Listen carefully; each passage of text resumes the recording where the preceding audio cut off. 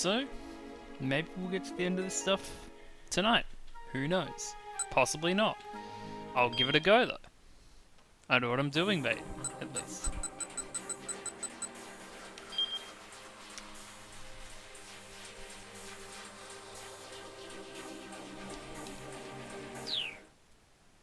And so, we continue unlocking these stories.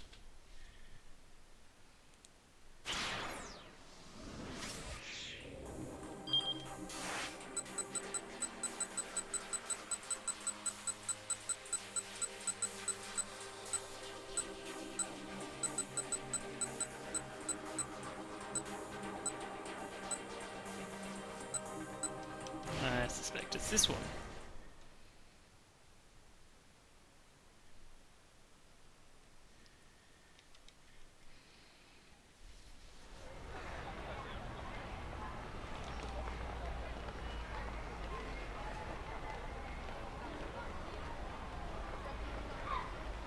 I don't think it's this exact frame, but I'm going to see how long this goes. Okay.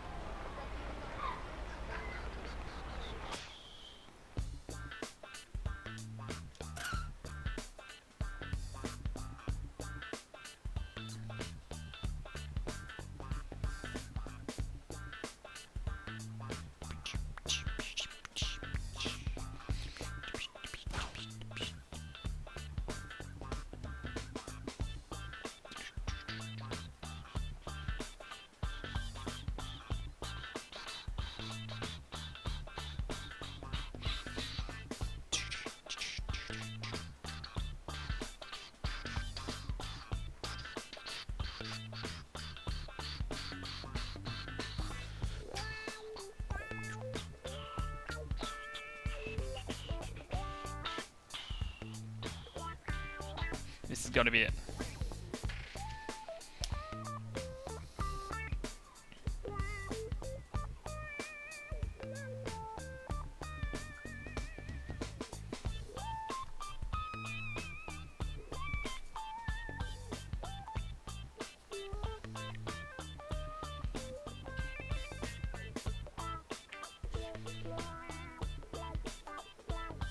I rescind my assumption that this is in fact it.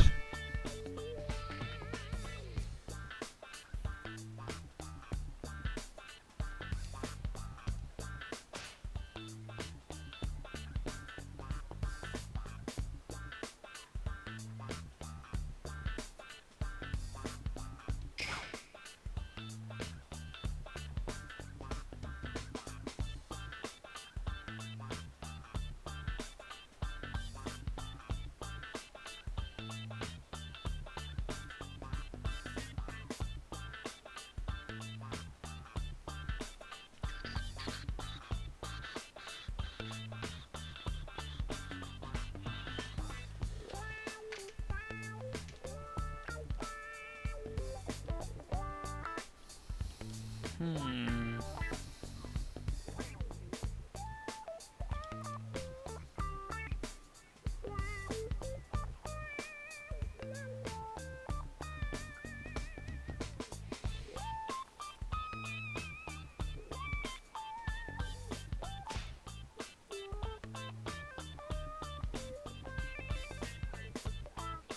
These camera shots are not helping me.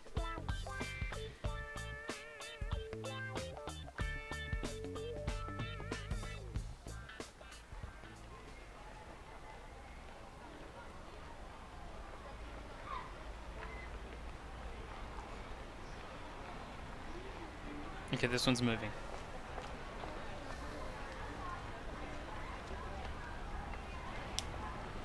Very slowly, but it is moving.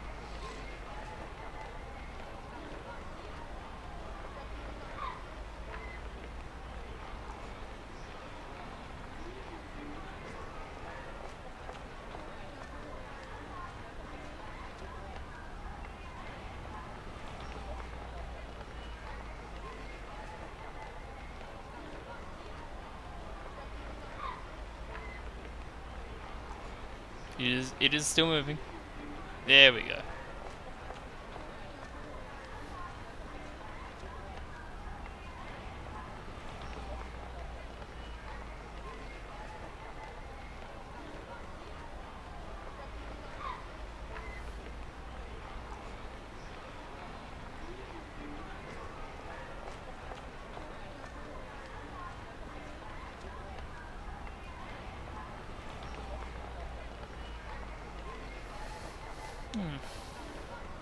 Wonder if it'll be this guy's story.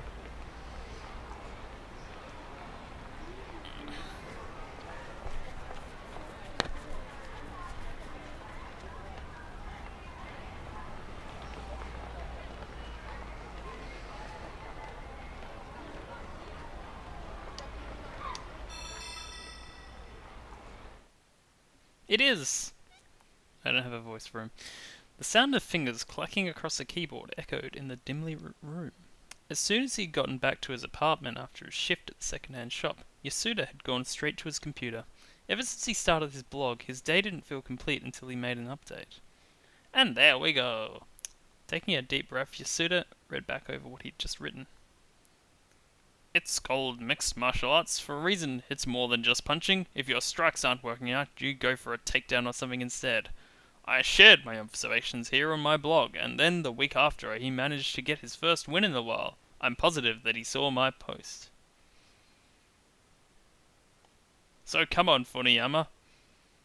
If you're lost in the darkness, just lend me your ear. I'll let you know what to do. Wait, really? I swear, like, it only sometimes lets you do that, and sometimes it doesn't. I don't understand how it works. Another good one today. Feeling pleased, Yasuda clicked the post button. The floor of Yasuda's 100 square foot apartment with kitchenette was littered with mounds of martial arts magazines, so many that there was hardly any room to walk. His tiny LCD TV was set to a martial arts cable network. The TV ran 24 hours a day, and he saved footage to a hard disk recorder. And of course, once a week he would go out to see a fight, and then post about it on his blog. His most recent post was typical of his combative tone. He knew that he came off as a little harsh, but his criticism was driven by his love of the sport. His confident online pronouncements did lead to an intense backlash from time to time, however. A few days after his scathing critique of Funiyama, for example, Yasuda received a rare response on his blog. The respondent's name was Passerby. That's how we took our opponent to the match towards the end of the match, right? Is that green text? Seriously, what match were you even watching? And where do you get off offering pointers like that? Yasuda's blood boiled as he read the comment. Where the hell did this person get off? His fingers darted to the keyboard. Huh? First off, who the hell are you? That tackle was clearly just him trying not to look like he'd been taken down. You think that was deliberately set up? Pfft, don't make me laugh. Shut the f up, noob. Hey, Effie. Funiyama had a pretty comprehensive career. If he had enough humility to hear me out, I'm sure he'll be able to win. Don't you want him to have a bright, bold future? If not, then you can just get the F out. I'm not going to delete your comment because I want other people to see how wrong you are. Satisfied that he'd set the record straight, Yasuda went to bed. But the next morning, when he checked his blog before going to work, he noticed immediately that something was unusual. The thread had gotten over 300 replies. Wow, Shaman sure is full of himself. We're talking like you know more than you do. Maybe you should try stepping into the ring yourself if you're such an expert. Look at me, I can teach some dumbass what I know. People were having a field day. A few of them had come to Yasuda's defense, but they'd been dismissed as sock puppet accounts. He snarled as he stared at the monitor too, preoccupied to even think of heading to the shop. Should he close the thread? Should he maybe close the whole blog instead? He leaned back and stared at the ceiling, thinking hard. He could only come to one conclusion. I'm not running from this. I'll take on any challenges, anytime, anywhere. Slapping himself on both cheeks, which once Yasuda started typing out a new post. You guys don't understand anything. Mixed martial arts, as the name implies, involves a mixture of different fighting styles. Karate, judo, wrestling, boxing, you name it, I've done it. I'm watching these fights on a different level than the rest of you. Show STFU, you noobs. I'm gonna school you. Fight me IRL. In reality, not only did Yasuda have no martial arts experience, he had barely participated in any sports in his entire life. The only place he was a martial artist was inside his own head. His new post generated even more comments than before. 20 comments was usually a good day. This time he'd easily blown past 3,000. Sweat beaded on Yasuda's forehead. It wasn't out of any apprehension, though. His fighting spirit had been ignited. Yasuda! Yasuda! Yasuda! An imaginary crowd chanted his name in his mind. I'm being tested right now. Tested on my love of martial arts. That's it, I'm not opening the shop today. This is more important than work. He whipped off his shirt, leaving himself half naked. Yasuda, come to work! No, I can't. Someone is wrong on the internet. He smacked himself in the cheeks repeatedly with open palms, then turned to face the mirror. You are strong. You're a champion. Kick some ass. You're an ass kicker. You can do it. Pumped up by his pep talk, he let out a high-pitched battle cry. Yeah! Yasuda charged over to the keyboard. Feeling ferocious, he started to type. The words rushed out like a wild torrent. Come on, man, he shouted to keep himself psyched up. Shut the hell up, Mr. Yasuda, shouted his neighbour, an Indian exchange student named Mohinder, from the other side of the apartment wall. Yasuda ignored him. After he fired off his post, the internet was quick to respond. When it did, Yasuda fired back again. It was like a fight that had turned into a hell-bent brawl with no concern for defense. Hey, can anyone search this guy's earlier blog post and find out where he is? I'm pretty sure he said where he works. Now the cybermob was picking through the details Yasuda had posted, trying to dox him. Ordinarily, he would have been trembling with fear right now, but he refused to back down. LOL, if you're gonna come at me, come at me. I'll take you on any time you want. I'll show you how to pull off an axial tackle. My only worry is accidentally killing someone. Before you fight me, you'll have to sign a waiver absolving me of any liability if you die. If you're still good with that, then bring it on. After posting his defiance, though, he felt a sudden twinge of worry. What if someone really did challenge him? What would he do? He didn't know how to perform a tackle or even throw a punch, really. Still, now was no time to hesitate. He'd deal with any challenge when it came, but taking it promptly with the police. Several months went by, and the flood of heated comments on Yasuda's blog continued. People had managed to track down his address and had learned his real name, but nobody had come to challenge him yet. In all likelihood, Yasuda's commenters were, just like him, martial artists in their own minds only. That being the case, he decided, he would go after them for all he was worth. Whoa, hey now! Are the loudmouths who come by to this blog really all talk and no action? Come on, I said I'd take on anyone at any time. If you've got beef with me, come to the statue of Hachiko in Shibuya tomorrow at 10 o'clock. Hell, I'll even pay for your travel. You'll need the money for the medical expenses when I'm done with you. I hope this was on April 27th. Hey, Yasuda, it's 10 o'clock. Where the hell are you? I'm here. I'm a boxer with 5 years experience.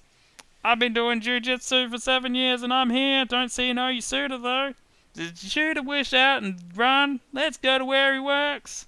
Dump idiots, I didn't run off. I was just in the bathroom for a bit because my stomach was acting up. I'm by Hachiko now. How come no one's there? Don't lie, Yasuda. You're the one who's not here. I said I'm here. Where the hell are you? And to this day, the battle of imaginary martial artists versus imaginary martial artists rages on. Each competitor still safely ensconced at home. The blog still gets over 1,000 hits a day.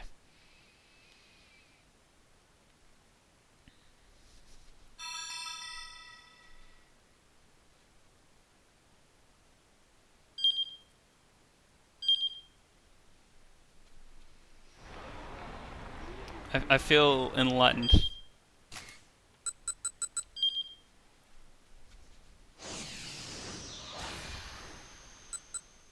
Also, hey, Jimmy Jam 100.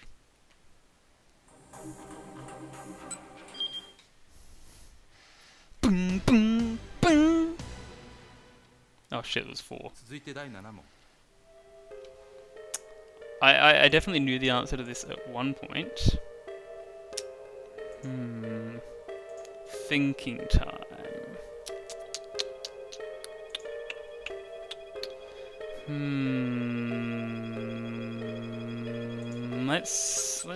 What if it's I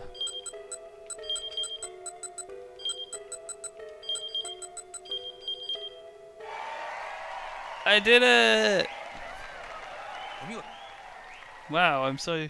My recall is so good, I should be a mastermind. Wait, it's this... that name. This guy is, he's not the guy at the office, was he? Who was he?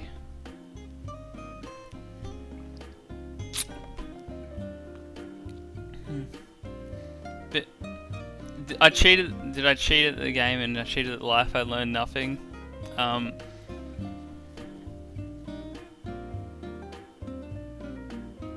Oh, he's the Wandering Angels guy. Yeah, that's it. If I had to compare it to something, it would be gum stuck to the bottom of the shoe. Shinosuke Arai first came across the Impulse when I was young. It's good that you've got to see this when you're still little, my parents said to me. We had gone to see one of Shakespeare's 4 great tragedies, King Lear. The material was a bit difficult for me at my age. Even so, the dazzling sets, the sublime music, and the true delight of acting stuck me to the very core. His shirt almost looks like a tie. How amazing it all was. To think that something like this existed in the world. It was a setting I wanted to hurl myself into. I wanted to move others with the same impulse that had moved me. From then on, these thoughts were never far from my mind. And then, when I was in 2nd grade, I made my debut as a stage director. When the school was deciding the program for the arts festival, I eagerly proposed King Lear. The rest of my class, of course, was rather flabbergasted, but as no other suggestions were put forth, Lear was chosen. I raised my hand to volunteer as director. Since the rest of the class was unsure what a director even was, nobody raised any objections. It was my directorial debut. I poured my heart and soul into it. Little did I realize that I started down a road of hardship. We had 10 days of rehearsal before the opening. Why don't you know your lines? I told you that you had to have them memorized by today. Sorry, I forgot. You forgot? You think that's going to cut it? I lashed out at the classmate who'd been yet again dropped his lines when we were already well into rehearsal. How could somebody fail to remember 3 measly lines was beyond me. Thinking back now, I've encountered an awful lot of actors over the years who simply refuse to listen to what their director tells them. What makes them so reluctant to faithfully follow directions? Are you really okay with the prospect of flubbing your lines during the actual performance? You can say them yourself, I'm busy. The only thing you're busy with is TV and games. The class suddenly fell silent. I leaned back, sneering at them. A few of the girls began whispering to one another. Look at him acting all high and mighty when he's not even class rep. Yeah, he's not even a teacher. He can't go around telling everyone what to do. Everybody hates the director. I'd learned that from the television programs I watched to learn more about drama. The director would pelt the actors and backstage crew with vitriol, toss out absurd instructions without compunction, and even hurl ashtrays across the stage. It was a job to perform without mercy. Directors don't lash out because they're bad people, mind you, but you have to be something of an ogre in order to assure that both you and the audience are satisfied when the curtain falls, to attain a sense of accomplishment that comes from true artistic achievement. Enough of the yammering! In my rage, I was a rat in a cage, and I searched around for an ashtray.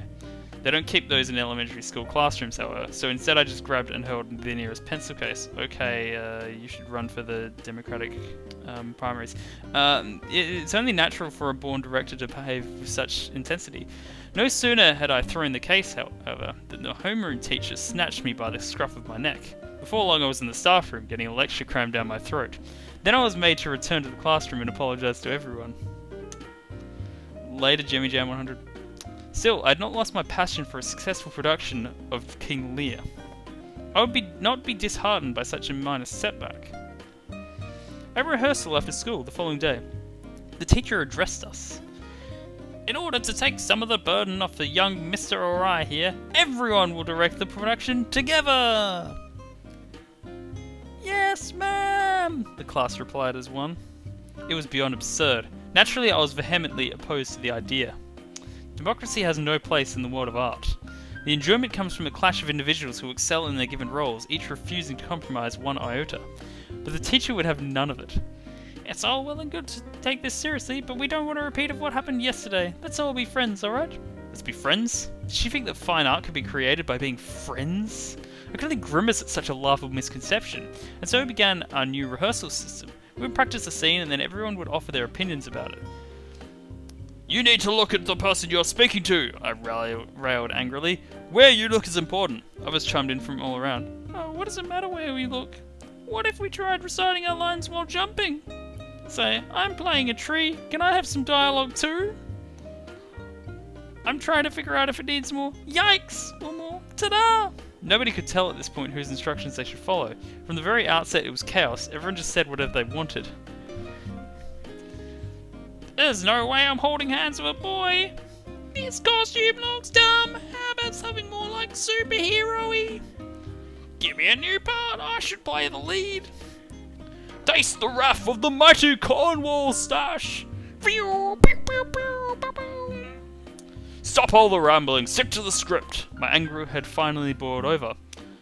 We're all supposed to offer our opinions though, right? Yeah, right. Quit your belly aching! You're such a bellyacher! Bellyacher, bellyacher, bellyacher. This mad whirlwind, which no one in their right mind would call rehearsal, continued for days. A whole week passed. Once everyone had realised that the new approach was getting us nowhere, I was reinstated as the play's sole director. There wasn't much time left before the main event. Never before had I thrown so much gusto into the craft. What's with that monotone? You need to put more feeling into it. You're not reading from a textbook. I was not one to go easy on my actors. But I'm shy. No excuses. You're not bringing enough realism to the part. You need to give it more oomph. Okay, fine, I'll try. Thanks to my fierce directing, the others had improved bit by bit. With just a little more patience, a truly grand sense of accomplishment could be ours. At long last, I was sensing real response to my work. Then it all changed, when the Fire Nation attacked. The boy who was playing the back half of the horse suddenly took down his pants. His underwear came down next. Then he squatted down on the spot. His brow creased with the strain of effort. He was really doing this. The entire class flew into an uproar at this rather sudden development. Girls ran away, boys broke out laughing, and the teacher rushed in unthinkingly to cup both hands under the young fella's backside, and I just stood there, dumbstruck. Dumbstruck! Once everything had finally calmed down, I went to talk to him. What were you thinking? I demanded. You said you wanted more realism, so I figured the horse should take a dump. I had no words. Wahaha! That sure counts as real, alright, someone called out. The class erupted in raucous laughter. The energy drained from me in an instant, I collapsed to the floor. Real? Was that what real meant on the stage? I couldn't deny that taking a dump qualified from a certain perspective. The bowel movement itself had definitely been genuine. It had been live. It gave a certain ambience. Was that wrong? It hadn't been the kind of realism I'd been after. I'd hoped for something else, for a sense of tension that went beyond a mere fabrication, that expressed the clashing of life's various emotions. In my confusion, I clutched my head. Was this how my art was to fall apart? You stupid amateur! No. You stupid amateur! Before I knew it, I'd blown my top, launching into a wild rant. I don't recall what happened next. I didn't recover right away and wound up missing school for a while. The school arts festival went on without me. I hope it was well received. What is art? What is drama? What is man? What is the world? What is love? Baby, don't hurt me. Whenever I try to ask and answer these questions, I always think back to that experience, back when I was young. If I had to compare it to something, it would be to the gum stuck to the bottom of a shoe. No, an AM radio broadcast, washed out with static. No, a cut of meat that's been steamed for too long. No, perhaps like a sodden doormat. No, maybe it's it's something like a love letter written in the dead of the night. This was an experience, and I'm glad I had. He was like 7, and my voice totally was right for him. Did you enjoy our tale of artistic agony? Well, if you're serious about the craft, I've got some good information for you. In Kano's story at the 12 PM time block, Kano and Sasayama chase after the kidnapper. Try waiting on that scene a while and see what happens. Have fun with that and see you next time.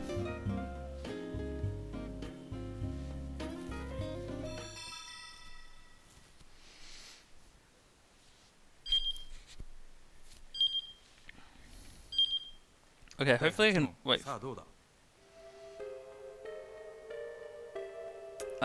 I mean it's obviously coronavirus, but we'll do that later.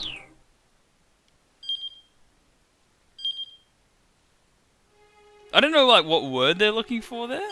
Like outbreak or pandemic or epidemic. Epidemic's probably closer.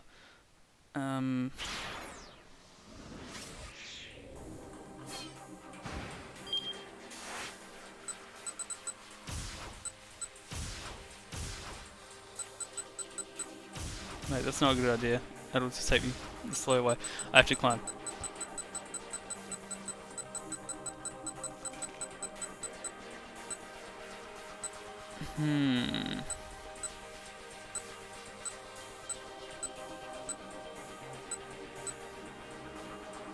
Is it this one maybe? I'm just gonna look it up to be honest.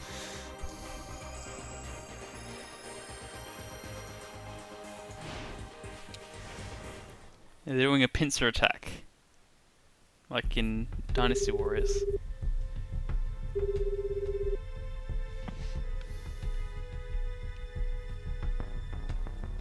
This is not gonna be the one, I bet.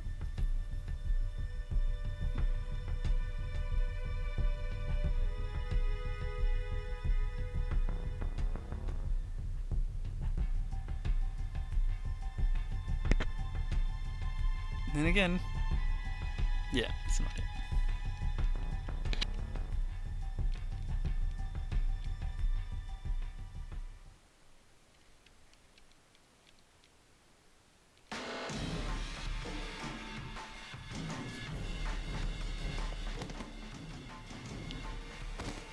Hey, that was moving.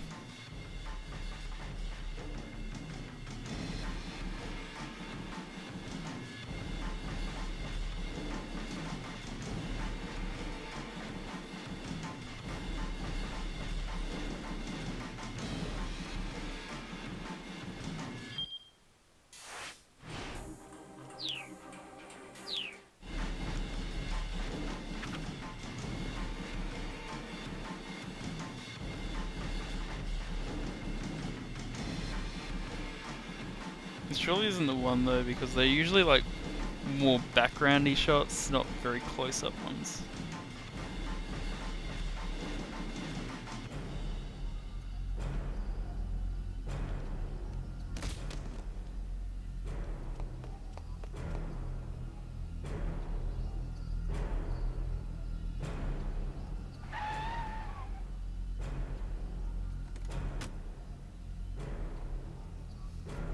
Oh, this might be it. Running out of options here.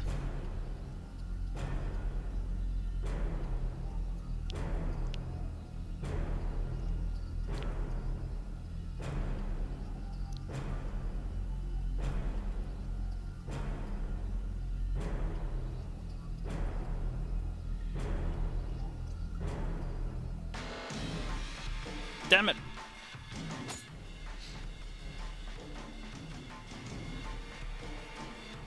Feels like this camera's moving too fast for it to be right.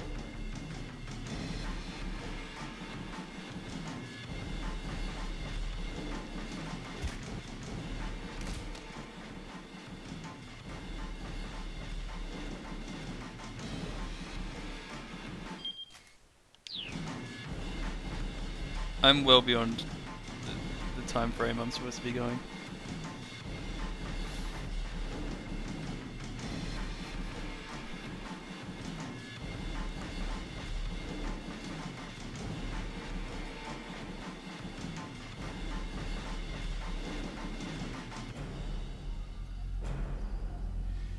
Hang on.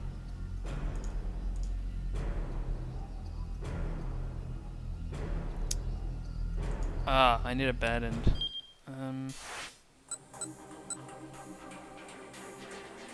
Wait.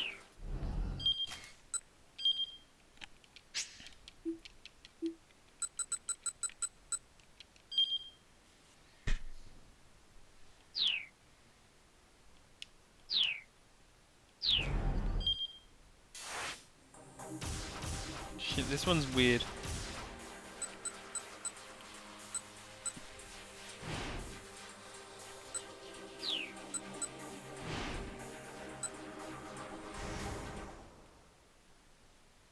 I mean, it's weird in that it's hard, it's complicated.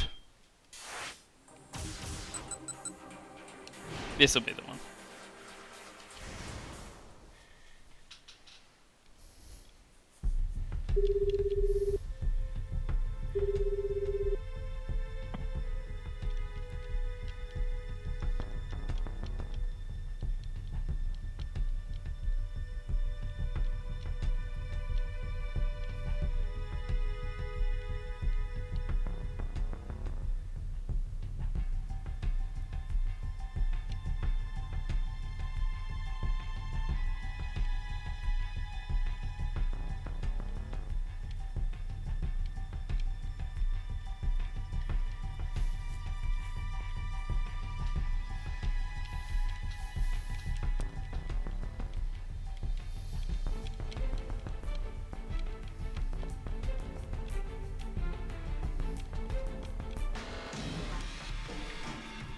I love that transition with Kano's expression there. Here we go.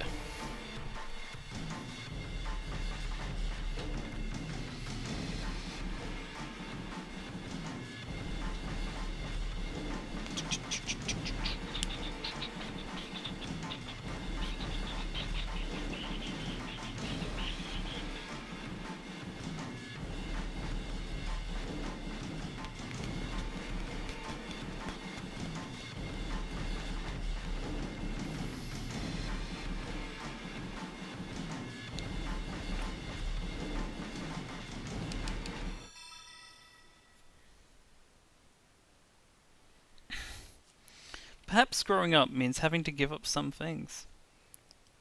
It's no fun playing for you, Hannah. Go home. She'd probably never be able to forget those words even when she grew into adulthood.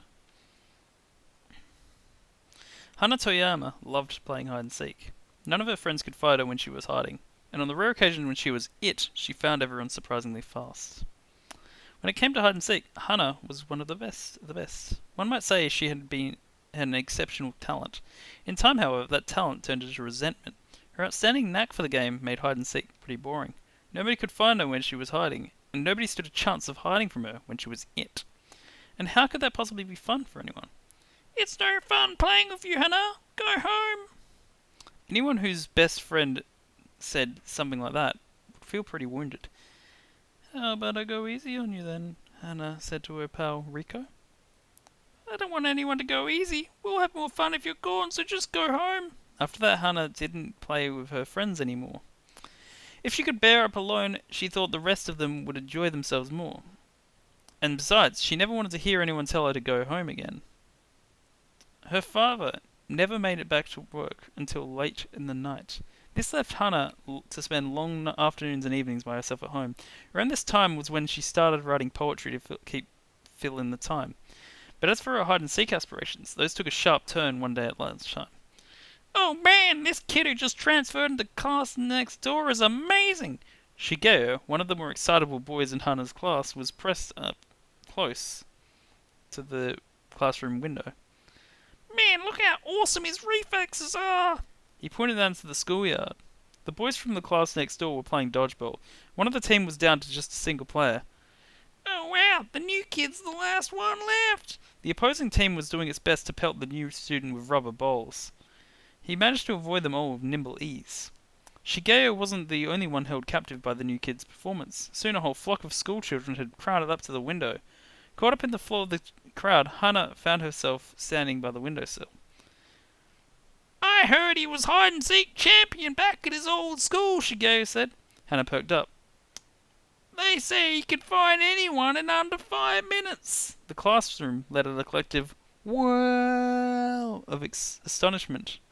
Getting it under the 5-minute mark was pretty impressive. For Hannah to get a similar time, she knew she needed to go all out.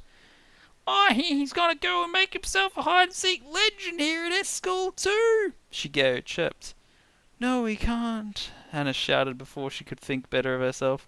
The classroom fell silently at her abrupt outburst. He can't be hide-and-seek champion.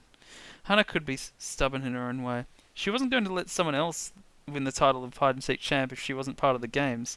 But Hannah couldn't ask to play hide-and-seek with the other kids anymore. Put her own foot down now wasn't going to do any good. Maybe you should want to let him know that then, Hannah.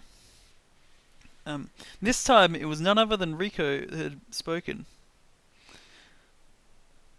Let's play hide and seek again. We can invite the new kid to play. Hannah could hardly have asked for a better suggestion. Alright, I'll go up against the new kid. Hannah's eyes gleamed with an almost feral determination. The competitive spirit that should be locked away had escaped into the open. And if I win, we'll know who the real hide-and-seek champion is. What's this kid's name? Wow, go Taro! That was amazing, Taro! Shigeo, face pressed against the window, calling out unthinkingly.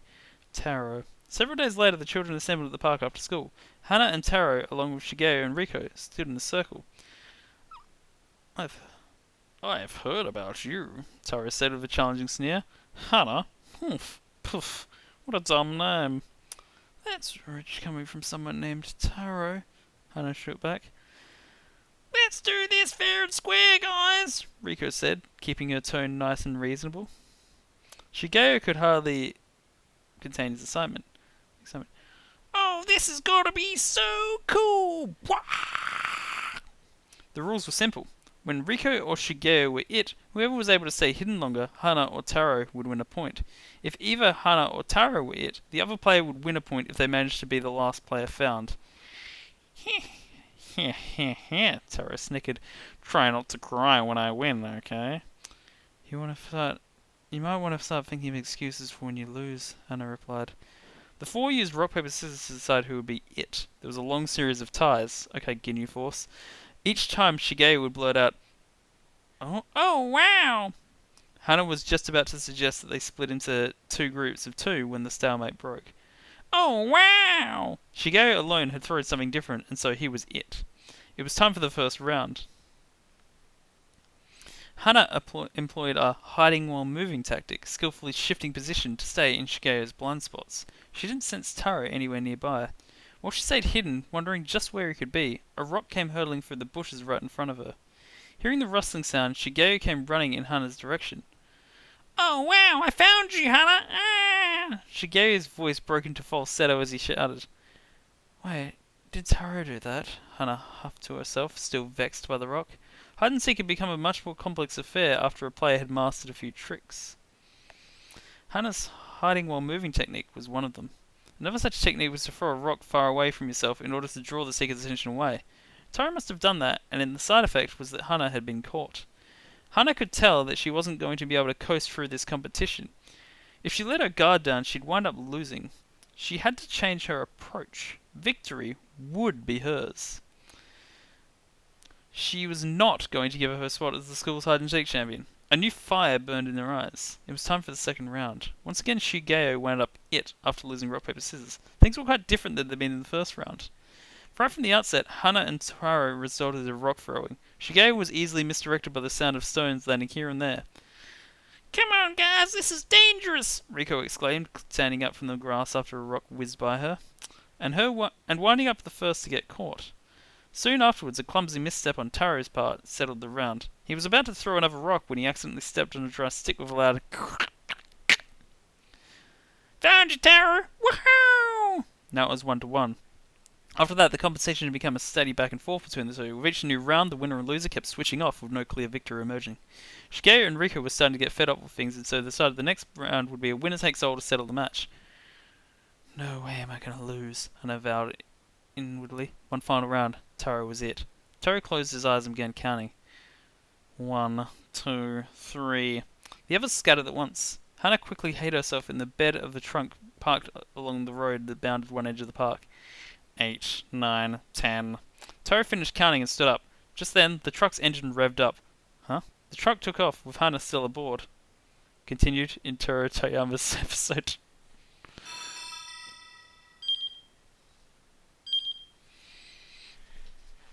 Got a two-parter here. This is like it's like a Higurashi story actually.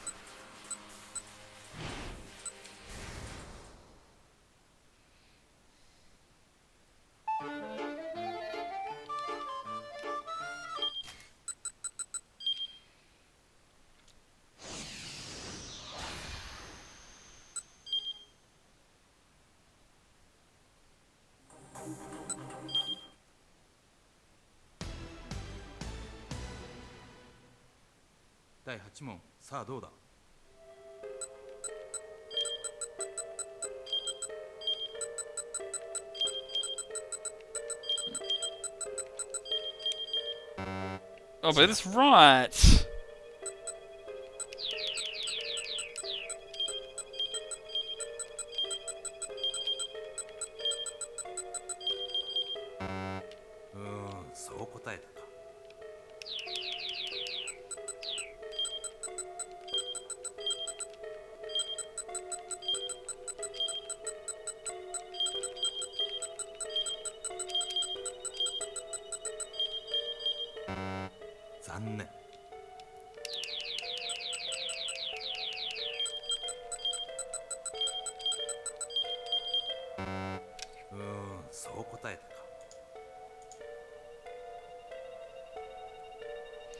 Are you freaking kidding me?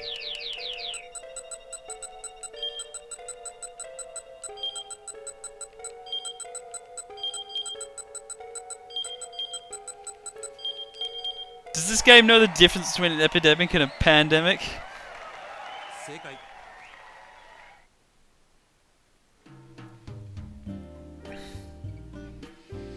There are 2 sheets of paperwork here.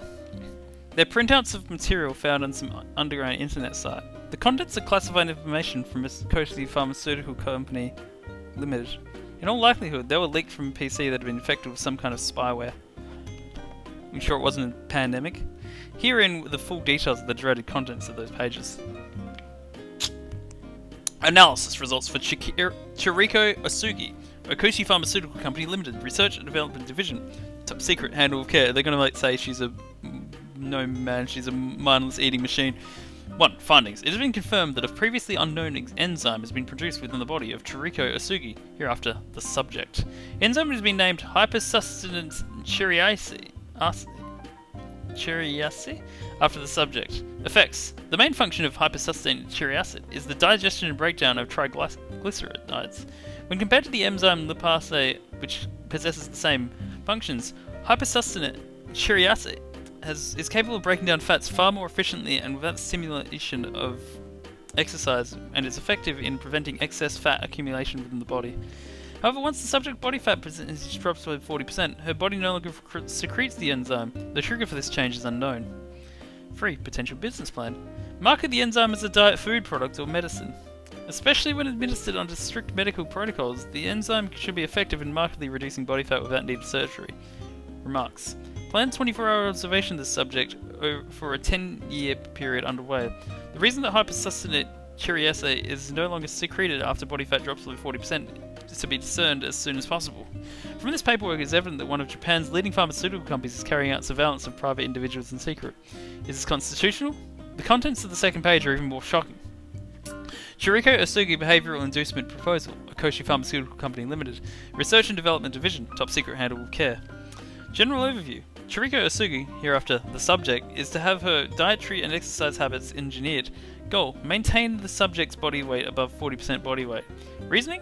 According to recent measurements, the subject body weight is trending downward. The cause for this trend has been established as the subject's growing attention to her own diet. It has also been confirmed that the subject has taken massive doses of the dietary supplement Burning Hammer. This could lead to substantial delays in research into hypersustenance chiriaceae. They don't have to drill her brain. Methods. Further discussion is required to assess ongoing behavioural adjustment methods, but the following have been approved on a temporary basis. In addition, other methods once deemed effective should be employed without delay. There is no upper limit on our expenses. Given the urgent nature of the situation, progress reports should be issued directly to the project supervisor. Example: entice confectionery store operator by 5-star patissiere to open up shop in subject's neighbourhood, Tomigaya. Sponsor food products with excessive amounts of fat and sugar at the guise of product samples. Provide financial support for or open additional franchises of restaurants touting "Eat X servings and your meal is free." Host an eating contest. Remarks. For a full assessment of hypersustenance chiriaceae has yet to be completed. Any hindrances to further research must be eliminated. We have also received the report that competing companies are aware of the subject's unique characteristics. Given the 10 years our company has already spent on the discovery of this subject and research into a unique physiology, the subject may be prevented from weight loss by any means necessary. We must attain a monopoly on hypersustenance chiriaceae.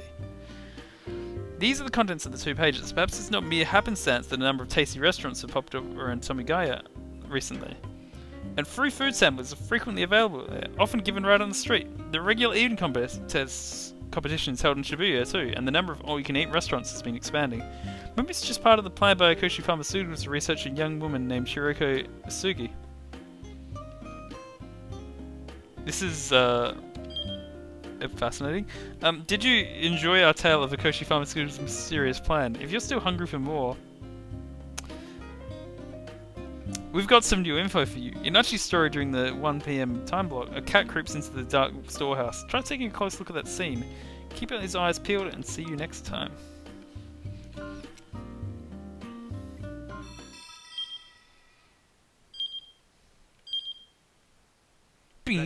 Oh. Frank belonged to this section of the Chicago Police Department, the pandemic department.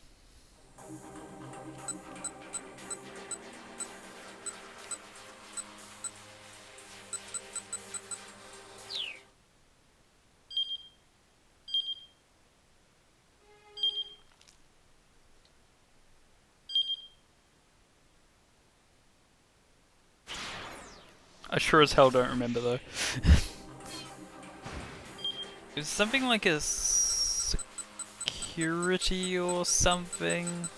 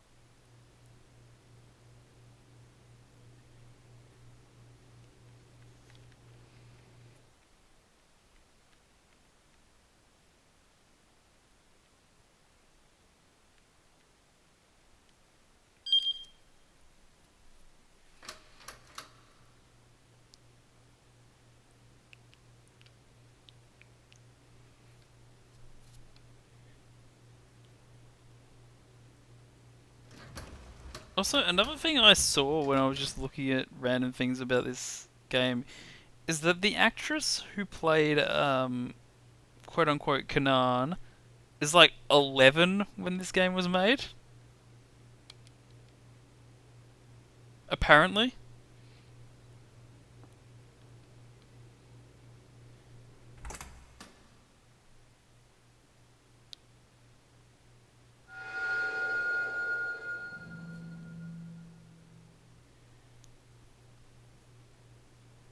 That's what I heard. I don't know if it's true.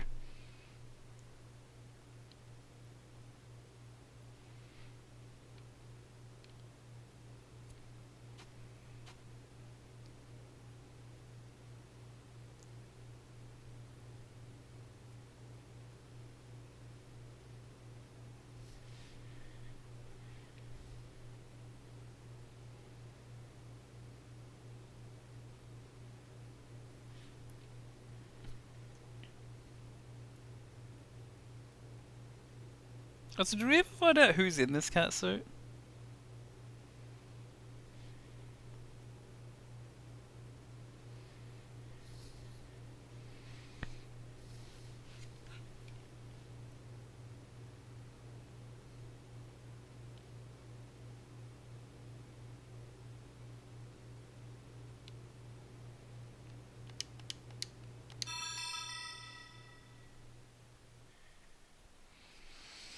Oh, it's this guy who only ever really had one scene.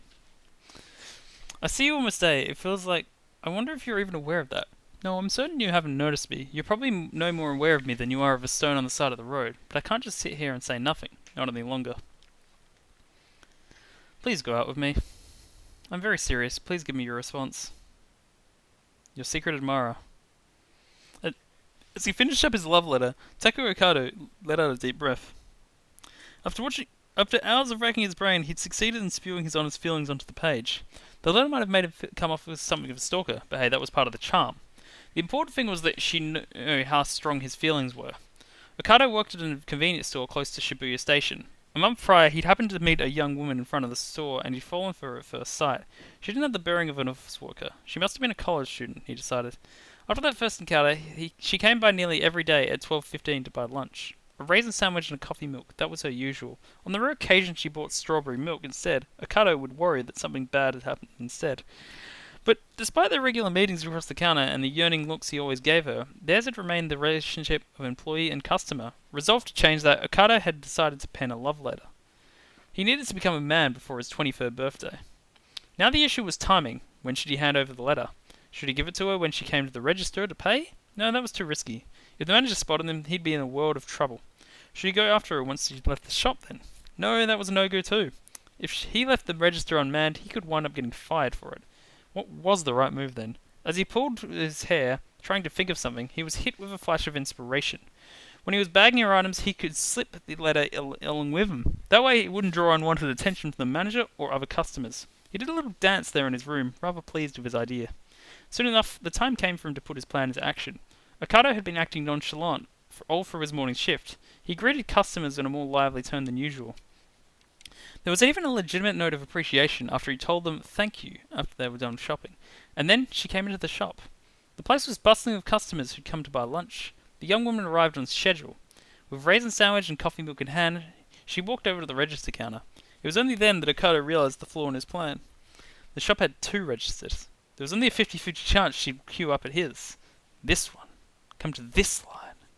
Okada tried to guide her with his thoughts, but the young woman got into line for the other register. Ah, well, I guess it's not much. I guess I'll just grab one of these triangle packs of milk.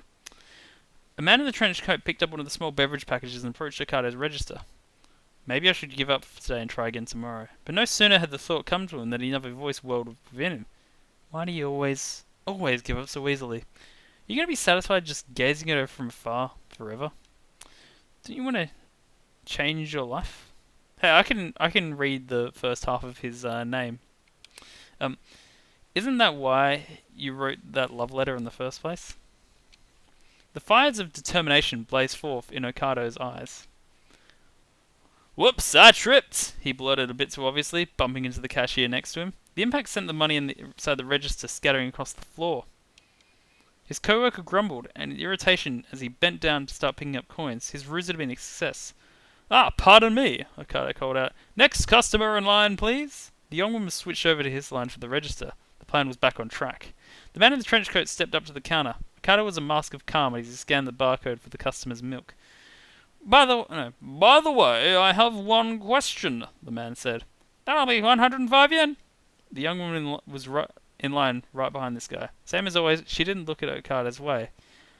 You guys still sell strawberry milk here? Okada took the man's money. Exact change, I see. He looked over and saw the young woman had her usual raisin sandwich and coffee milk in hand. I used to be a big fan of that stuff, you see. Thank you very much, next customer. Soon she would be right in front of him. The bag with the love letter inside had already been prepared there underneath the counter. All he had to do was slip the raisin sandwich in and the coffee milk inside, and be mission accomplished. Your total comes to 284 yen, Okada said with a slight lilt. The young woman flashed a faint smile. She pulled a 1,000 yen bill from her wallet. Alright, this was it. Okada went to grab the bag with the love letter inside. Oh, that'll be alright, the young woman said. I don't need a bag. What? Okada stammered like a complete imbecile. But without a bag, your stuff? The woman unslung a bag of her own from under her arm. It was a reusable, eco-friendly shopping bag. A reusable bag. But how come all of a sudden you... Okada stammered. The woman smiled brightly. I care an awful lot about the environment. She placed the items she purchased in the bag, then briskly departed from the shop. Okada crumpled the love letter in his hand and let out a big dreary sigh. Aww.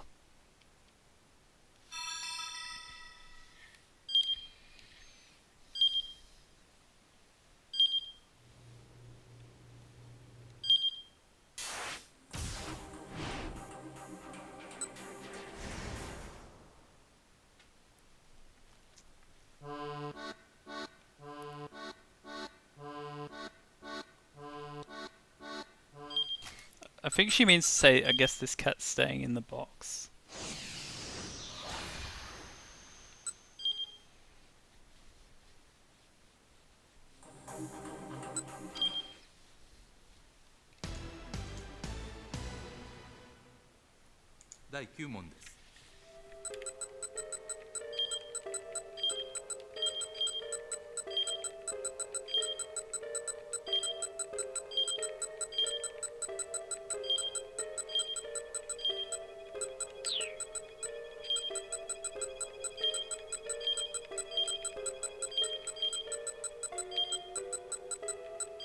Why? Wait. Why are you farming monocoins? And wait, how are you farming monocoins?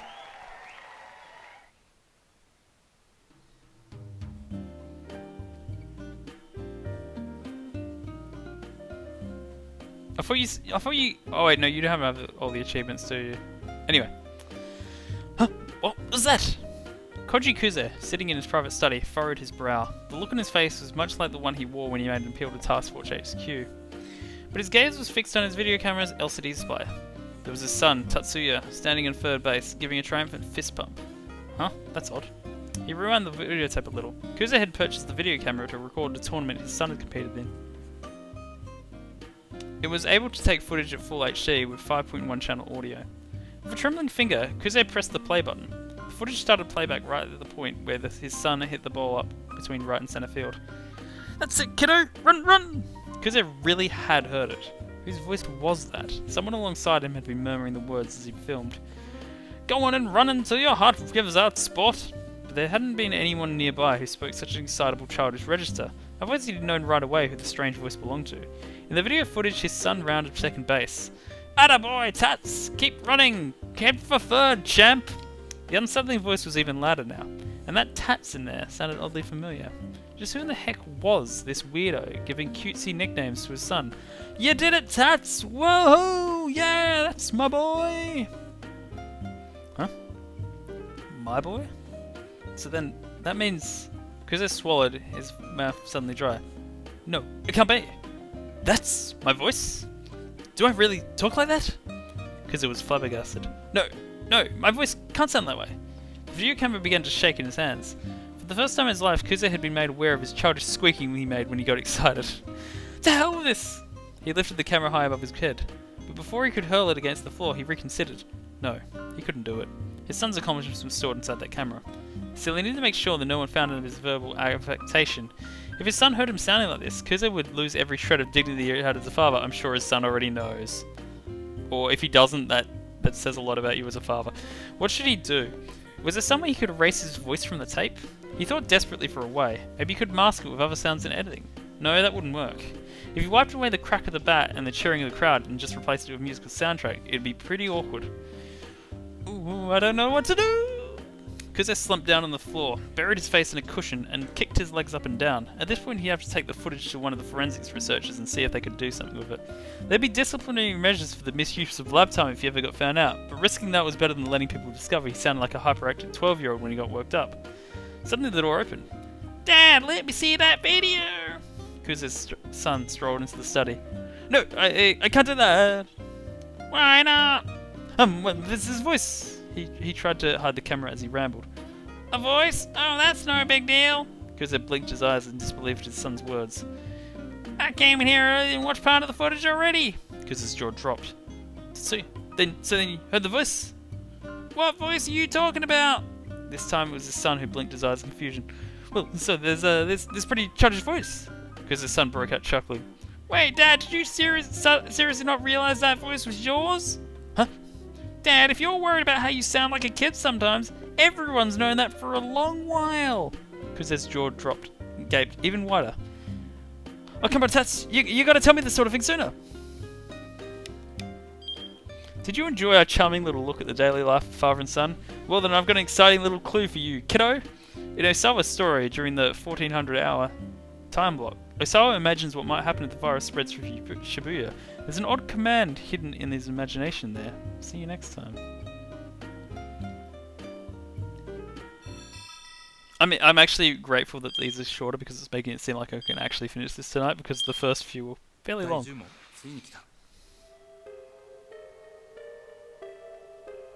I'll think about that.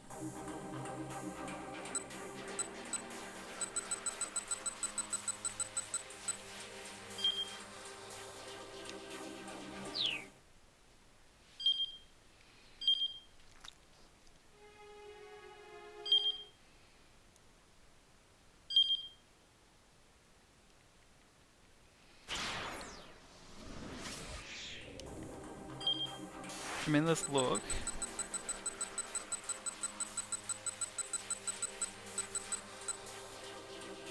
Wait. She doesn't have a story. Wait, I might have forgotten which time it was. Anyway. Where on earth will this one be?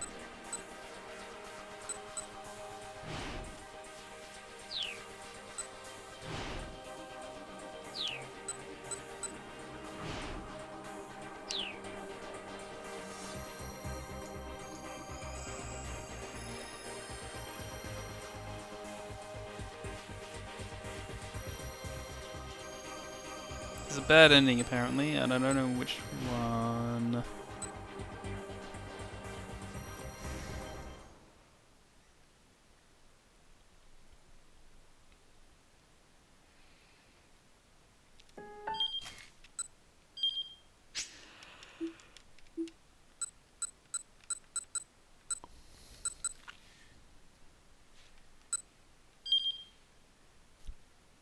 Whoops, wrong one.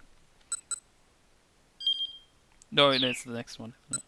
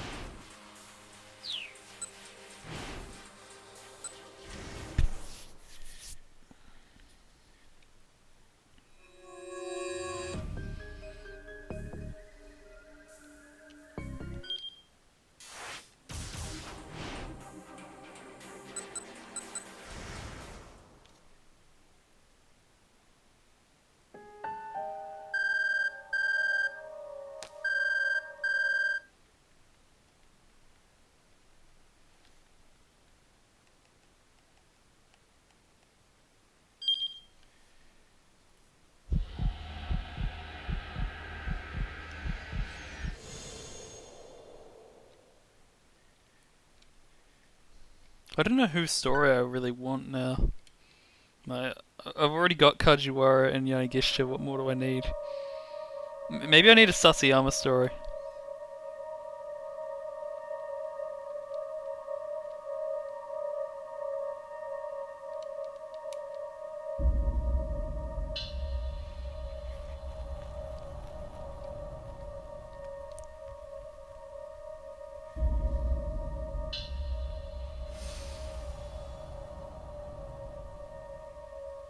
I have not.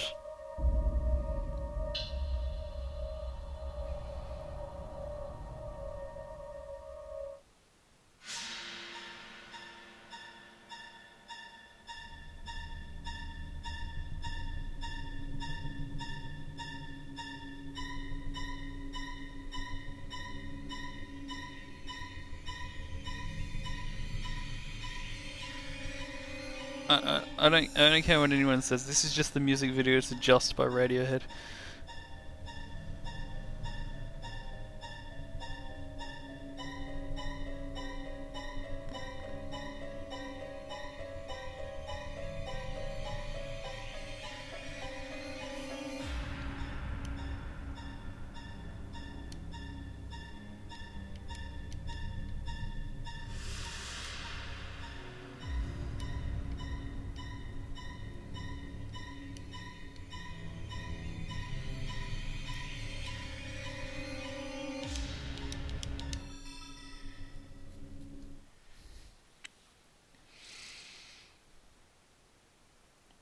Wait, who is she?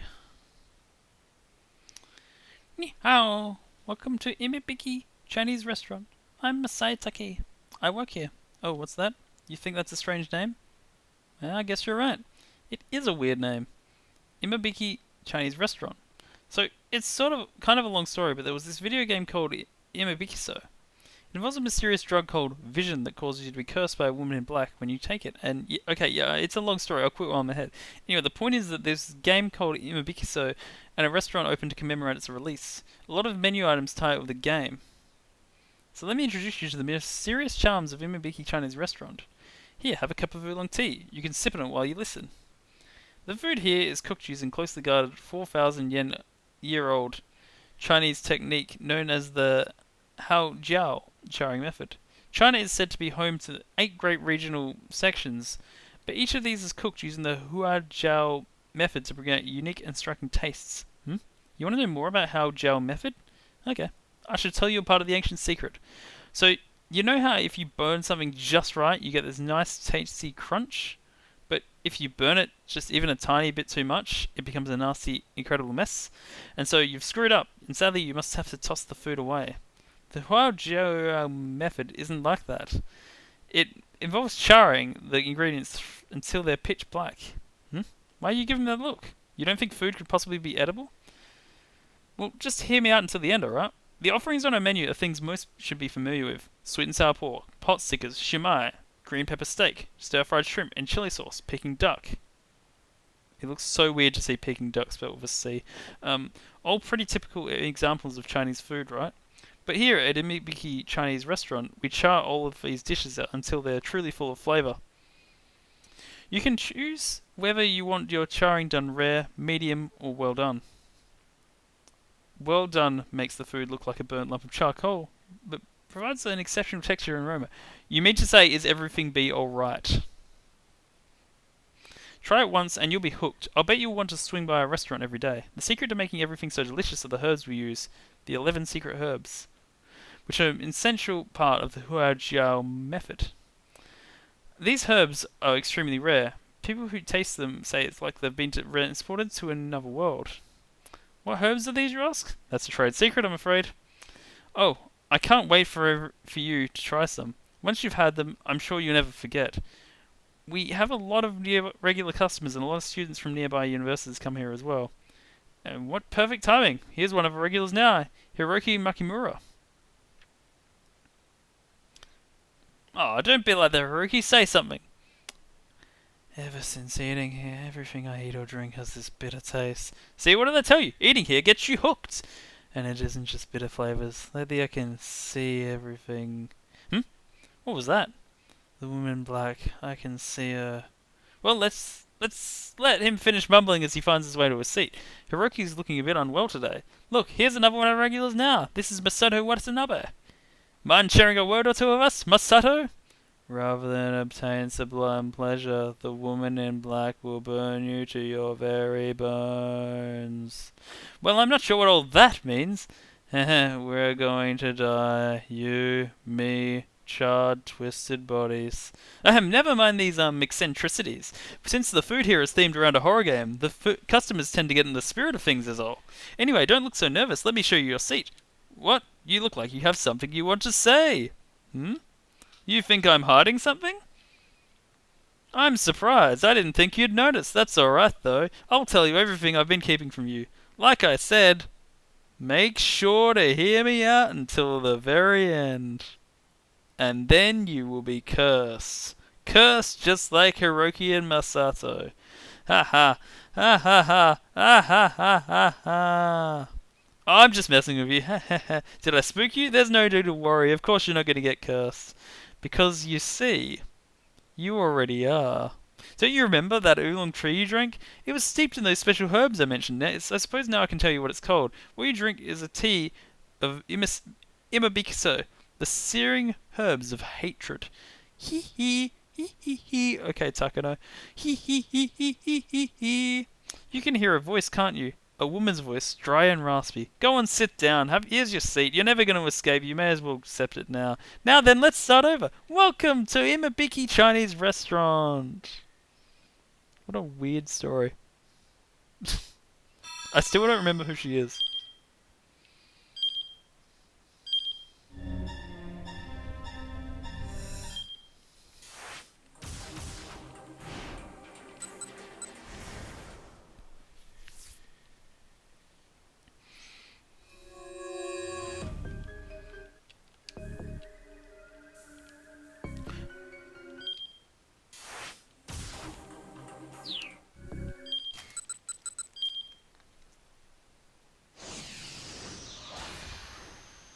We're getting through this.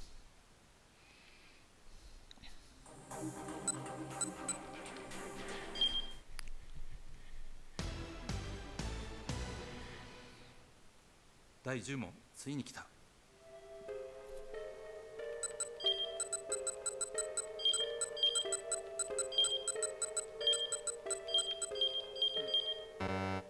違った。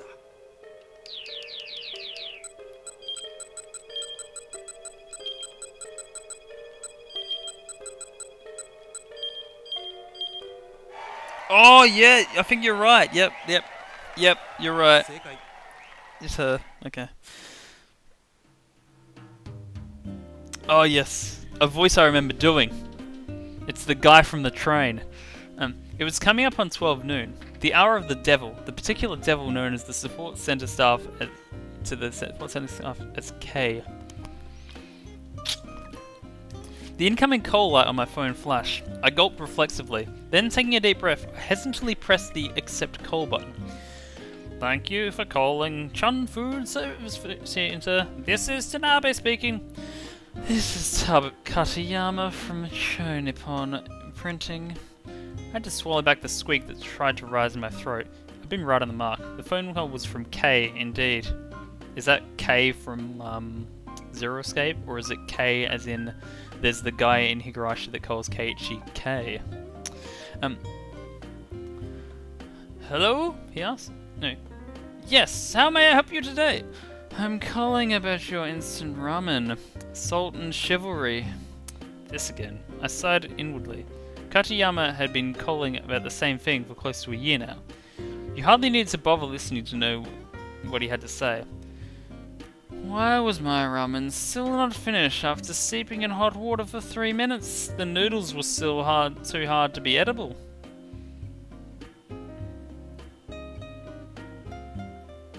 I'm very sorry to hear that, sir.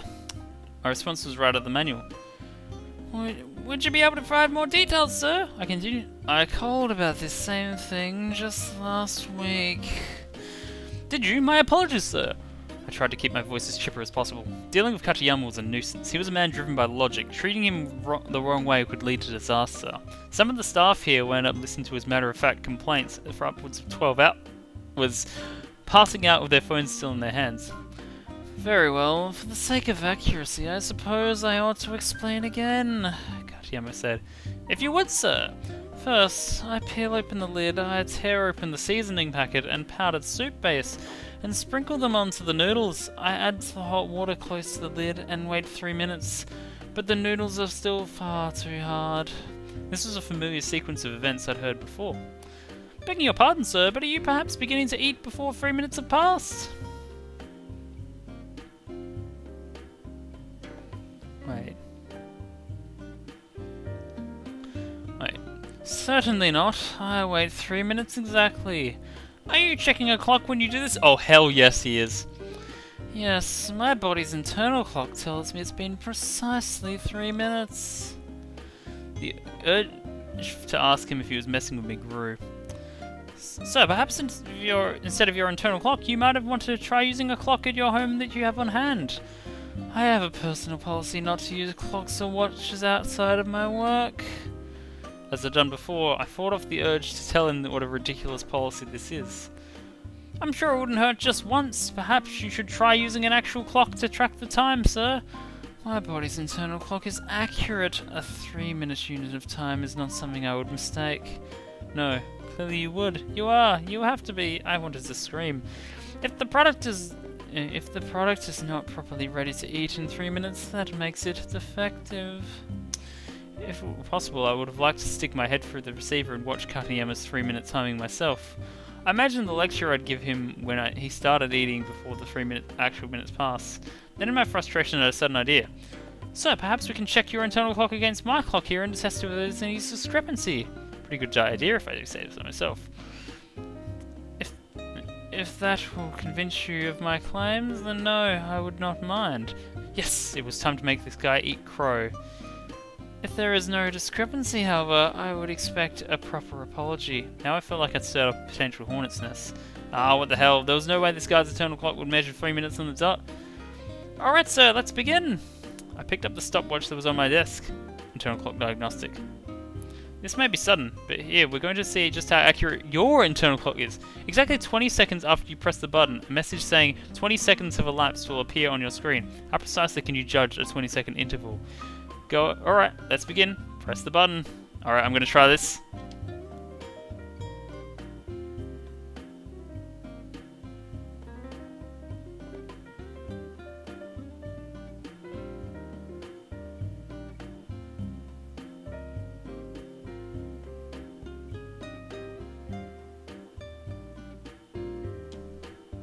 Okay, 20 seconds have elapsed. How did you do? Was your body's internal clock accurate? Wait, Did I do that right, or was I supposed to press A? I don't. Was that perfect? I don't.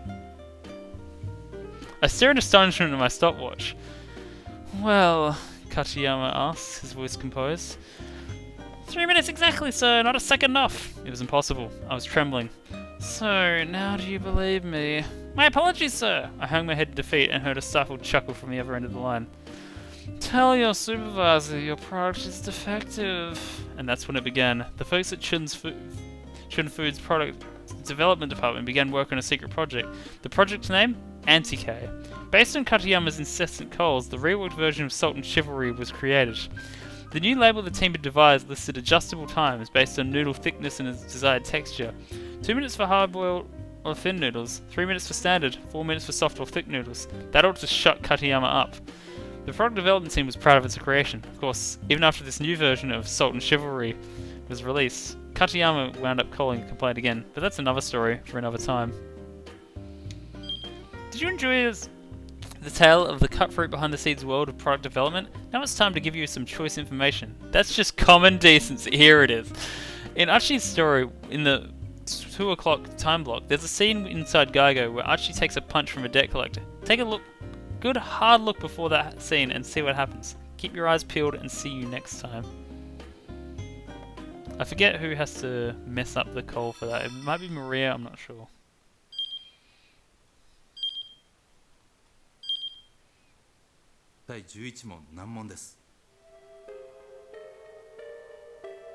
Shit, it's calling me out as someone who doesn't know my computer science.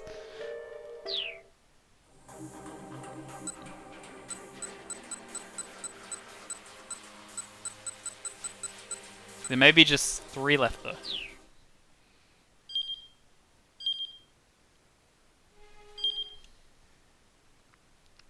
Oh shit, you're right, it was hack. She guessed. Cheating. Resin.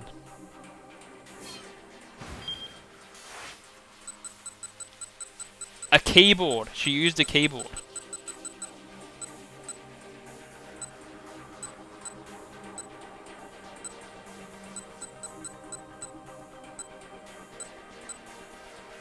Wait, what? Oh, sorry, I was looking at the wrong hour. My bad. Maybe... I have to check. No,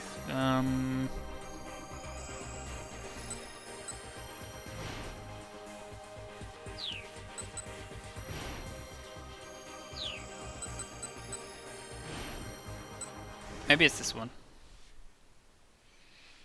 It might also be Archie who has to do something wrong.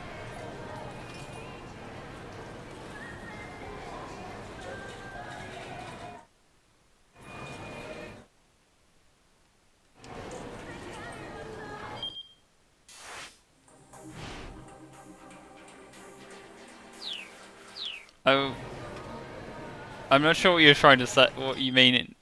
Who is Fing? Okay, that doesn't even do anything.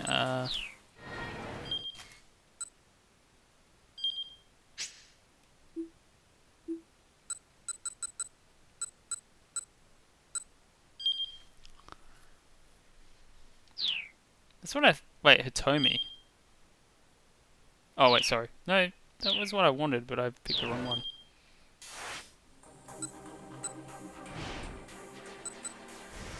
This must be it.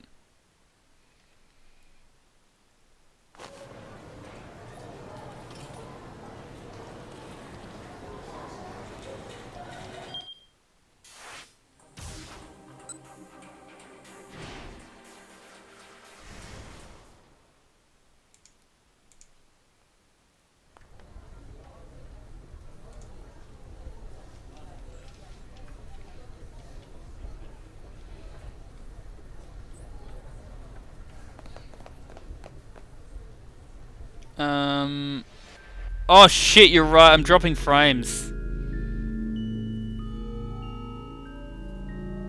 Well, I was dropping frames.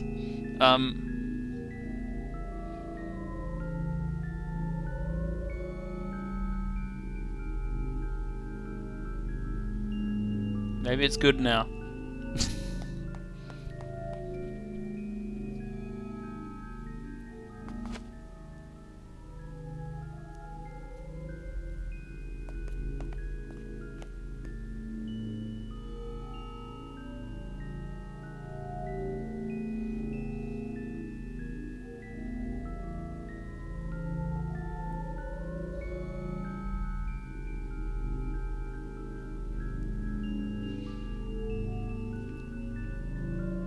Yeah, I haven't dropped any frames since I noticed that actually.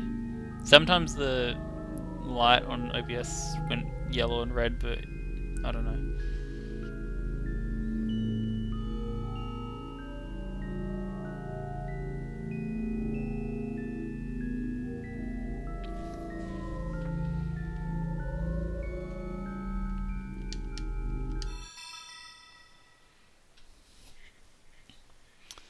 Here we go. Teruo Toyama, a man who survives on the battlefield that is journalism. This story takes place right after the founding of Heaven Publishing. In a certain high-class residential neighborhood in Tokyo, Toyama hid in the shadow of a telephone pole, an infrared camera in his hand. He eyed the entrance of upscale Japanese restaurant across a street through the viewfinder. I'm so sleepy. How many days had it been now? How much time and money had been spent in getting this far, and how little did he have to show for it? He felt a pit of emptiness and despondency open up inside him, but he couldn't go up now. This was the one good lead he had to go on. Toyama had been closing in on a big scoop. There had been persistent rumors about a member of a reigning political party involved somehow with the head of Shiramine Gumi Yakuza syndicate. If the stories turned out to be true, it could lead to a major upheaval in the government. What about the hide-and-seek game, though? The party that had held power for some time would probably fall from grace in dramatic fashion. The public wouldn't stand idly by. If it became well known that people in government were in bed with the Yakuza, there would be a national uproar, with international repercussions. Japan's reputation on the world stage might become mud overnight. A scandal like that probably wasn't in the country's best interests, but the alternative was surely worse. The infection needed to be located quickly and excised. And the only one who can expose that infection is me. Toyama's smouldering sense of purpose blazed up once again, but his target was doing a good job of not giving himself away. Toyama was certain that the Diet members and high-ranked Yakuza used this restaurant for their meetings, but neither had shown himself since he started the stakeout. Had word of his activities been leaked? No, it can't be. He'll definitely come back here. Toyama was certain of it, but in spite of his waiting, he hadn't in the slightest cause to click the shutter on his camera. "What are you doing?" a voice suddenly out from behind him. Toyama whirled around to see a familiar face. It was a reporter who'd written for a rival paper, back when Toyama worked for the Central Times. "You want a stakeout?" Sweat beaded along on Toyama's back. The newcomer glanced cautiously to either side before leaning in to whisper into Toyama's ears. "You waiting on the Yakuza boss on the diet, man?" I mean, I know it's diet, but this guy pronounces it wrong. Toyama's eyes went wide. How do you know about that?" This is supposed to be an exclusive scoop that nobody else had caught wind of. "My colleagues and I know all about it. It's too big a lead not to have heard of, but the top brass has forbidden anyone from looking into it." Toyama's heart sank. He'd worked so hard, come so far, all to get his hands on some info that everyone else in the business already had. And not only did they have it, they'd already decided not to publish it because of the risks involved. "I'm telling you this for your own good, Toyama. You need to drop this one." "You must be joking. Do you know what will happen if I just let this slide?" Toyama wrote articles because he needed to put food on the table, but he was also motivated by a strong sense of justice. Journalism and justice had to go hand in hand.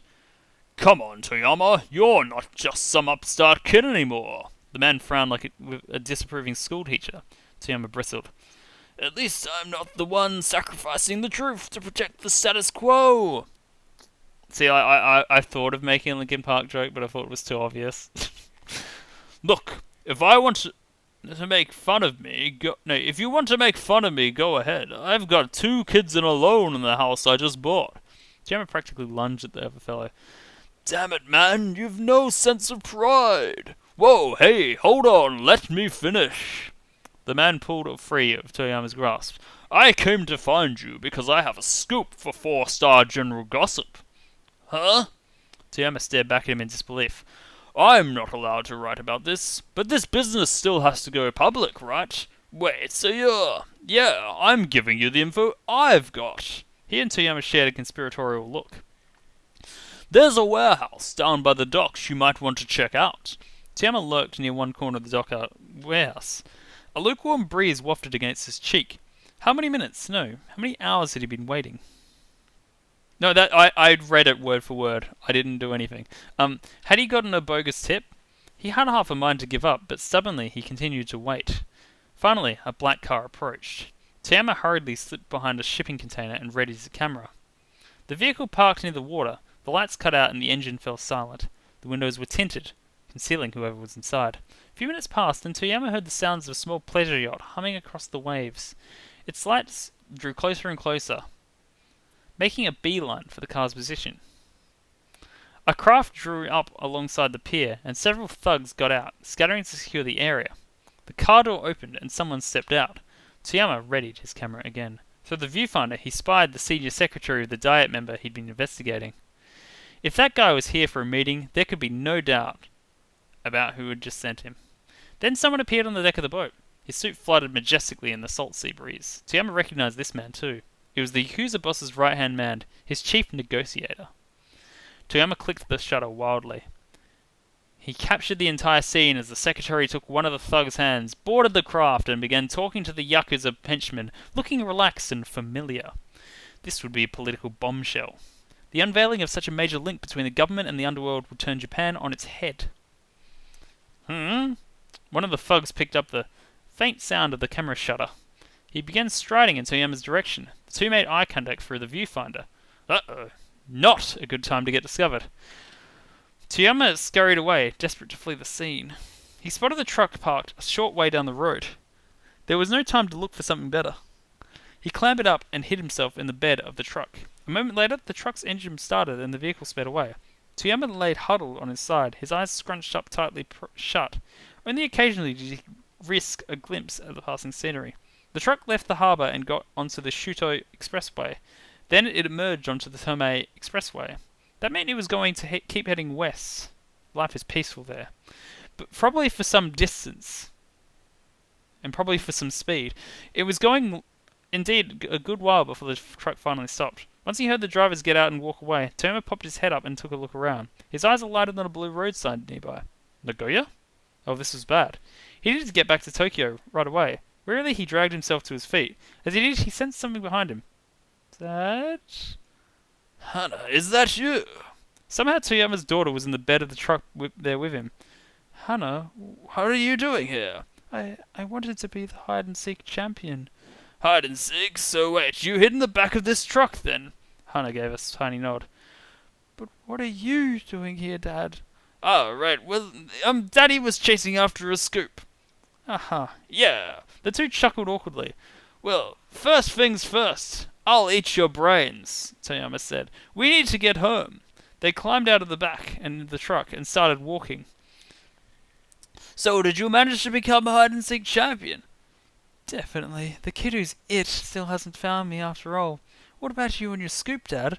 Oh, I was right on the mark. Sales for the next issue of 4-Star General Gossip are going to be through the roof. I guess that makes you champion too, Dad. Ah, I guess you're right. As the dawn broke of the streets of Nagoya, father and daughter walked amiably along, hand in hand. I needed that.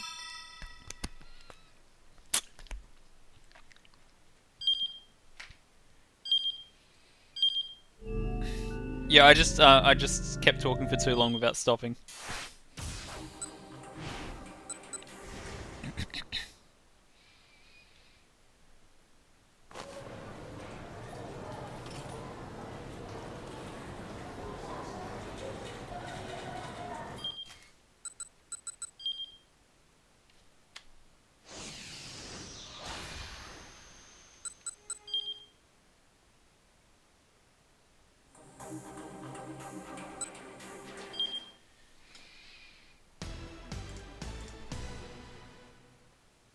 第11問難問です。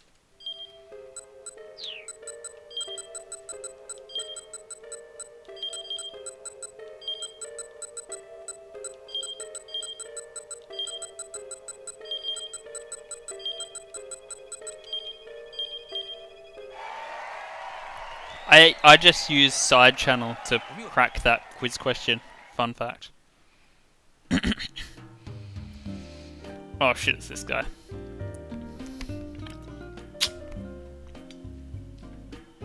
Suguru Makino's life was one of conflict. Playing factions against each other, crafting subtle interpersonal manipulations, he'd done whatever it was necessary to rise up within his company. He even deceived close colleague and sold out superiors who'd helped him on the way up. By winning victory after victory on his chosen battlefield, he managed to become corporate director at Akoshi Pharmaceutical, but he still needed to remain alert. If he let his guard down, he'd soon lose his position to the next guy who came along. Well, maybe you should have bought one less profile gallery. Something. To keep his finger on the pulse of the industry politics, he always made a point of putting in an appearance at functions he was otherwise disinclined to attend. What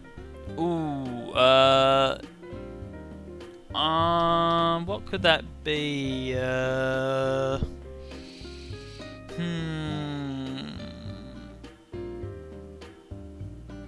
Wait, it's not the alternate ending, and like you didn't save it on this particular file, did you?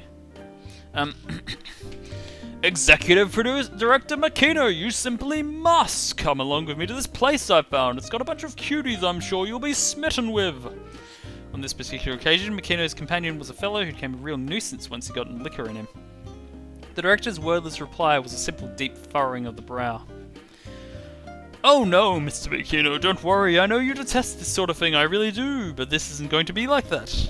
It won't be like what? Even after drinking heavily, Makino never lost his composure. But he'd learned early in his career that acting drunker than he was often led to gleaning valuable information, so he let himself sway a bit as he spoke. Well, why not come with the understanding that you'll be surprised? I promise you, sir, you will not regret it. Makino had half a mind to spit in the guy's drunken face in hopes that it would shock some sense into him.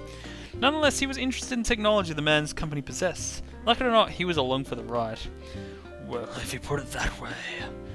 Hey, taxi! The man called out without waiting for Makino to finish his reply. A cab promptly stopped to pick them up. Makino had assumed they'd be heading to some popular hotspot like Ginza or Roppongi, but instead his companion directed the cab towards the suburbs. Aha, and here we go. Good night, Effie. Makino was dumbfounded by the sight of their destination. They got at the car in front of a dingy, multi-tenant building with no signage in front. Surely he hadn't been brought someplace illegal. With a wary eye, he looked over his companion. Don't worry about it, I'm sure you'll like this place. The man opened the door. Peering cautiously inside, Makino blinked in disbelief. Blinked. What the hell? The interior design scheme was typical of an upscale cafe, aside from the fact that there were cats all over the place. It was a box. What is this place? This is the Cat Cafe, meow meow, the man replied proudly. The Cat Cafe, meow meow? Makino echoed the words reflexively as he tried to process what he was seeing. Isn't it cute? The man beamed broadly. Oh my. Makino felt a big bright smile coming on. No, he mustn't. He quickly suppressed the urge. Makino was extremely fond of cats. Due to his wife's allergy, however, he hadn't been able to keep one of his own. Director Makino, is this not really your thing? The man had taken a hold of one chubby cat's forepaws, posing that feline like a lucky cat statue. No, I certainly don't dislike it. Makino managed to keep his poker face up. May I ask how you knew I like cats? I saw the framed photo of a cat that you have in your office. I see, that silly old thing. Still, maintaining his aura of calm, Makino stroked a fluffy calico's back. No, not like that, Mr. Makino. You need to pet more gently, and they like it when you rub them underneath the chin. I am well aware of that. Makino suppressed his initial response and instead offered a curt, all right. Scritch, rub, rub, scritch, rub, rub. Calico let out a throaty hum of contentment as Makino's fingers got busy under its chin. It was so cute. Too cute. Makino had half a mind to get down on the floor and start rolling around. Pardon us. Two young men seemingly not the man has approached them, taking care not to tread on any of the cats. The special course you requested is ready. Let's go, Mr. Makino! Makino's companion joyfully hopped to his feet. What is this special course? It's a secret. You might get a little dirty, so take off whatever clothes you can. Take off my clothes? What for? Wonder what are you planning to do with these cats? Makino felt an unsettling mix of anticipation and unease. Hesitantly, he followed the others in a tiny private room. Just step inside and feel free to lie down and relax. With that, the managers departed. As per his companion's instructions, Makino stripped down to his briefs and tank top. After flopping down on the floor, he could hear excited voices coming from the room next door. Yes, amazing! Wait, what? Was this whole cat cafe thing just a front for some licentious backroom business? Had he been tricked? He needed to get his clothes back on right away. Sorry to keep you waiting! Abruptly, the door opened and one of the managers poked his head in. Let's begin. This might be a bit ticklish, but please try to relax as much as possible and don't move too much. The manager gently set the cat he was holding atop McKenna's abdomen. Huh? Then another on his chest, one on the crook of his arm, then one on each thigh. Wait, so then this is... Yes, it's every cat lover's dream! The manager grinned brightly. This is the special course, the cat futon. Before he knew it, McKenna's entire body was engulfed in more cats than he could count. A joyful sigh escaped his lips. Now finally, McKenna knew he truly was. Conflict was never what he truly wished for. He wanted something fluffier, softer, warmer. This is heaven. Everything I've ever wanted is right here. McKenna was enraptured. The cats on top of him occasionally milled about, purring and shifting position. Whenever they did, McKenna would let out a little breath tinged with pleasure. Kitty, kitty, kitty. Suguru Makino, age 59, executive director of Akoshi Pharmaceutical, a man who had enemies on both the inside and outside of his company, a man who sometimes contended with the nation himself. Hobbies included the cat futon. Did you enjoy our tale of a corporate warrior taking a little break? Well, here's some information for you because you're about to work some overtime. In Suzude's story, during their first meeting, a nervous Takuya inquires if you can ask her name. See what happens if you hold off replying for a bit. We'll keep things on hold for you until then. See you next time. Right, this one is a bit more involved unless I can skip text, hopefully.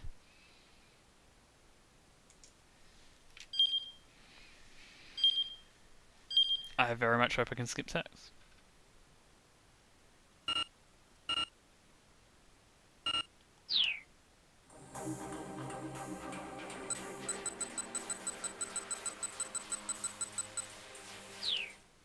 Oh wait, it's freaking right there. Wait, is it? No, it's not. I'll do it here.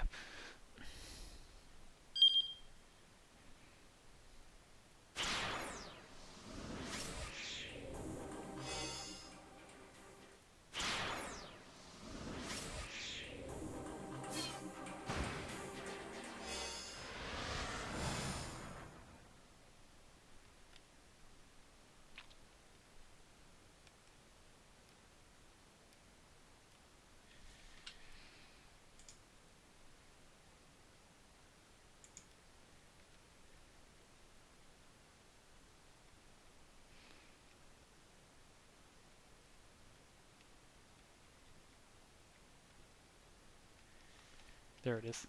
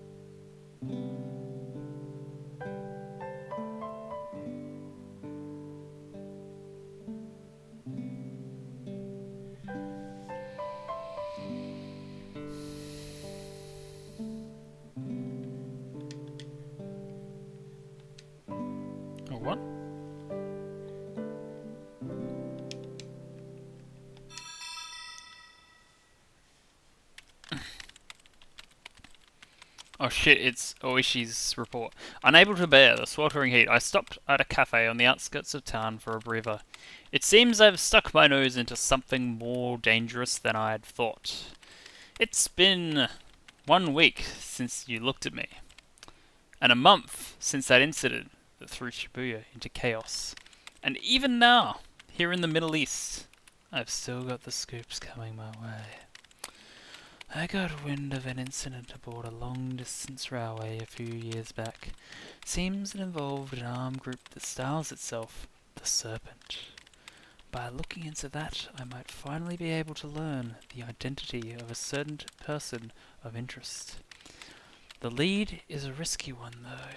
March into it too blithely, I might wind up getting killed. Don't worry, it's probably May or June by now. But what can I do? There are people back in Japan counting on me. The exclusive scoop I landed on that attempted by a terrorist attack caused 4-star general gossip to sell like wildfire. And Heaven Publishing made a spectacular comeback. But even so, Mr. Toyama and Chiaki are still going to need my help. So what do? Do I play it safe and head back home? No. How could they depend on a man who turned tail and ran when the big scoop was right in front of his nose?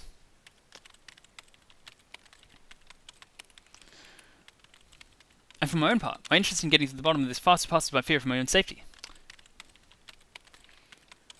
Guess I've got to take this as far as I can. Until I can find out who Alphard really is. What's the real person like underneath that veil of mystery? My story isn't over until I have what I need.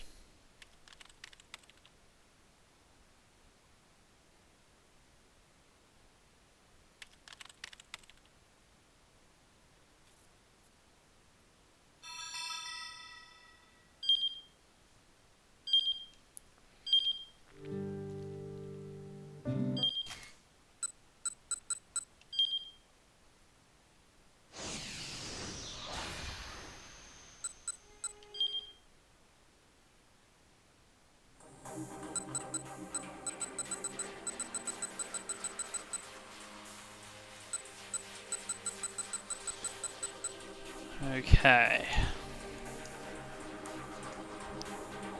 So, I'm now missing 6 achievements, and I am going to look into what that other thing is. Maybe.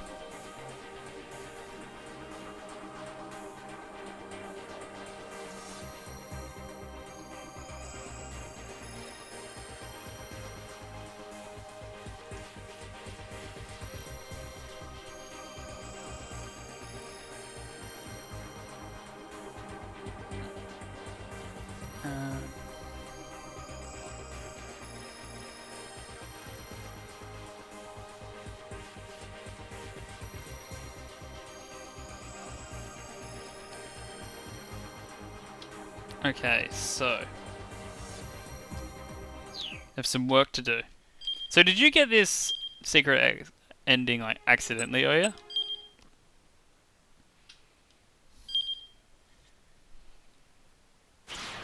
Because there are multiple choices you need to make.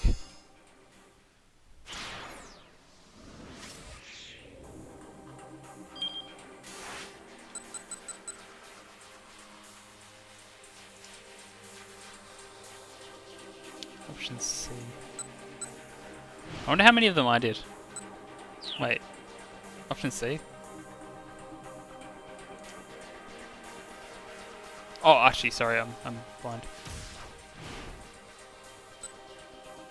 Well, I already did that one.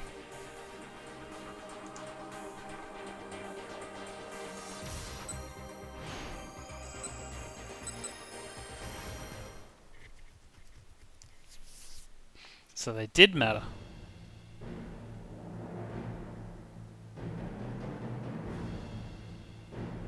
Oh, yep, I see the drop frames, but they are stopped. I mean, it's getting better, I think.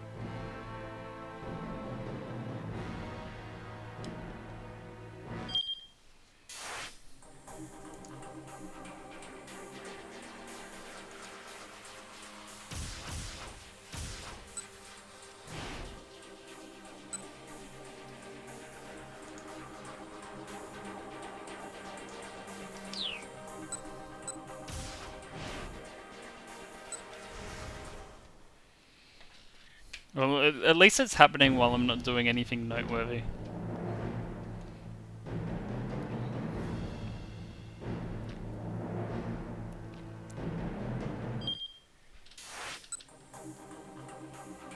Excuse me, what? Oh. Wait. Hang on.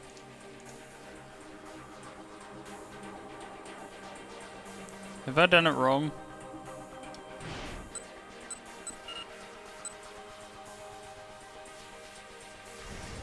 Let me see.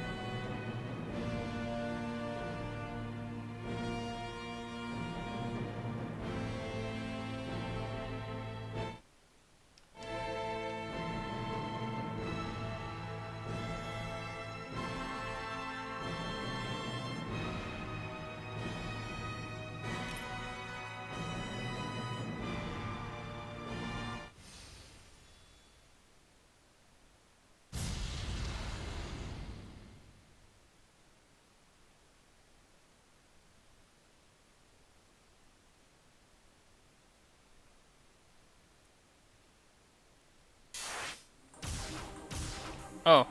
Kano has more to do, I guess. Did I pick the wrong one, possibly, too?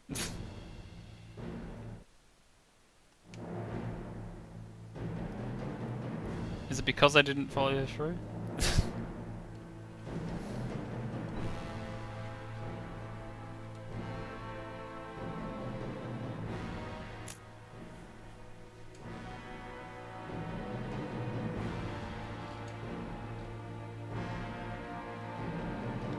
Calmly, he flicked the lighter on.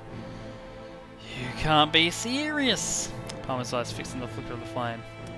The password. You value your life so little. Here we go.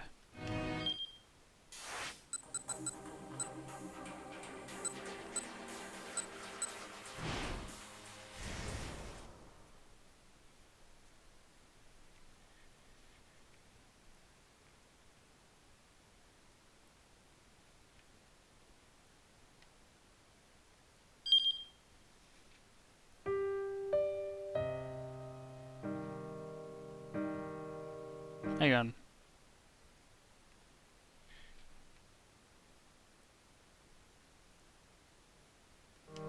Maybe this is right. Oh yeah.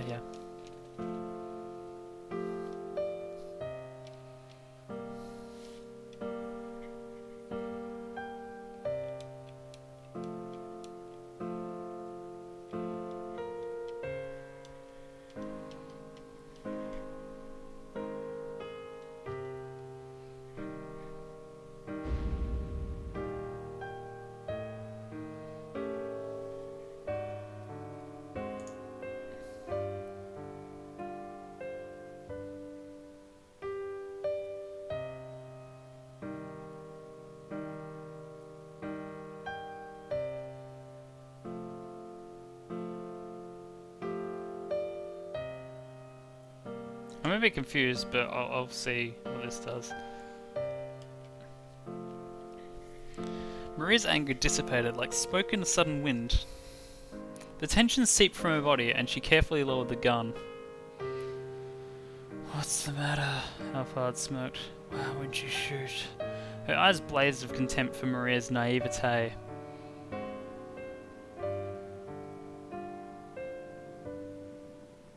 No, I'm not being naive, Maria told herself. Do unto others as they have done to you. An eye for an eye, a tooth for a tooth. What does this recurring pattern of retribution really accomplish? It's just an endless cycle of hatred. That's why I'm not getting into a fight, because I'm not like Kanan. Tears flooded from her eyes. I'm not like Kanan, but people who are different can still be friends, and I'm going to honor the friendship by not taking revenge. No matter what happens, I'm not going to hurt anyone, Maria said. Maybe that's not really realistic, but this is my fight, and I'll fight the way I choose. She's wiped away her tears.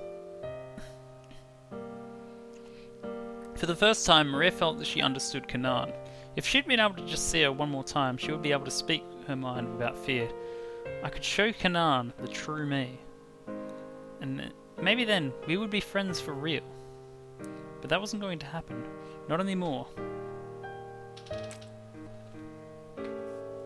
Maria handed the gun to Tatano, then looked up at the nighttime sky.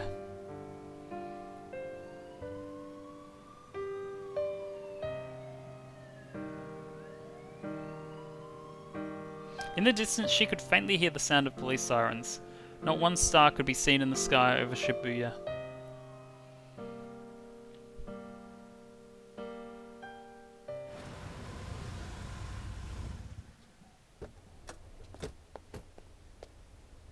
Black car of foreign make arrived at the laboratory and pulled up to the curb. Stanley's superior Gordon emerged from the back. A few of his men followed and promptly placed Alphard in handcuffs. Well done, Gordon said. Stanley gave him a slight nod. I'll be taking Alphard back to headquarters. You can finish up here. Understood, sir? Gordon shoved Alphard into the back seat and slid on alongside her, and the car drove off. Who was that just now? Tatano asked Stanley. My boss. Sorry, but we'll be taking Alphard into custody. You will, huh? Tatano frowned but decided not to press the point. They put a stop to Alphard's plan, and they'd saved Maria's life. That was enough for him. Maybe he even began to atone for what he'd done to Hitomi. Kano. Suzune. Kotone. Tatano pictured all of their faces. Perhaps in the end, he managed to become worthy of their respect.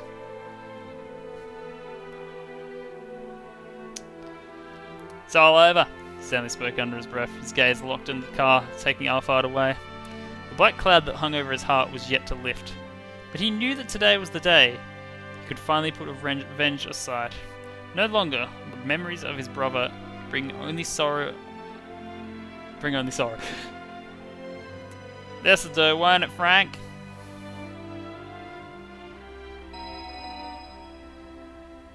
Abruptly, Maria's cell phone rang in Stanley's pocket. That's right, I meant to give this back to you. Oh, that's right, I meant to give this back to you. He handed the phone to Maria. I wonder who's calling. Maria picked up. She could hardly believe it when she heard the voice on the line. Brusque yet girlish, with a daredevil ring. A voice that had been burned into her mind since the day she met its owner. No, it can't be. She'd been sure she'd never hear that voice again. In an instant, Maria's face was damp with tears of joy.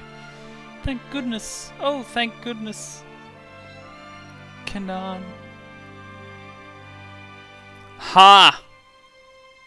So I had no reason to know that. Maria couldn't hold back her sobs. The tears kept coming and coming. She had never wept with joy like this in her life.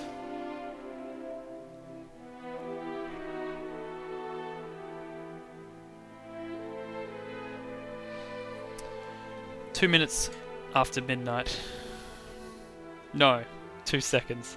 Archie held his breath. He could no longer feel the seconds ticking by. The numbers of the display were changing more slowly. He silly watched in fear. 0002. It was impossible to fix. I'm not going to read this. I've already read this exact scene. It had stopped. The timer.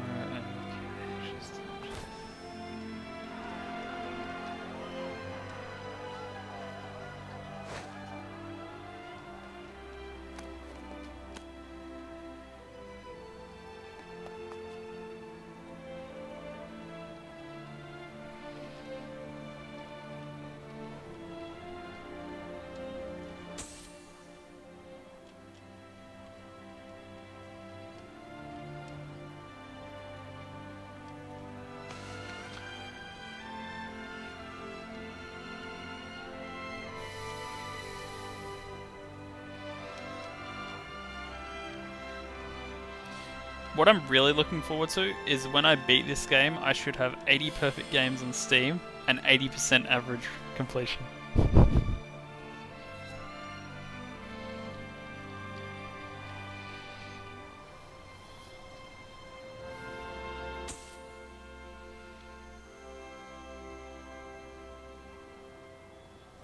I just noticed the guy at the back.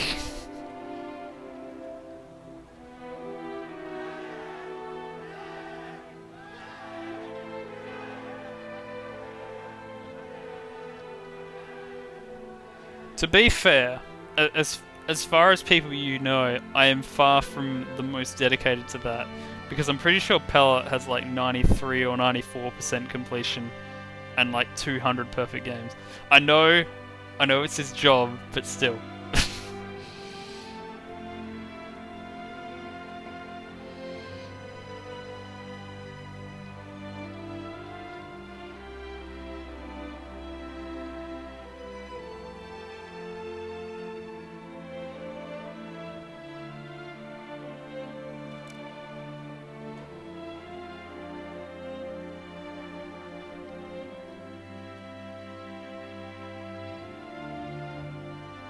No, he does. It's on his profile. I've seen it before.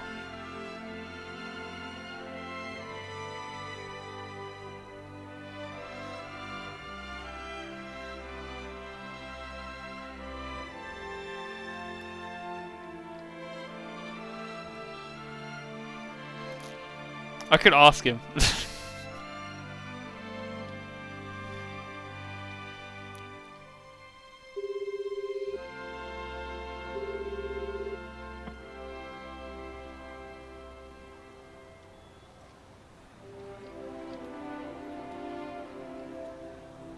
Wait. Oh. I actually can't remember if this is you or not, but whatever.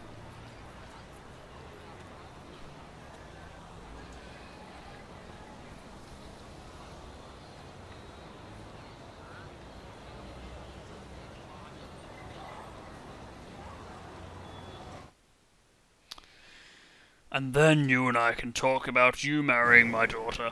Huh? Before Kana could be sure he heard right, Shizuo hung up. Huh? What? He stared at the phone, his mind reeling. Then he was hit with a veritable explosion of joy. Yes! Kana leapt into the air and shouted with delight, his voice echoing through the Shibuya streets.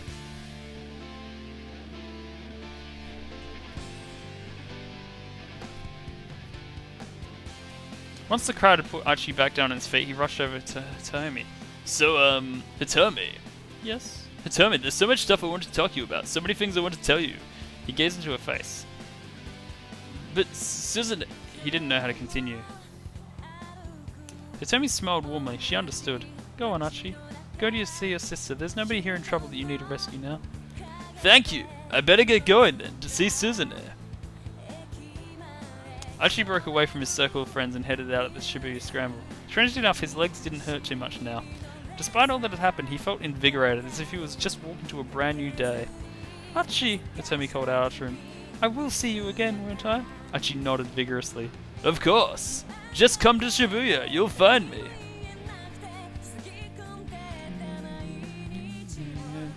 He'd been born and raised in Shibuya, but after today, he loved the place more than ever. She doesn't change so easy. Always a mystery. Always a little something to make you blue. Shit. Just hold on to your courage and see what strength it brings. Just stand there, wipe those tears away.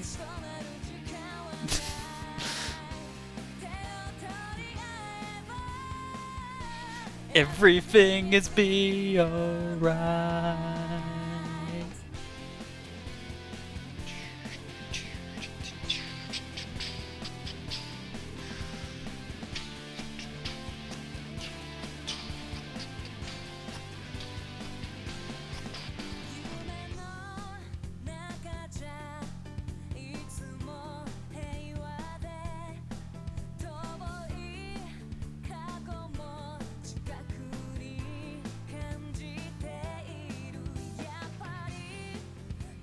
That's actually, this is a good trick question. It's like, how many actresses did they get for Hitomi and Maria?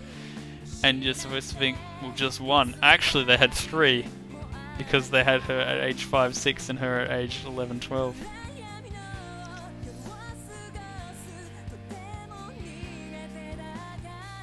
And one at 18, 19.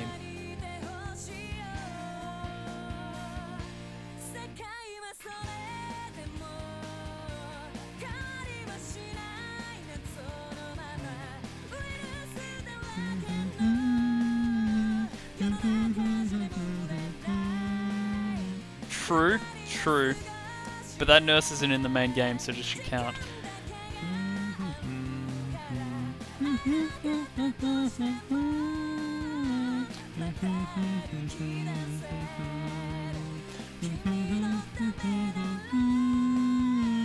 Everything is be alright.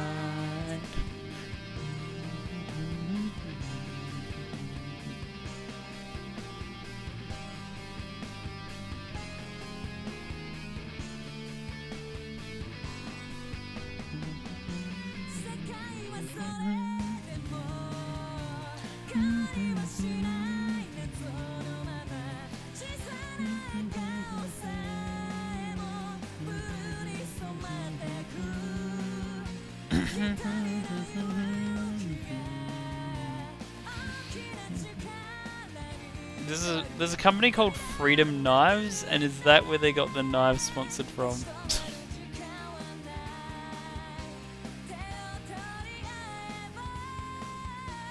Everything is be alright.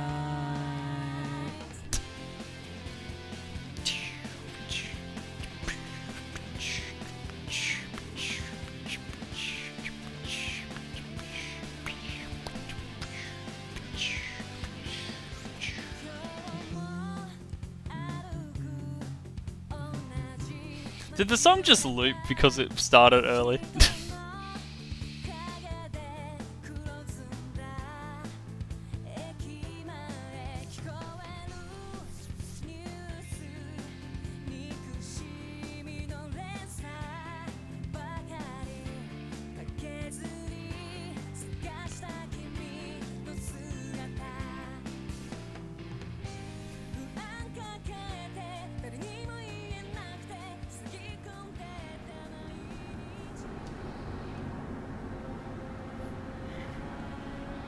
Gordon and Alphard sat in the back seat as the car sped along the highway. Here! Gordon tossed the handcuff key onto the seat beside him. What happened down at the scramble? Alphard asked, picking up the key and unlocking the cuffs. Leland Palmer was arrested by the Japanese police, and the bomb in the attaché case was defused, apparently. Still, Palmer shouldn't pose a problem once we get him into CIA custody. I see, much obliged. You really got yourself backed into a corner though, didn't you, Gordon said. Yeah. I was only able to accomplish half of what I intended. Wait, what did you do?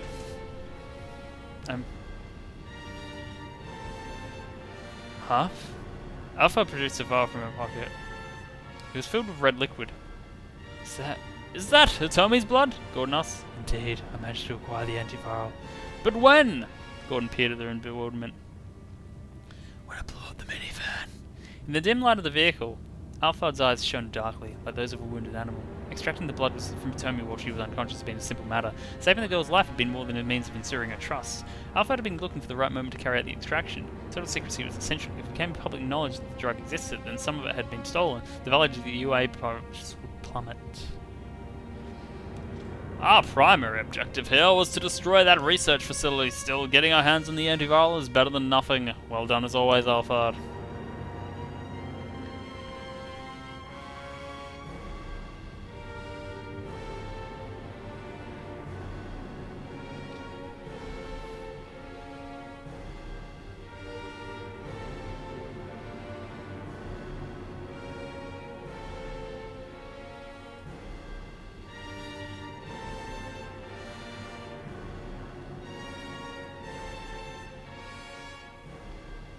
They should probably just put handcuffs on her for appearances, but I'm not sure how many people are in on this.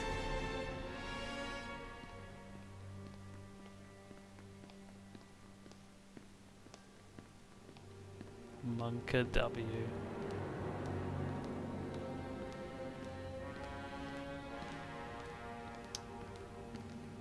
Is it? No. They're all walking in step like Oyashiro-sama. Well, now there's not. She must have. She must have Oyashiro-sama behind her. That's why she stopped walking.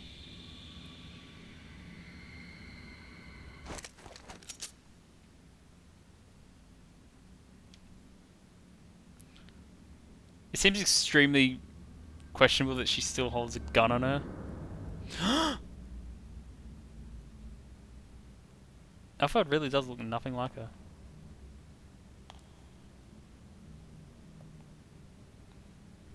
I mean, Kanan.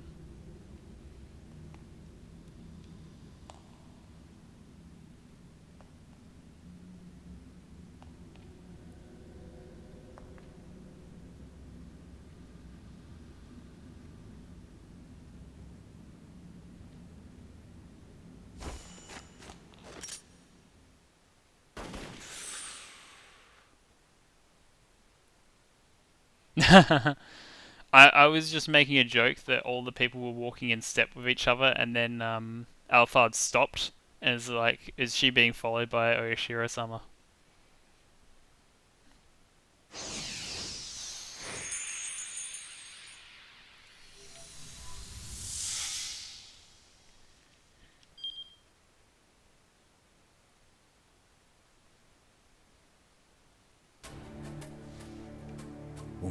Oh shit, it's anime now. You're still thinking of it. I'm not gonna read this.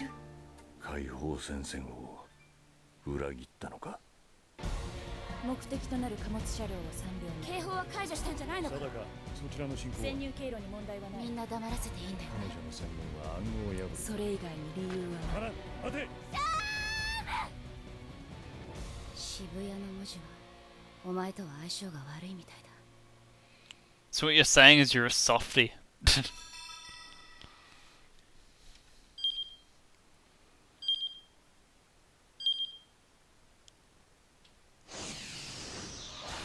Alright, let's get back to this guide.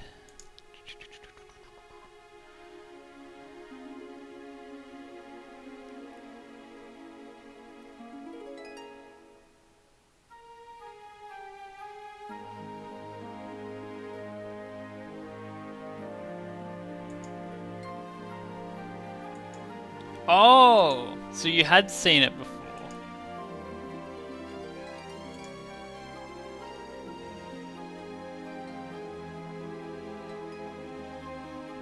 Interesting. Also, I'm not quite following this guide of how to get the Solitary Serpent achievement.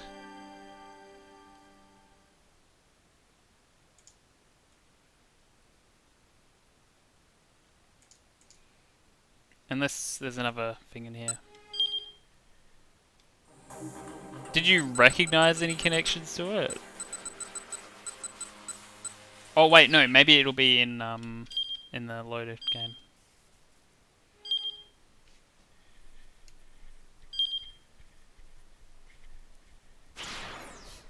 But is there any connection beyond the name?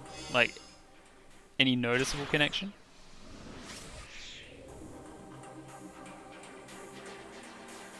Also, about how long do you think this one is? I'm curious. Alphard al-Shua. The Solitary Serpent. The snake has lost 8 of its 9 heads. In the Middle East, the snake is seen as an ill omen. And those who take it as their name are said to be both wicked and extremely cunning.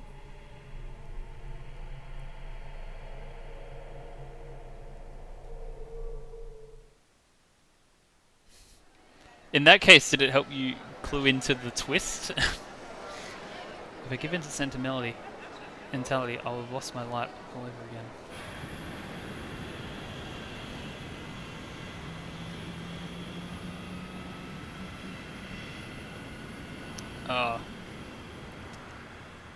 I'll see how I go. The blue sun rose into the sky. As the girl rushed through the airport, she was met with the intense light of the summery dawn. I mean, I could stay up a bit later if it means finishing it.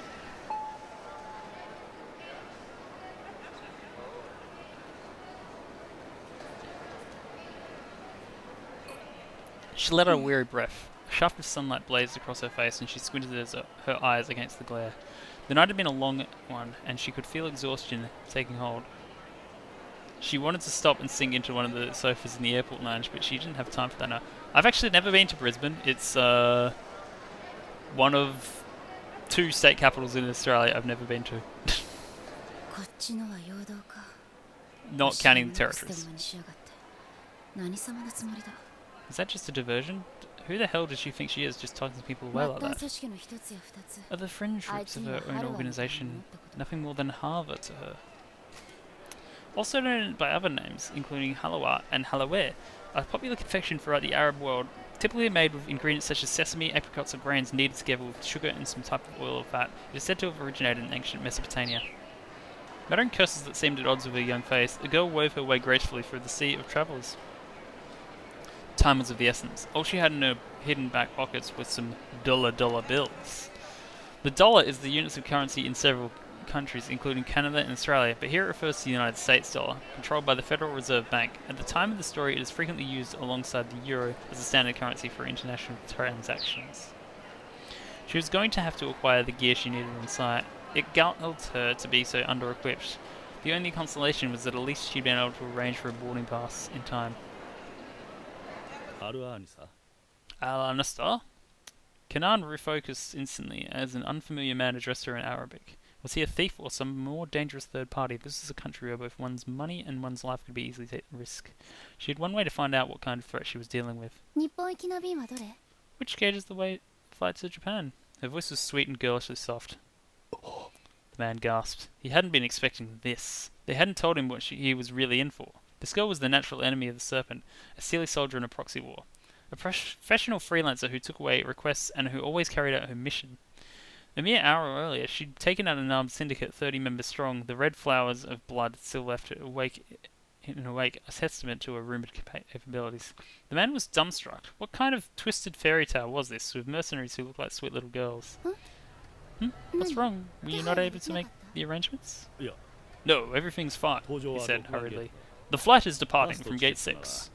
If you're looking for your pass and your 分 ticket, かってる右のポケット they're で in し my ょ right pocket. すごい That な was impressive. 渡されるま I で気 didn't づかな notice かった until you already handed them off. The man gasped again. His surprise shifted to caution. With all the bystanders around, it should have been easy enough to make the handoff without even the recipient even noticing.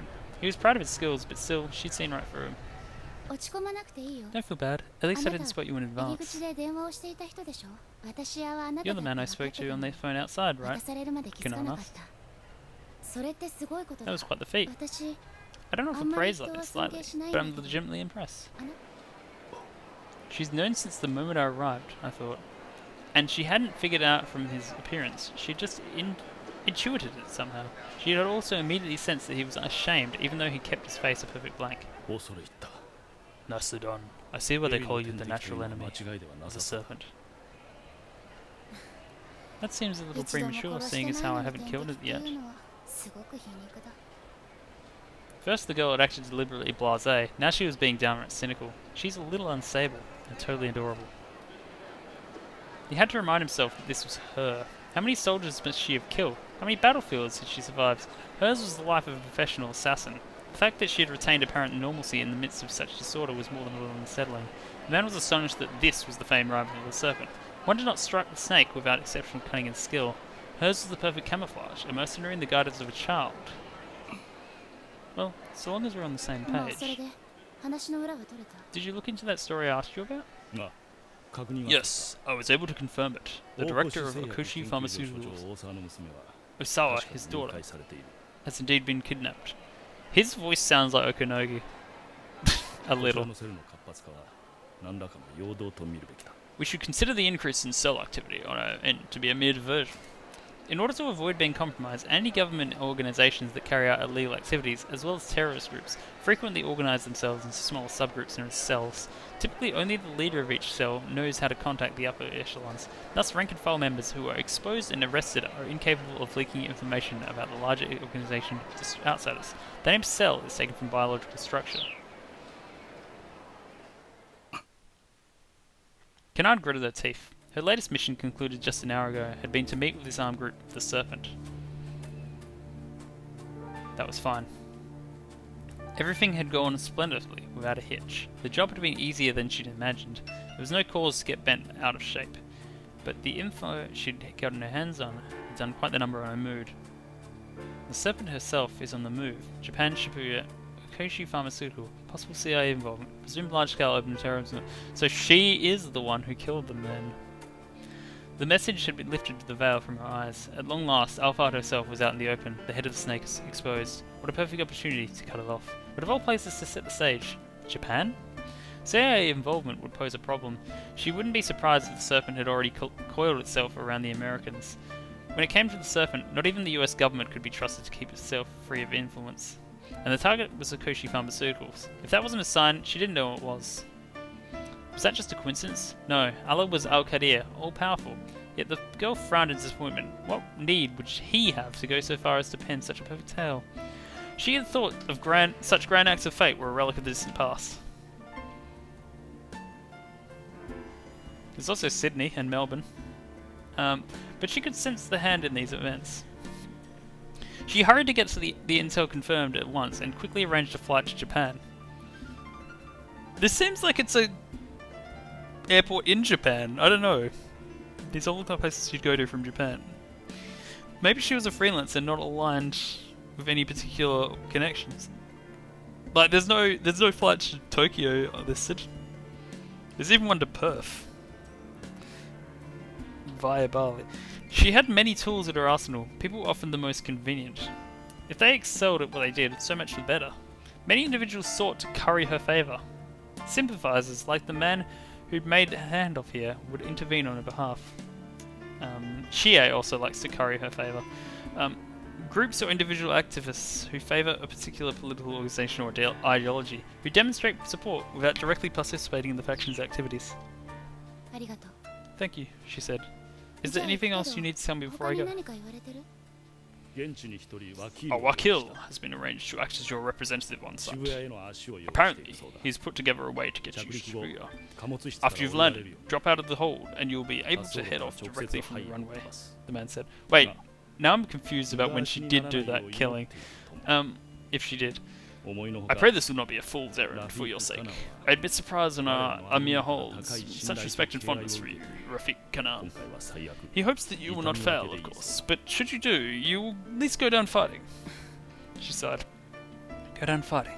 So it's okay to die as long as I take the target down with me. The man thought of nothing but his honour, his pride. No reconciliation, no negotiation, no submission. 3 tenets that mattered more than preventing bloodshed. Whatever designs these 2 organisations had on each other was no concern to her. But 言わ even れ then, なくても I don't need the warning. 3度目なんて I 死 have んで no も intention 来 of ない dying a third time. For once her client's wishes aligned perfectly with her own. Her flaxen hair trailed behind her as she went to board her plane. She didn't look back.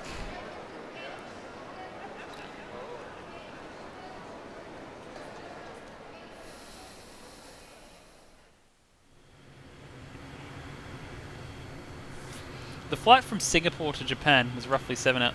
Okay, maybe Singapore, I can believe. I'm not sure. The Serpent had surely anticipated that her enemy would pursue her there. In all likelihood, there would be a minimal window between Kanan's arrival in Japan and Serpent's plan coming to fruition. ほんと少年が Wait a minute, I am absolutely stupid. I just realized the word minimal is a real word, and I forgot what it was. She really does love sinking to new lows. The Serpent wouldn't be so clumsy as to let someone from back home in the Middle East, especially a foe like Kanan, find out about this by accident. If she let the plan leak, that meant that it suited her purpose. It seemed like she wanted to entice Kanan to risk hope before trampling her underfoot. You wouldn't lay a finger on me. The voice sneered at her, a backstage murmur in her mind. She dealt with the enemy's diversion and learned the plan just in the nick of time and rushed off to Japan without a second hesitation. Japan was where it had all been decided.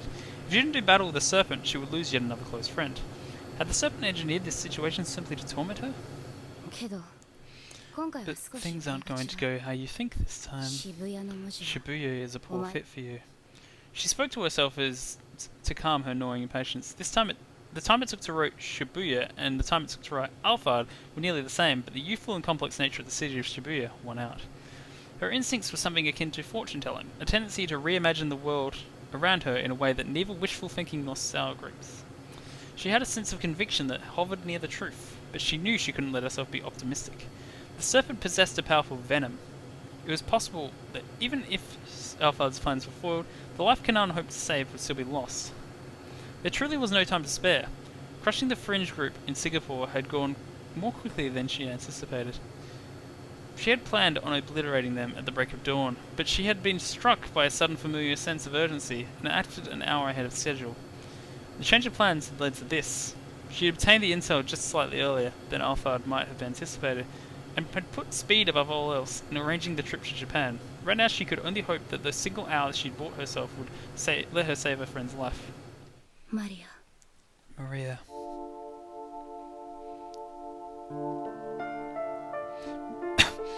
A warm red flooded her mind. They'd met 2 years ago. She'd remember the day as an ordinary one, an unassuming tourist was getting hassled by some sort of guys who would cause trouble all over the world. Kanan's stash of her favourite sack happened to run out, and it left her in an irritable mood. Maybe that was why she stopped at the sight of the scuffle. Not that she had any interest in helping. The men just gave off an eyesore of a colour. Their scent was far too noisy, and she wanted to be rid of them. Shukran Jazalan, said the grateful tourist, her hand outstretched. She asked if Kanan would be her guide, which Kanan tried to ignore, but the young woman persisted. This girl was a person raised in peace, from a peaceful country. Kanan wasn't the kind to hold that against her, or rail against the unfairness of the world. Didn't mean she wanted to put up with it either. A Yabaniya like her was practically a different species. How could they even understand each other? Kanan was closer to an animal. Herself, and respectable people didn't get close to animals that were still untamed. Humans had overcome their feral side. They had become creatures of intellect. When such intellect was fostered over the years, the benefits were clear. And yet... それじゃあサディークサディークになる Let's be friends, Sadiki. How about it? The tourist approached her, oblivious. Kanan could recall the warm colour from that moment. It still triggered her memories. It was a pleasant colour, one that she'd been touched by before. This tourist Maria was not so remarkable as to draw the eye. Nothing about her seemed especially worthy of admiration. There was just something special about the wholesome smile she offered to the dangerous creature she should never have approached. そっか You're very spontaneous, aren't you? Kanan smiled. There was something powerful about people who couldn't get a read on their own situation. It was the first time she'd smiled earnestly in a long while. The first time since she'd lost her light a second time.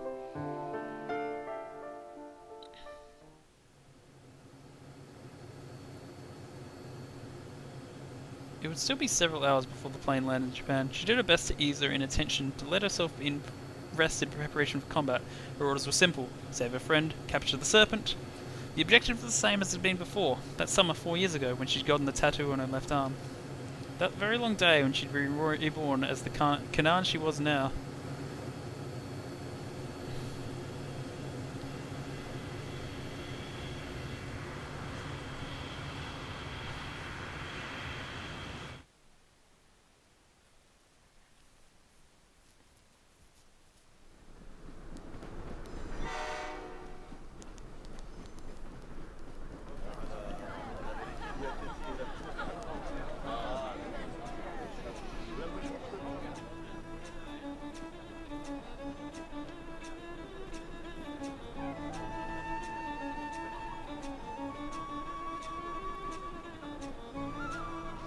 The rumbling of a diesel engine sounded in her ears. The colour that went with the sound indicated that the engine was running well.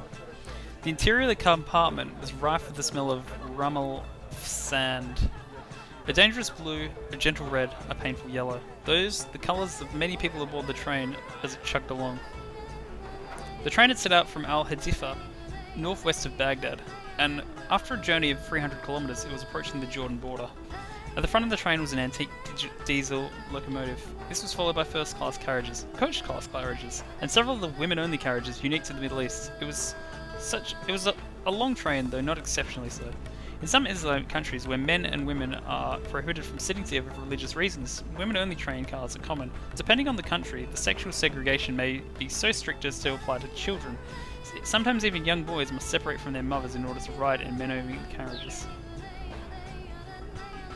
It was remarkable that there was a line running between Iraq and Jordan. Traffic between the two countries, especially via railway, had been drastically reduced as a result of the war. Many of the lines had long since fallen out of disuse. Are they talking about the Iraq War? Because the timing of this...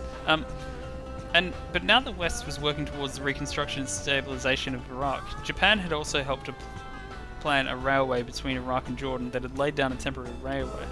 The train's final stop was not the border, but 300 kilometers beyond it, in Amman, the Jordanian capital. This trip would be a turning point. Sundown would be the venerable old train's service come to an end. This old train. The compartment where Canaan rode was boisterous with noise and human energy.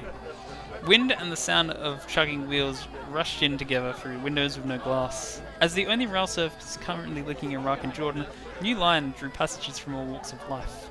A freelance journalist returning from Baghdad, an Indian peddler carrying a piece of luggage larger than himself, a group of women who appeared to be members of some Scandinavian NGO. No one seemed bothered by the clamour. The passengers shouted and prattled as they pleased. Various sounds, miscellaneous colours, profuse scents, myriad textures, manifold flavours. Canaan has synesthesia. All these sensations mixed together as if in a stew pot, and Canaan gulped them down. Yet the stimulation they provided was weak.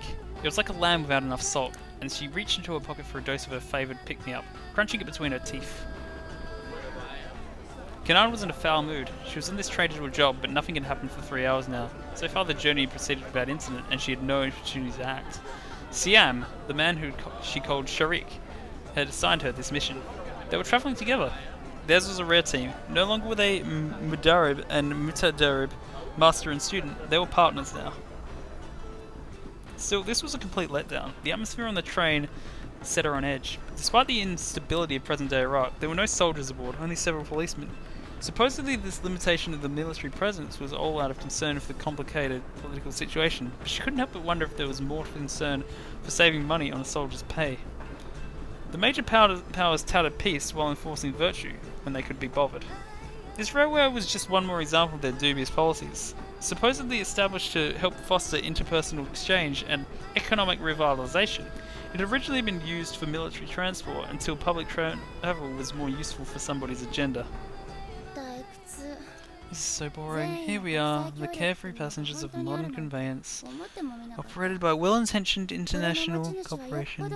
Whoever owns this outfit has grown fat on peace. ひねくれているな。 Don't be so 善 cynical, 意の the 第三者 companion は信 said. 用ならないか。 Do you really just trust the intentions of others so much? 別に The only one I trust そ is ういうの you. が相手 I なら just figured 仕 having 事 you はい around つ would も make 楽 our だろう jobs a な lot って more 思った fun. だけ I'm not 決まっ mad て or るわけじゃ anything. ない結構襟好みがない It's a のは good いい thing ことだ。 not being too particular. だが善意と私欲 Just keep in どちら mind が that 組みやすいか whatever は we 仕事 align の with, 内 the 容 good による guys or the bad guys, depending on their job. 善意には損得がない分人間らしい行使 So-called が通じない。 virtue has no So that's the value idea, unless it okay. provides some real benefit to someone. Otherwise, it's just a bother. Virtue, Canaan sniffed. Virtue was just another name individuals gave to their own biased sense of justice. A rigid and fanatical concept, subject to any number of arbitrary beliefs. One man's virtue was another man's depravity. By the way, since you have been that far through Higurashi, like, what is with Okanogi's sprite? It makes him look fat. The very idea made her think of those interminable meetings between political factions. People puffed up as wise and sat at a conference table without the slightest interest in the other side's values. To them, all that matters was what they had already decided was good and right. 損得がないね Some real beliefs to somebody どうすれ benefit ば利 someone, 益が出るのか so they knew how to どうすれば生き profit 残れる and how to か分かってる survive, and still 目 manage 先 to のお not 金に go for the 転ばない money ってこと that's right under their noses. もっと派手に人生その Could ものを someone つまず really き続 keep ける living their life like that without eventually stumbling? 客観的に見れば I know, it's just like the pose he's got with his like baggy clothes, it just makes him look weirdly fat. And yeah, the green hair is also weird. You need to look at things objectively. Simple moral philosophy is like cheap booze. It's easy to keep your hands stuck on and easily makes you sick. 泥酔している人間に話し合いは期待できない。説得するより先に。 I think it's just because I'm so used to his like Kikonia and Umineko sprites that he just looks a bit different in Higurashi. I don't know if you'll see him tonight.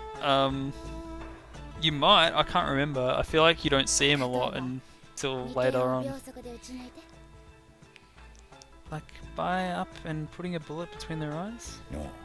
Perhaps Well, it's the I don't brain know, that's cool. drunk. The man named Siam curled up the corners of his mouth. Though he wasn't a fundamentalist Muslim, he still detested alcohol as a tool of the devil. But his use of booze as a metaphor now was inspired less by his inner demons than by his unique sense of humour. もう笑わ I ない told 方 you がいい to って stop 言って smiling. 笑うと It 顔が makes you 怖い look んだ creepy. Harsh, yes, but it needs to be said. Siam's smile was a rare bird newly come to roost. Is this work related, I'm guessing? The two had known each other for several years now. Back in the day, she had never known him to smile as a change of habit. It felt unsettlingly like a sort of surprise attack. 知ってる I know. そう I've been 中華 trying my 最近 best not to 笑わない advise you よう ever since you first gave me that bit of advice. まあ Then what is 俺 it? たちのやってる飯は国を This is where you go, として it's watching this dumbass play a visual novel. 方針に合ってるか Anyway, our employer values austerity. Not smiling ought to be our general policy. Kanan herself was equally guilty of a rare display. Her own sour expression had completely turned around. The only time she expressed human-like joy was when she and Siam were still alone together. Also, JP is still streaming Higurashi. I wonder if he's like nearly done. Her name was Kanan. Trained by Siam, a veteran mercenary, she had just turned 14 years old. Kanan was not her real name, but a nickname given to her 2 years prior. Hers was a familiar story, that of a child who had lost her parents in a village to the ravages of war. Unlike most who shared such a beginning, however, she had two major strokes of luck. Wait, 2 years ago, so Maria gave her the name? The first was the ability she'd been born with. The second was that she'd met somebody who had taught her how to foster that ability. As a girl orphaned by war, she had almost inevitably taken up arms. Making herself useful to the powers that surrounded her had been the only way to survive. The only people she could depend on, the only ones who gave her anything, were them. The moment she didn't meet their expectations, she would go back to being a mere orphan. Don't worry, you've still finished Umineko first. And so this girl, a victim of war, fell under the protection of the warmongers and was trained to be one of their soldiers. But then, she was picked up by a man, Siam, who freed her from those who had robbed her past. He had no ideology. He was unlike the others she had known in the broken world, the wandering people who had formed a new nation to be their promised land, and the ones who'd driven out, now wanderers themselves, had styled themselves liberators. Siam was a mercenary who'd been hired by those would-be liberators, but he paid no heed to the ideologies of either side. He was a soldier who lived to fight, knowing he was unlikely to see conflicts end during his lifetime. Kanan didn't know how long Siam had been working as a mercenary. By the time she wound up in his care, he was already a veteran worthy of her confidence. He told her that he'd been kicked out of the army, that he preferred solo missions where he could work on his objectives without worrying about fellow operatives. In that sense, he was something closer to an agent provocateur than an ordinary mercenary. Siam was well aware of his distinct style and position. He sometimes revealed a hint of shame at the fact that the assignments he was given were not official missions, Muhima, but instead were referred to as jobs, Iamal. Still, he was known as a valuable asset on the Liberation Front. They were a guerrilla organization facing off against superior Israeli forces. A lone mercenary who could carry out major operations by himself, he had fit in well with the guerrillas' strategies. Their strategy of,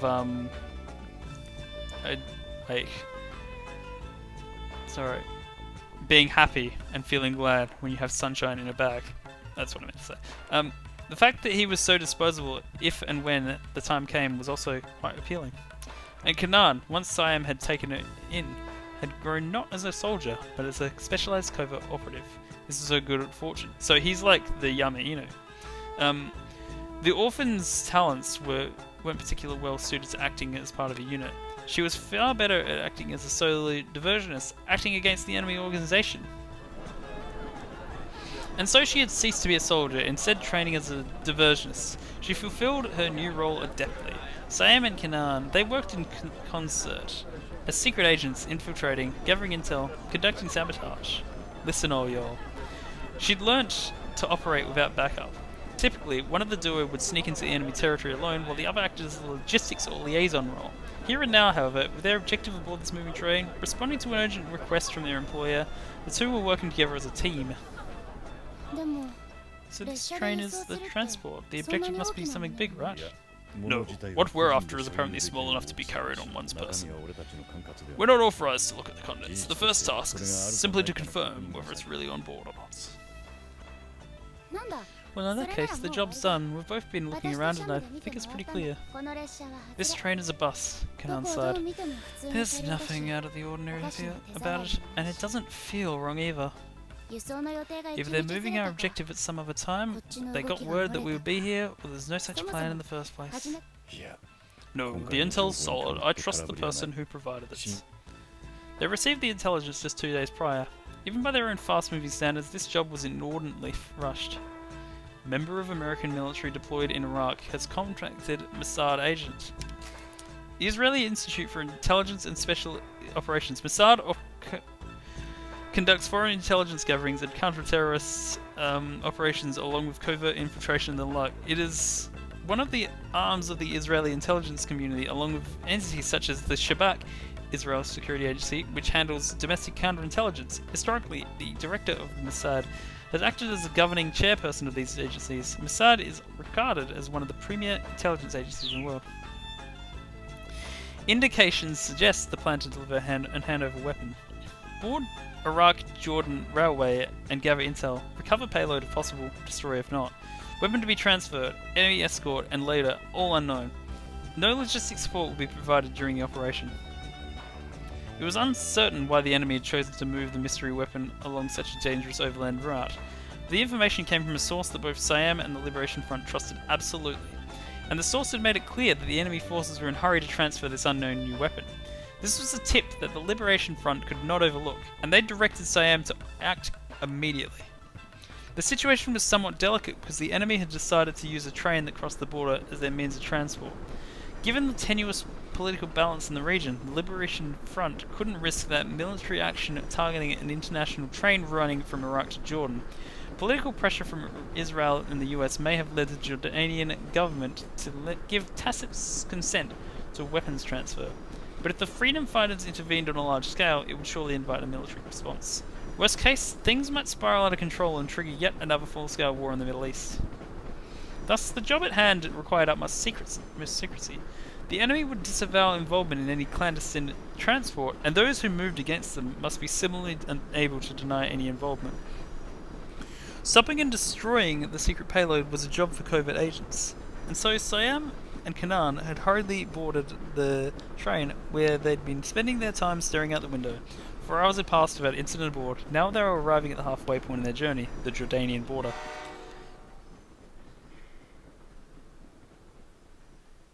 And there was a murder on the Jordan Express.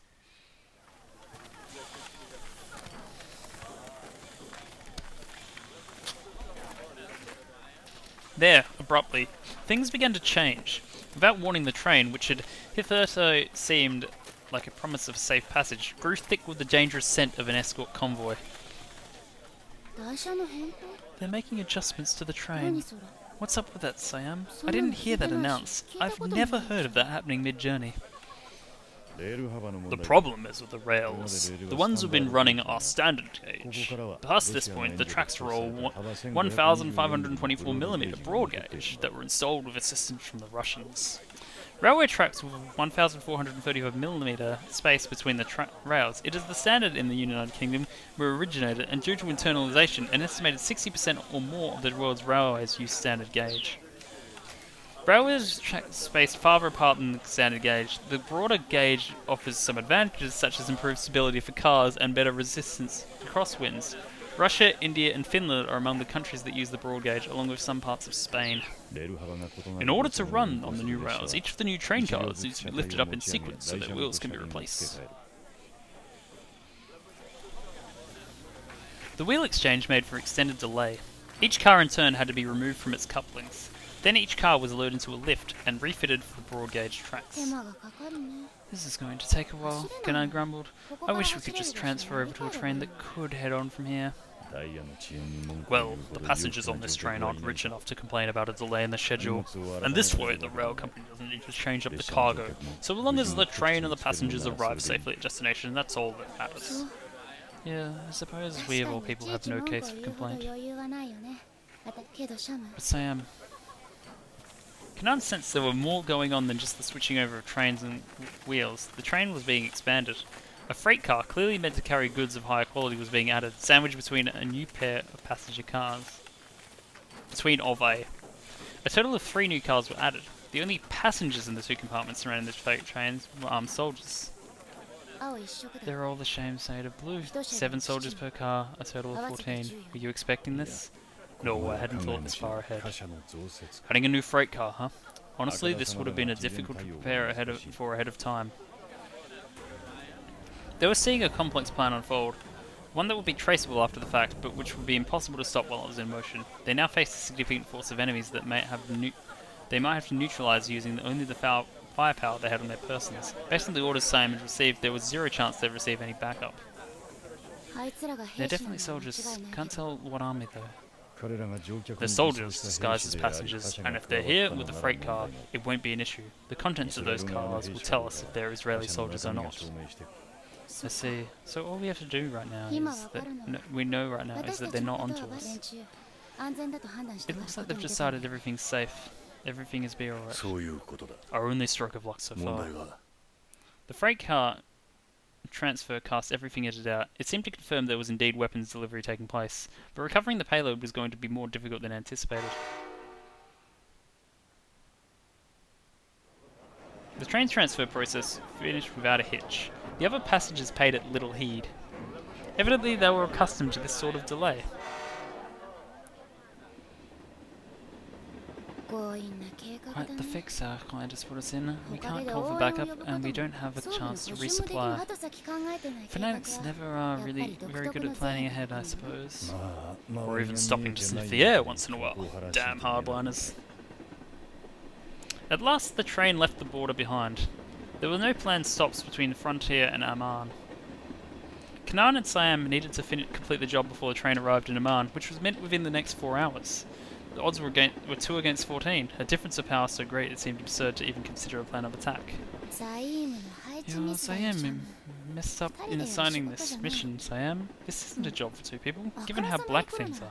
いっそ We 爆 should 破すれ destroy ば the いい whole payload. We should have planted some Semtex back when the train was stopped. A plastic explosive developed in Czechoslovakia. It is clay-like and easily formed into different shapes. A similar type of explosive, Composition 4, C4, used by the US Armed Forces is perhaps more famous. It is used by many of the military organisations due to the durability and ease of transport. So we're fighting against the UK band Infidels, who have the song Love Like Semtex 乱暴だが in 効率的だな 2006. 俺たち That の would be 仕事は dramatic 辛 but 辣な effective. それでいきたい If annihilation was our job, I'd have leaned that way too. They had checked the cars pretty thoroughly before they departed. Sneaking something aboard the freight train would probably have been close to impossible. じゃあどうするの So what do we do? Taking on 14 soldiers head on is a bit of a tall order. いやそんな賭け No, 事をす we're るま not でも going な to い take that big of人手なら a 増える gamble. If you're worried about our Most numbers, people that's they going to go to change. the Someone else is joining us here. Eh? Kanan was shocked. She felt an unfamiliar kind of fear. As far as she'd known, Siam never teamed up with anyone but her.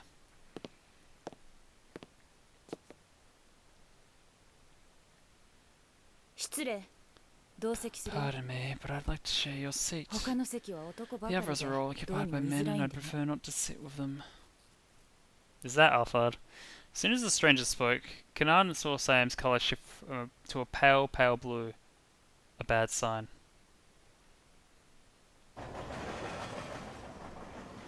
失礼 Pardon 同 me, 席するよ the newcomer repeated. I'd like to share your seat. Her voice was low. The muscles in her arms were taut like corded rope. To Kanan's eyes, her visage was a complex meld of shifting colours. こいつ Is this... It went without saying. This was their sole reinforcement, their third teammate. 構わない座って We don't mind. Please sit. どうも Thanks. No. Say, mind letting me have your spot, 場所を譲ってくれないか、 miss? お嬢さん。 Children should sit 子 next to 供 their は保護者 guardian. の横に座るも I の should be in your place. その Kanan sighed. シャム Siam, is this young lady hard of hearing, or does she just not speak Arabic? カナン、俺の横に座れ。 Kanan, please sit next to me. This is one of our employers, the one who provided our intel. She's an old friend of mine. Kanan said nothing. But she did get up from her seat and sit next to Siam. She'd do as she was asked, although she didn't trust this woman. She didn't like the way she said old friend. It brought up all her natural cynicism. ご挨拶だね。 Charmed him so. Is this kid your この子が backup, お前のバックアッ Siam? プか。いや、 No, I'm the protection this time around. She's more suited to offense. Her skills are the real deal. So is her attitude. 村っ気がありすぎる。目の前に相手が But she's not lookout material. She only really gets going when there's someone to fight. それはそれは。 Oh wow. まだ訓練 So 中 she's という still in わけ。 training. The woman regarded Kanan with a cold gaze. She gave the impression of a snake, trying to sense the body temperature of a potential い prey. いね。可愛いじゃないか。 She's cute. I で、 approve. その左手 How's her は left arm? 人並 Could み she に動 move く it の alright? 訓練途中のお Or has 嬢 your さん little は lady 体 in の管 training 理も not でき learned ない how to 犯 take 人 care よ of ね。 herself yet? Kanan glared sidelong at this woman. She wasn't offended by the remark itself. The fact was that her left arm was still in pain. What unsettled her was that this woman's power of perception, able to detect Kanan's injury through the heavy cloak she wore. 動くよ。 It's just a scratch. It won't be a problem. そう。 Okay, but how did it happen? Did you get injured 傷 before を or つけ after you たのは boarded 列 the 車に乗る train? 前かそれでお前が How ま to だ tell 半 me 人 whether 前 you're の just a 兵 half 士か soldier, ただの or 間抜けか half わ a soldier, or simply a fool? Kanan did not reply. だんまりか。 Silent treatment, huh? Hey, Oi, Sam, which is it? どっち？ He didn't answer. Had she seen something in that silence? は Ah, of course. The stranger could read Siam's silence better than anyone, better than his own partner. The woman's stoic face grew just a shade brighter. Her smile was entirely sarcastic, but at least it was a display of human emotion. It was a smile as if to say, well done, as if Kanan's injury was some fated thing. あ。見たところ戦争孤 I'm 児か。 guessing she's a war orphan.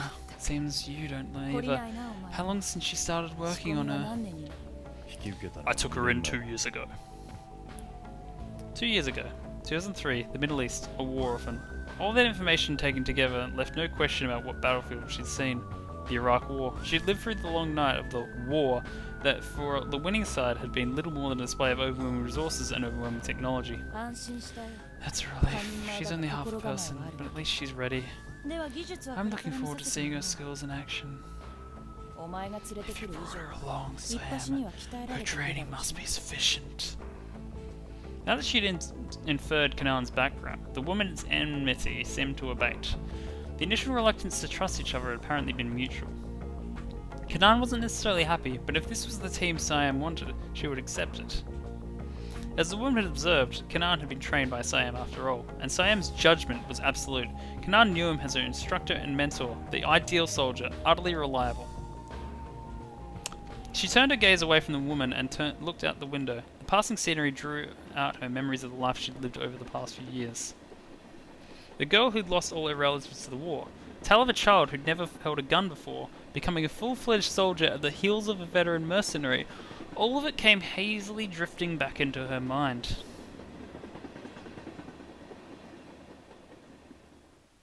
All the life I'd had before was taken by the war. The echoing of gunfire in the distance, the sound of blues blaze. I did not need this soundbite. I couldn't help but think how much smaller and simpler those sounds were than I imagined them to be from the stories.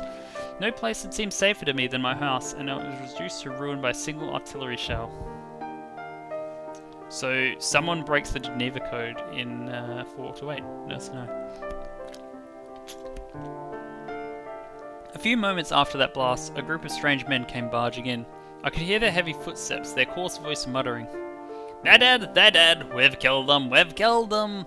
Luckily for me, my father had been thinking quickly and sent me into the basement. Unluckily, he and my brothers were still in the living room when the blast hit. It wasn't just the furniture that was now gone without a trace. I sat in the basement thinking. From the men's conversation, I realized that they were looking for my father's corpse, my older brother's and my own. I can remember every word these soldiers said. Something had clicked in my mind as I listened. I committed to memory how many men there were, what their voices sounded like, what names they called one another, so that I would never ever forget. Is this a flashback in a flashback? Because it sounds like it. Focused on hearing their every word for the next hour, I felt neither fear nor boredom. I gathered that there was no trace of my father's body, but they had found my older brothers. Satisfied, the soldiers left. All this happened when I was 12 years old. Trapped under the rubble, it was days before I was rescued. I'd lost my family and any place to belong. The adults who found me realizing I'd suffered emotional scarring, but they didn't have the time to bother with that. They're dead, they're dead, they're dead. We've killed them, we've killed them! Oh, yes, there were too many things one needs to do in life. In my case especially, I expect I'm going to be overworked. It was quite simple, the reason I took up arms. It was not atonement that I sought, but equal compensation for what I'd lost. Unjust usurpers, deeds whose costs were reckoned in blood. I have still not been paid what I am owed. The balance must be settled. I only ask as much as they took from me. That is why I carry on, never resting, with the relentless precision of a machine. It is simply a tale of sorrow, giving way to resentment, giving way to cold reason. Was it odd that I never felt malice? Perhaps I could see too clearly. I could see things on a broader scale than others. Could see where the evil was, where the flaws were. Could see it all so clearly that I was dumbstruck into sheer objectivity. The weak are evil. My family, my father, people I should have been proud of, had too many flaws. People of conscience who esteemed a righteous society, who embraced complicated, contradictory things, who tried to become good sheiks, as in like Tetris 99 players, I'm assuming. An Arabic word denoting the leader of a tribe or a wise man, an honorary term of respect for one who commands trust. In the modern day, it is often used to refer to scholars, community representatives, and people in high-ranking management positions, especially in Tetris 99. Their many failings created enemies, invited war, and brought on their defeat. Violence was a vulgar thing, and far beneath cultured behaviour of my father and brother, but it still had the final word over them in the end. We may have been cruel to those who shame us, but we've tolerated many of those foreign invaders. Balance is key. One must clad oneself in complexities, yet be simple at the core. Taking action always requires a first step. If someone takes from you, you must take it back. If they kill you, you kill them back. Action and reaction. We should have thought more simply. By perceiving everyone different than ourselves as our enemies, we brought on the war long before it was inevitable. Even if my father and brother had been operating in a vacuum, they probably would have done the same. But every family has so many kin to hold dear, so many others who cloud their perspective, except for me. Ha! My family and my kin are utterly gone. Apart from the determination I already possessed, I knew I needed to hone myself. My growing skills as a soldier were necessary for me to achieve my goals and more basically, necessary for me to survive. My goals. In the beginning, that was all I really thought about. Once I became an orphan, I resolved not to rely on anyone. My trauma wouldn't let me trust anyone else. And yet eventually, I wound up feeling a sense of trust for this man who found me and committed 2 years to training me. It was something I never thought I'd feel again. There probably isn't anyone around with the patience to train a complete novice. I wasn't qualified, but I wound up sticking with you. Sam was always more of a freelancer than a soldier. He belonged to a liberation movement, but he made his living taking on jobs as a reliable mercenary. Refers here to the Palestine Liberation Movement, a political movement formed in response to the conflict arising between the newly resettled Jewish people and the pre-existing Arab-Palestinian residents, advocating freedom of the Palestinian people from Israeli rule. There had been a long recurring cycle of terrorism and revolt following the periods of peace, but to this day the issue remains fundamentally unresolved. No damn straight it doesn't. I guess his role gave him a whole lot of freedom because unlike a grunt who simply fired his guns, he was allowed to act as a sort of instructor. He had no close ties within his organisation, which was convenient to me. I'd taken up arms not because of any ethnic conflict, but my own personal cause. I'm being compensated for teaching, but that doesn't make this some kind of formal contractual arrangement. Neither of us should waste the other's time. If I decide you're not suited for what I'm teaching, I'm calling the deal off. Luckily for me, Siam ignored my unique background and upbringing and simply trained me to be a fighter, growing as an instructor along the way. Good firearms will not limit your abilities. Automatic weapons act as equalizers for soldiers on the battlefield. If both sides have equal technology, then everyone is theoretically capable of the same things as everyone else. Conversely, if you have a gun that isn't up to modern standards, you'll be weeded out first. The first thing you need to learn is the skill to tell whether the weapon in your hands is superior or inferior. Guns are simple, not nearly as complicated as people, you just pull the trigger. My father had handled weapons occasionally, but never showed me how to use one. Political struggle was his preferred form of conflict, and in the end, it was the buyers that defeated him. I took up guns to avoid repeating his mistake, but also, the feel of metal grip in my hand seemed to suit me. At last, that was how it always felt to me. Maybe my fondness for weapons was deliberately ingrained into me by Siam's instructions. 女であることを忘れる Don't forget that you're a woman. However superior your skills may be, you cannot change your physique.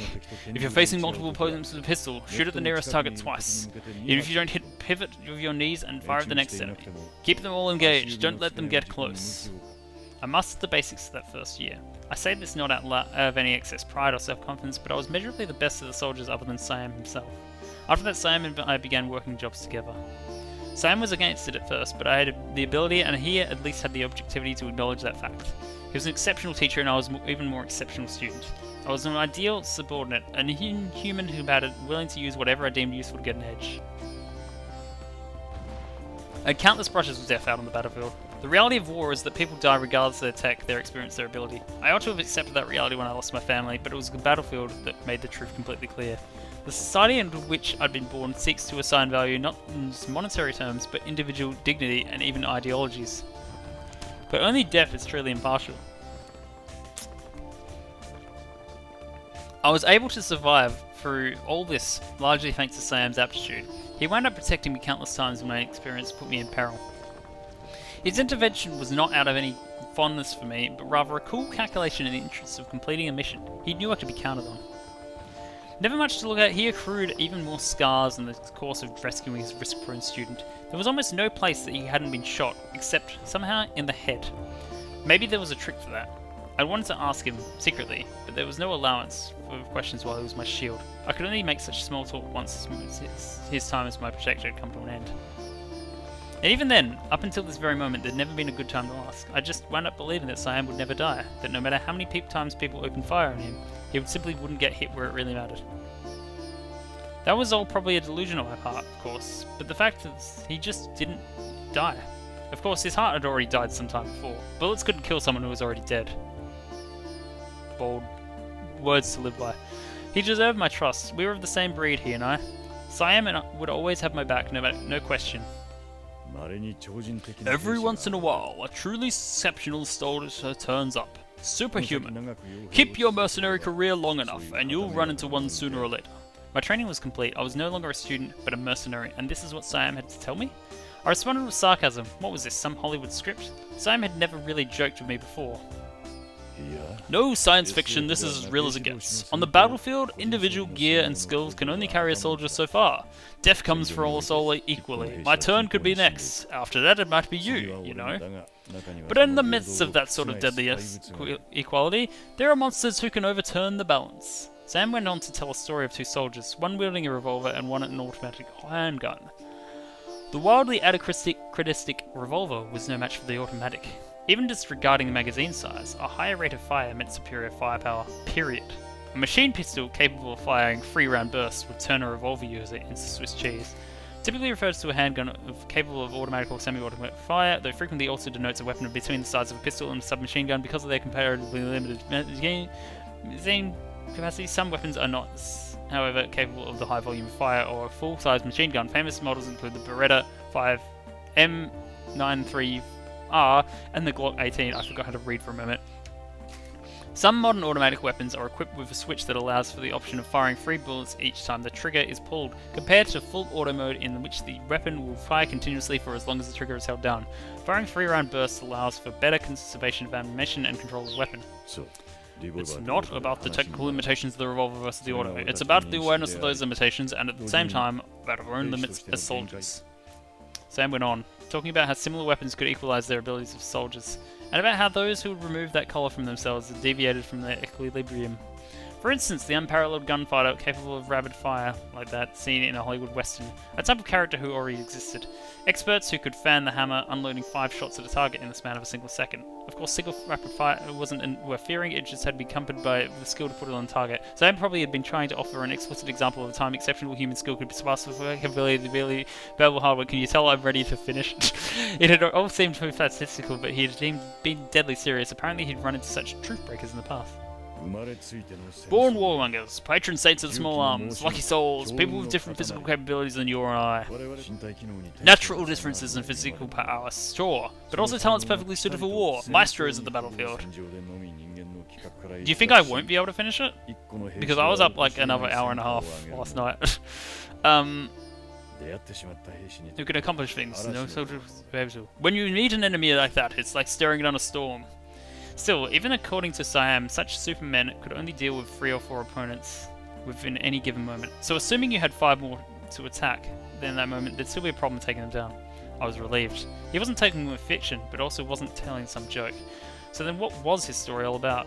お前は超人ではない You're not a super person, but you are superb. Moreover, you know yourself. Still, that's all the more reason to be on your guard. Don't misjudge your body's limitations, and don't depend too much on your skill. お前は完成 You are complete, so long as you have a proper grasp of your own capabilities. You won't be defeated. Well, let's see how I go. Thus, did Siam acknowledge my ascendance to the status of a warrior? Because I don't want to have to do another stream to finish it, because that stream will be, like, really lame. It was an achievement to be proud of, to be seen as his sole peer, as combatant, perhaps even his better. More than anything, the esteem I held for Siam was a reflection of the esteem showed me. We were the same. That's why when the time came, I had scarred my left arm. I wanted a physical symbol of connection.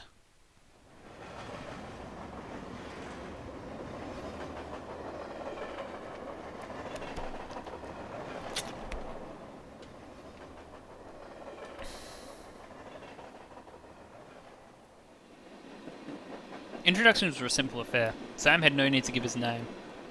Kennard had no interest in the woman's, and the woman seemed satisfied with what she knew of the other two. 呼び方はシャムとお嬢さん Shall I just call you Siam and young lady then? The new one coming asked. Sam shrugged. そち If ら you're の okay 名 with 前 that, は what name are you going by now? ああ Ah, yes, I 連携は suppose we'll 必 need 要 to だ work な that to coordinate. How does カナ Kanan ンというのは sound? どうだ Kennard couldn't suppress a sound of irritation. She tugged wordlessly on Siam's coat, like a pouting cat staking a claim to what it wanted for its own. すまない Sorry, but that might pose a problem, Sam 冗 replied. 談だよ I'm joking, the woman said. 今は I'm actually 定か going に by している Sadaqah these days. In Islam, this refers to the act of giving spontaneous voluntary charity to the needy. It is distinct from zakat, a form of obligatory alms giving. That's one of the 5 pillars of Islam, if I remember correctly. それじゃ Now So then, that's what shall I'm we get back to the middle at hand? Sadaqah explained how the job would unfold. They'd wait until the train had travelled for an hour beyond the border before moving against the objective. Hopefully they would finish the mission an hour before their arrival in Amman. Kennard peered at Siam's face, and as he and Sadaka spoke. His colour was, as always, blue. The shift earlier to an unluckier colour, the cloudy whiteness of an unfamiliar stranger, had lasted only a moment. 目的となる貨物 Her 車両を objective isn't 3 the 両 freight train. その前 Number 後である 3. 第2と第 Sadaka 4 explained. 車両はそれぞれ7 7 人ず guards つ護衛に apiece 入 are って stationed in cars 2 and 4 either う side. ち第4車 It 両の looks like 2 two 人は of the 定期的に guards 後 from 部車 Part 両 4 leave の周 to りを patrol the する back end of the train at set intervals. And speak of the devil?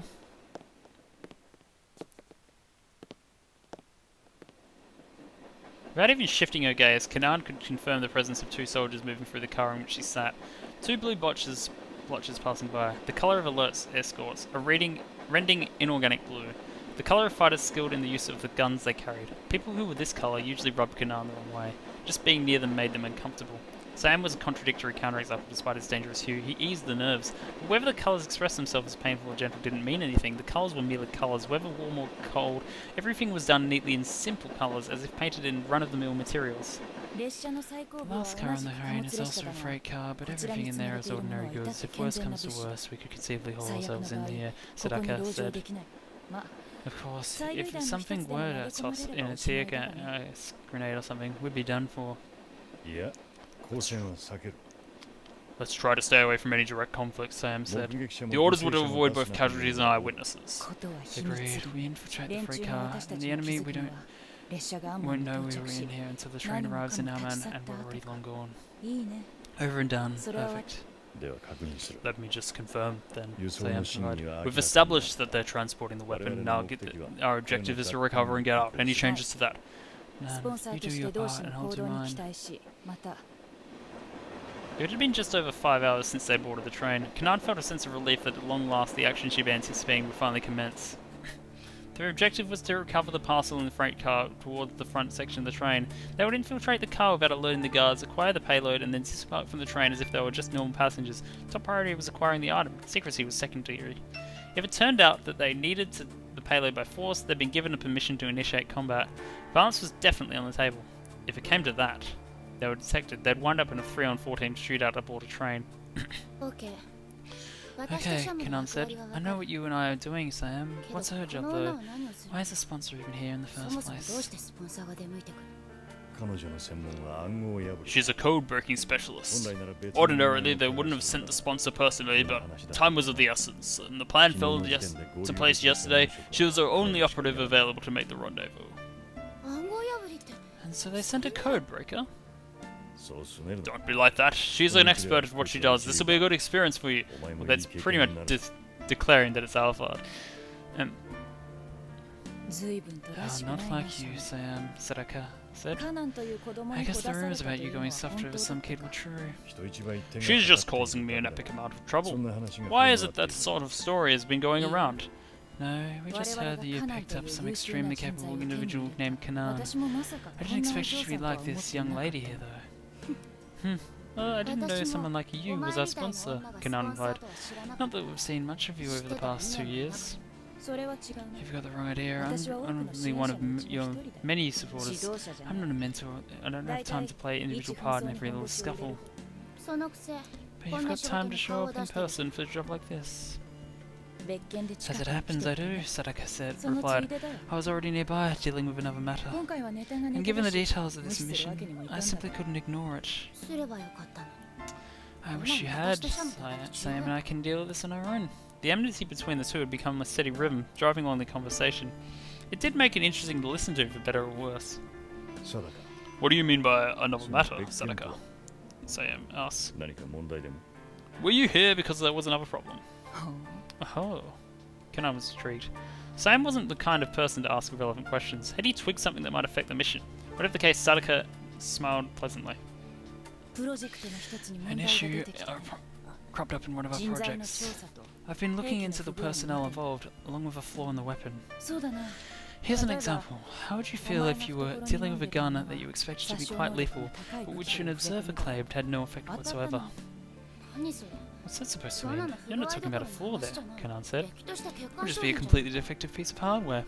ああ Yes, young lady, exactly. When there's a defect in something you've always trusted, 今まで信頼していたも it のを affects that 無視 trust. してもいい You 不 could 安要 ignore 素 it なんだ and hope it 取 won't り cause 除けるな trouble. ら取り除いた方が But you're 商 better 品 off になる ridding yourself of something that isn't up to snuff. 現地に行って問 When 題 such a 点 situation を確認 arises, し I heard on しか site るべき X 対処法を assess 提出す whatever る problems there are and つまらない recommend 仕事 appropriate course of action.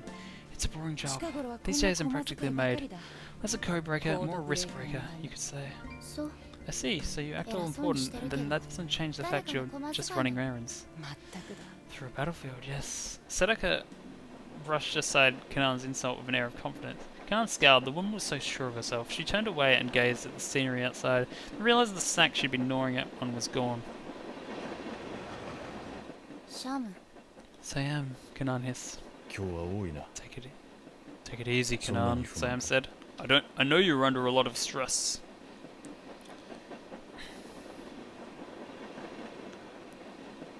Shamu, Sam, 話の途中だが Sadaka interjected. 少しいいか Do you mind if I interrupt real quick? 簡潔に済む So long as you keep it quick.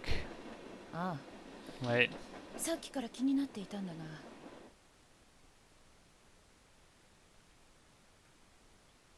is that Mika from some anime, or do you mean the 何を食べている the singer Mika? あの人の携帯機 Because if latter I had missed that one. Sure. So I noticed that your partner has been nibbling on something. What is it? Some kind of new snack? Let me see if I spot it now.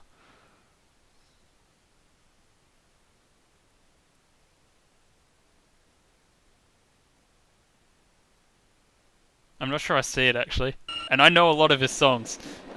そんなものだ。試すか。 That's right. Want to try some?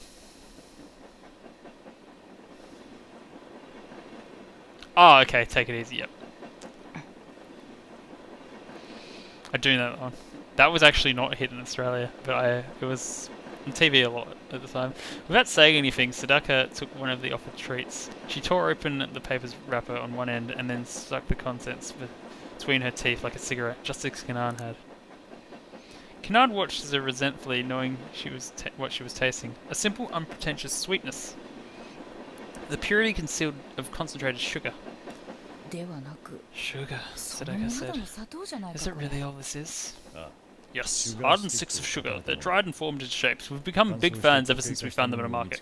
Nowadays they use injectors to shape them up. The best ones come from Japan, I hear.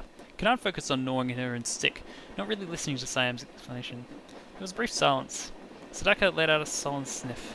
変わった思考 You だ have ね strange taste. You really like these things. うん Yeah, I like that there's Mudaga nothing to nai. get in the way of the flavour. Sadaka raised an eyebrow dubiously. The time had come, they got up from their seats without a sound. Draped in their hoods, Kanaan and Sadaka made their way through the train, doing their best to draw no attention. Siam had put together a timeline. They should spend no more than 30 minutes at most in their infiltration.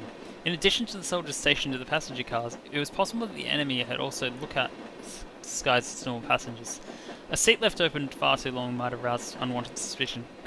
The team needed to sneak into a freight car, obtain the payload, and return to their seats without a single minute wasted. Siam was too tall and muscular to be well suited for infiltration. He would hang back and act as the girls' rear guard, and if the operation was discovered, his task would be to secure a escape route for them.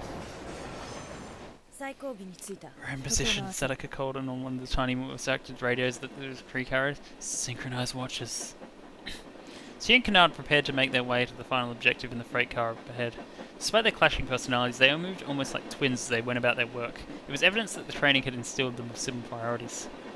確認するの Just so I'm clear on this, 携 Sadaka 帯してい said. るのはベレッタ All と you're 男 bringing 性 is だ that けど Beretta and one spare お前 magazine? こそ Yeah, 銃は hope そ you're れ okay な with ら that. Yes, 戦 if it 闘 comes に to な a った場合 firefight, I'll let 迎 you 撃 handle はお shooting 前に back. 任せる My job here is 今 code 回の breaking. 私の仕 As 事 long as は I have 暗 my 号破 PC り and だ someone to cover me, I'm good. せ Both of them were going in with minimal loadout. As a covert agent in enemy territory, that made Kanaan uneasy. But then, if a fight did break out here, the mission was already a partial failure. The organization couldn't spare equipment at a team that only needed it if it fouled things up. お嬢さん Have you ル checked ー the トルー route? トそのものは問 The 題 route's ない fine as long as you're いい fine. の This isn't going to be desk work. 専門外 Not だ my specialty, but an その程 acceptable 度 level の of リス risk. クは多さ This is my first お前は rodeo. 乗り物 What に about you? はするタイ You ready for プ this? 暴れ馬には慣れてるし Do 動 do く do もの do から落ち do たこと do. も I've ridden my fair share of wild horses. Once I get on, I don't fall off. 上等 Quite the swashbuckling little heroine, aren't we, you? では Let's get this circus started. I'm interested to see how this, where she inevitably betrays them.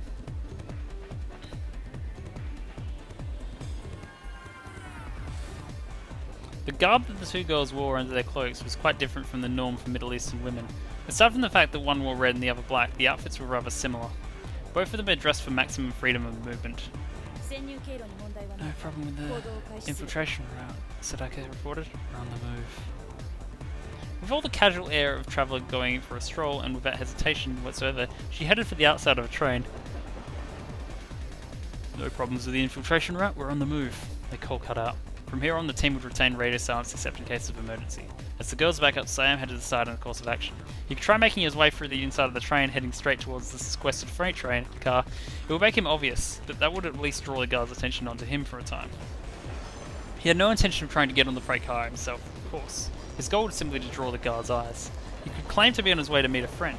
The guards would be sure to intercept him and try to usher him away from the freight car.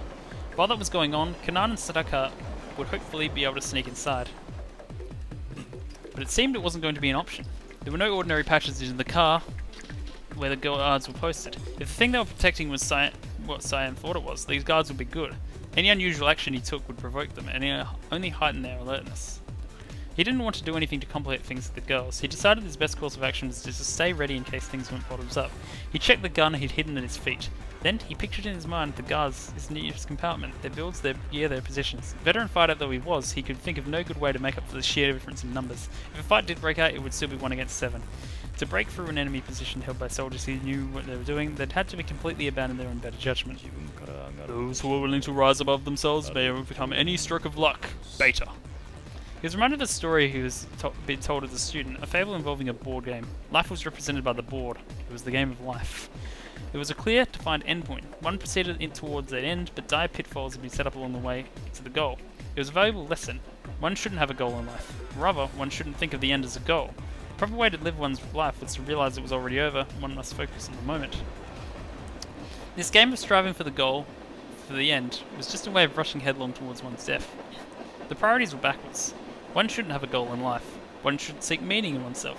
to seek reward, to seek proof you'd live by achieving some hypothetical endpoint. That was a fool's game. Siam's ability to live without hunting for such proofs was one of the very few things he prided himself as a mercenary. Slipping his gun out of its hiding place, Siam narrowed his eyes slightly. Up until now, he'd been a lone soldier, put to use however his employees seemed necessary. He held no tenets, no opinions. He acknowledged he was an instrument of war. He acknowledged that this was an age where such instruments were necessary. How many battlefields did he pass through? He could see no value in trying to sum up such experiences with such complex, ever-shifting philosophy. There were those who would wage war, and those who would try to end it. And tools were necessary for both of those ends. That was all justification a soldier required.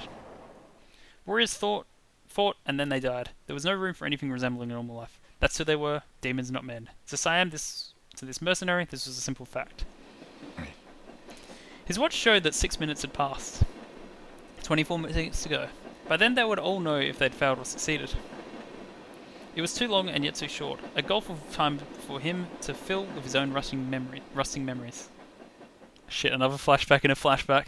He'd been born into an age of enduring conflict. 1948, the first Arab-Israeli war, which started with the declaration of the establishment of the State of Israel. Is he 55 then? Or what? No, 60. In response to the Israeli Declaration of Independence of 1948, 5 nations of Lebanon, Syria, Transjordan, Iraq, and Egypt, later joined by Saudi Arabia, Yemen, and Morocco, declared war and marched on Palestine. Armistice agreements were signed in 1949, with the ultimately triumphant Israel taking control of most of Palestine. Over 800,000 displaced Arab refugees, a conflict between those who had formed their own nation at the end of their wandering and those who would never return to those lands. 1956, the tripartite aggression over the Suez Canal. Any attempts at negotiating or diplomacy were ineffective, and the Middle Eastern hegemony shifted onto the hands of the two nations, further deepening the turmoil. In 1956, Egyptian President Gamal Abdel Nasser declared the nationalization of the Suez Canal. Opposing this move, the United Kingdom and France backed Israel in an invasion of the Sinai Peninsula, leading to a violent conflict with Egypt. In 1957, the United States and Soviet Union intervened, arranging a ceasefire. And then in 1964, the Palestinian Liberation Organization was formed to retake its founder's rightful homeland, his homeland. Also, the Beatles had a lot of #1 hits that year. An umbrella organization with a goal of liberation of Palestine from Israeli control. Abbreviated to PLO after Yasser Arafat, founder of PLO's dominating faction, Fatah became chairman. The organization took on the de facto role of the Palestinian government in exile. The Oslo Accords of 1993 saw governments centralizing the interim Palestinian National Authority. Following the death of Arafat in 2004, Mahmoud Abbas assumed the position of chairman of the PLO as well as president of the Palestinian National Authority. The peace process is still ongoing. 4 years prior, he'd been born into a region west of the Jordan. Okay, so he is about 48. Like the other young men of the faith who'd been throwing themselves into the liberation movement, he too had chosen a path of belief, but his beliefs were too rigid, too severe. He did not know what value compromise. He'd learned to focus on what he could accomplish as a soldier and strove to be one of the elite in order to end the fighting as soon as possible. He believed that this was the very best that he could do. The organisation he joined as teens was small, but it had affiliated itself with the PLO and joined up with Colonel Gaddafi's camp, which had provided its members with the necessary soldiers and education. Former supreme leader of Libya, seizing power in the 1969 coup d'etat, he is probably best known for his radical anti-Western rhetoric during the 1970s and 1980s, as well as the rumoured backing of various terrorist groups. In the latter part of his life, his relationship with the West gradually improved.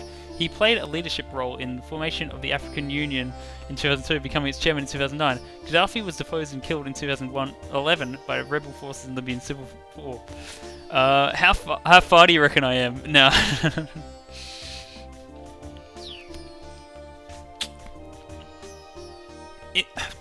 Infighting, however, gradually reduced the organisation's numbers. He'd used the 82 Lebanon War as his opportunity to temporarily distance himself from the PLO and thrown himself instead to the fighting in Afghanistan. The 1982 war, in which Israeli forces invaded the neighbouring country of Lebanon to retaliate against PLO forces present there. PLO leadership moved to Tunisia and a multinational force was installed in Lebanon, with the United States providing them core constituents. I can believe I can do it. That was when he'd acquired the name Siam. He'd acted as a military instructor for Islamic volunteer soldiers from Thailand. His students had bestowed upon him the former name of their kingdom. When the Soviet Union invaded Afghanistan in 1979, Muslims from all over the world joined up as volunteer soldiers to fight the Soviets in the name of jihad.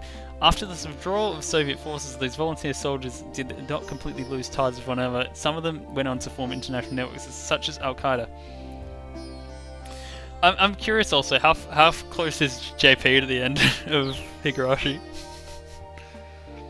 A new name. And when he accepted this new moniker, something that represented something other than himself, he ceased to be the younger man who sacrificed himself for his ideals. At the request of some former acquaintances, he'd returned to the PLO in 1990. Yet again, infighting had brought the organisation to the brink of collapse, and he'd been tasked with helping them restructure it. It was around then that he reached his current standing. The sub-organisation he belonged to was in dire financial straits, and so began to solve it. Its members had begun taking on mercenary contracts for covert ops from the PLO and Islamic extremist groups that were former affiliates. He'd been a soldier for over 30 years. Through all that time, he'd fought and he'd survived. The fighting had honed him in every level. Much of it had been purely mercenary and secure funding to keep his organisation afloat, but he recognised it as being meaningful in his own way. In order to tip the balance of the infighting within their own country, his compatriots needed to encourage the other nations to go for each other's throats. Accepting this evil that it was, they continued to wield the hammer of justice. Maybe I'll run out of water first. Eventually he'd seen so much that he no longer felt the evil, and then he no longer even felt the justice. Even the consummate soldier, he was too grounded in harsh reality to deceive himself with flowery words or abstract ideas. Everything that he truly understood he'd become to realise while on the battlefield. And one thing had become completely clear: the fighting had raged through his homeland and would not end during the lifetimes of his generation. His own existence was nothing more than a blip on the battle radar, or a tiny detail in the midst of something vastly larger than himself.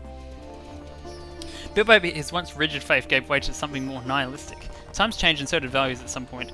The human heart went on to change as well. His changed convictions left him alienated and he reformed himself into a solitary soldier.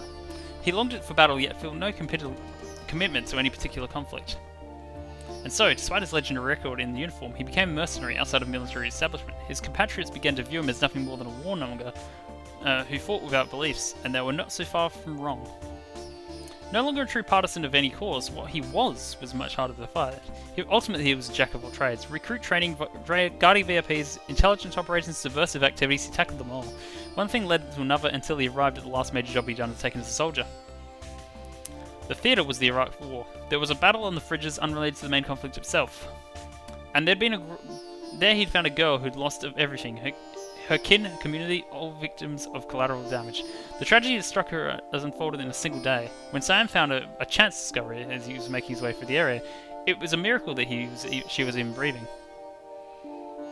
According to the reports, the entire population of the village had been annihilated. Friend or foe, there was no possible survivors, and yet Siam had found one. He'd taken on this war that included aiding any civilians once the fighting was over, even if he knew someone unlikely would last much longer than another day.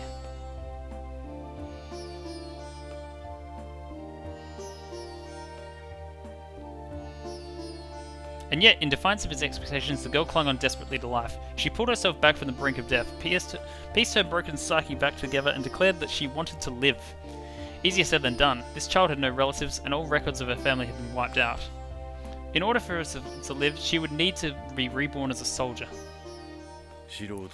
There probably isn't anyone around with the patience to train a complete novice. I wasn't qualified, but I wound up sticking with you. Perhaps because something fascinated him about this new responsibility, he took on the task. To say the girl wasn't soldier material would have been an understatement. On a scale of 1 to 10, she was less than a 0. Her personality was an issue. She was whimsical, unable to keep her emotions in check, and incapable of working as part of a cohesive unit. Her general knowledge and awareness of local customs were also sadly lacking. She could read and write, but there was something fundamentally broken about how she processed information. She called the sun blue. At first, Siam figured she'd just been taught the word blue to refer to what most people acknowledge as yellow. It wasn't long before he was disabused of this notion. The girl wasn't wrong, everyone else was. She's taken the red pill, actually, but maybe for her it's the blue pill. The things she said weren't untrue from her perspective. To her, the sun did look blue. She was still able to distinguish the colour yellow from the colour blue, the same as everyone else, but she had a very peculiar condition. Very rare, but known to humankind for centuries. Synesthesia. I called it! I said it ages ago. She had synesthesia. She was just like us, except in how she perceived the world. Words would come to her as shapes, sound as smell, moods as colours. It had isolated her within her own village, and thereby saved her life. That isolation was also why she had no aptitude for soldiering. She struggled to work within an organisation as those around her struggled to understand how she operated in a group environment. Sam had no doubt she was the only soldier he'd ever trained who could make eye contact with another person and instantly understood where they fell short, and what they could do to make up for it. Running her in a standard squad was almost impossibly difficult. Sam soon found that he often needed to give his new novice his undivided attention. まだ銃が怖いのか You're still afraid of guns? In terms of trained reactions and physical skills, there was nothing more than he could teach her. She mastered shooting and all the fundamentals of his standard physical training. And yet she was still an astoundingly timid girl. Afraid of the battlefield, afraid of guns, afraid of the trigger. Gee, I wonder why. She seemed even afraid of loading a magazine. Every day Sam found himself thinking she wasn't cut out for this, but every day she threw herself back into the training, facing all the things she feared. Revenge, he began to suspect.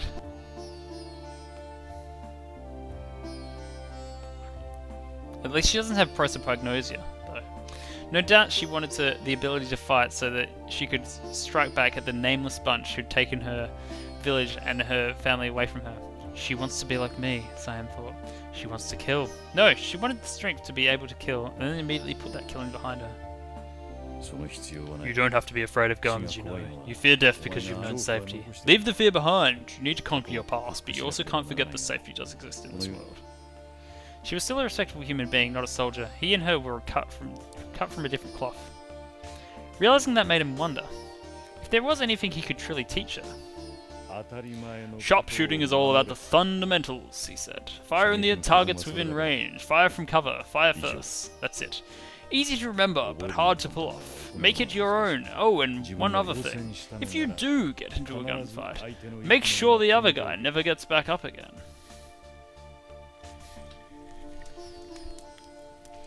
She wanted her, that much was clear. And while she might never make much of a rank and file soldier, there were better things for her to do than learn regulations and squad tactics. She could survive best on her own. Away from the conventional battlefield, she began to achieve startling results on extreme solo missions. The more skilled her opponent, the more she rose to the challenge. She was naturally born duelist. No, that wasn't quite right. The girl was an assassin.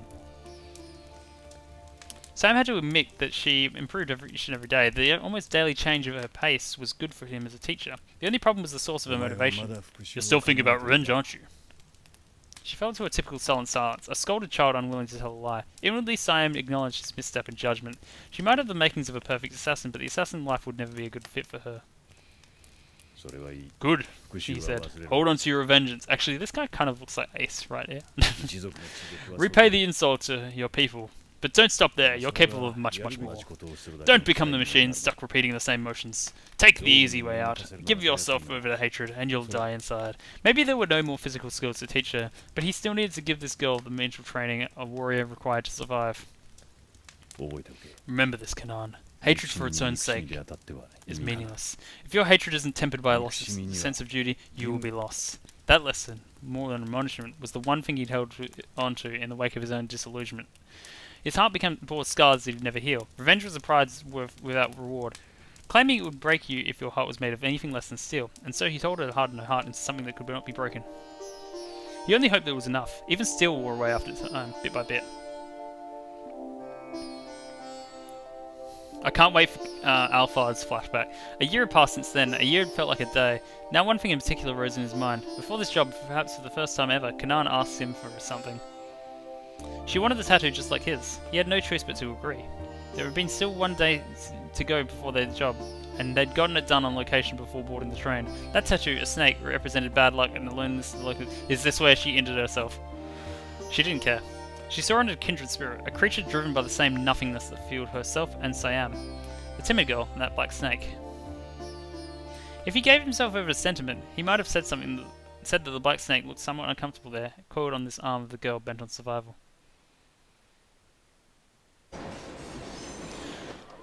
We're back into present. I mean, flashback.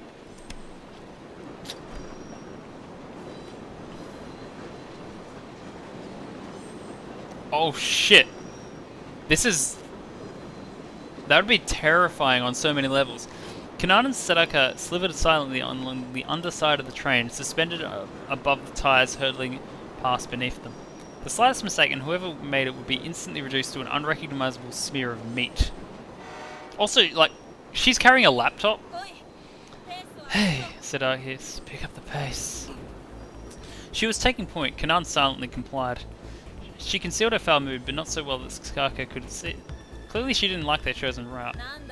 She prefers the roof, Sadako asked. Kanan rolled her eyes. The roof is deaf. But you did lie. This is no circus. Sadako let out an appreciative chuckle. Had the little princess been expecting a more elegant means of reaching their targets? This doesn't suit you. I guess you'll have to play King Kong next. You like the Empire State Building, yeah? I don't know what you're talking about, Kanan said, but you're making fun of me, aren't you? Of course, shooting the breeze like this is so delightful. Normal small talk is just a bubble, but when you can mouth off in a situation like this, you'll never be bored.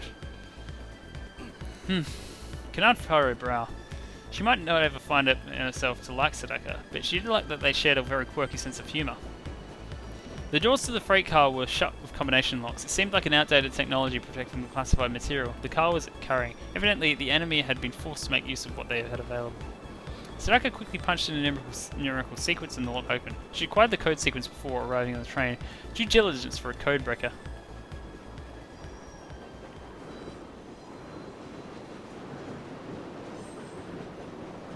Is there going to be anyone in there?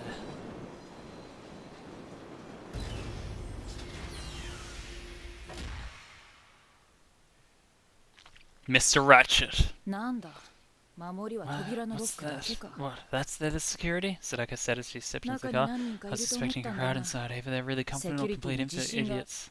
Or both. The break-in had been disappointingly easy. They surveyed the freight car's interior, anticipating a further challenge. The space was divided into two compartments. One was sealed and held an item thereafter, while the other, which they were now stood, housed this console room for managing the first. 監視窓から Can 確 you 認 see で it き through る the な observation window, 目 Sadako 的 said? はあれだ That's what we're after. 物自 The 体 case in は小さい there. The object 元 itself 々 is は small. It was フォー made ト at で取 Fort 引する Detrick. ものだ Apparently Mossad struck a それを secret 秘 deal 密 with the 裏 US に Biological 裏格定 Warfare された Experiment 米軍 units 生 to report 物戦 in 実 Iraq 験部隊 and か got them ら to hand over to イ the スラエル側の Israelis. モサドが受け取ったん In だ the United States Army installation in Frederick, Maryland, the 5 square kilometer grounds dotted with various biological, medical research and development facilities. The name is sometimes used to refer specifically to the US Army Medical Research Institute of Infectious Diseases, USAMRIID, a key institute in the US efforts protects against naturally occurring microbes and diseases as well as biological weapons. 話による Based と on what was told, I'd be 最 something of 終 the 的には size of a ケース代のも briefcase. のに Kanan mused. So Ja. we just bust the door この down ド and アを smash open the 壊 case? さないよう I was 私が advised 呼 not び to つけ break たこい anything. つを So 運び we 込んだ go ス in タ there ッ like フの before, 上に open the さも case 普 and 通 get に out 中に before 入 anyone's る the wiser.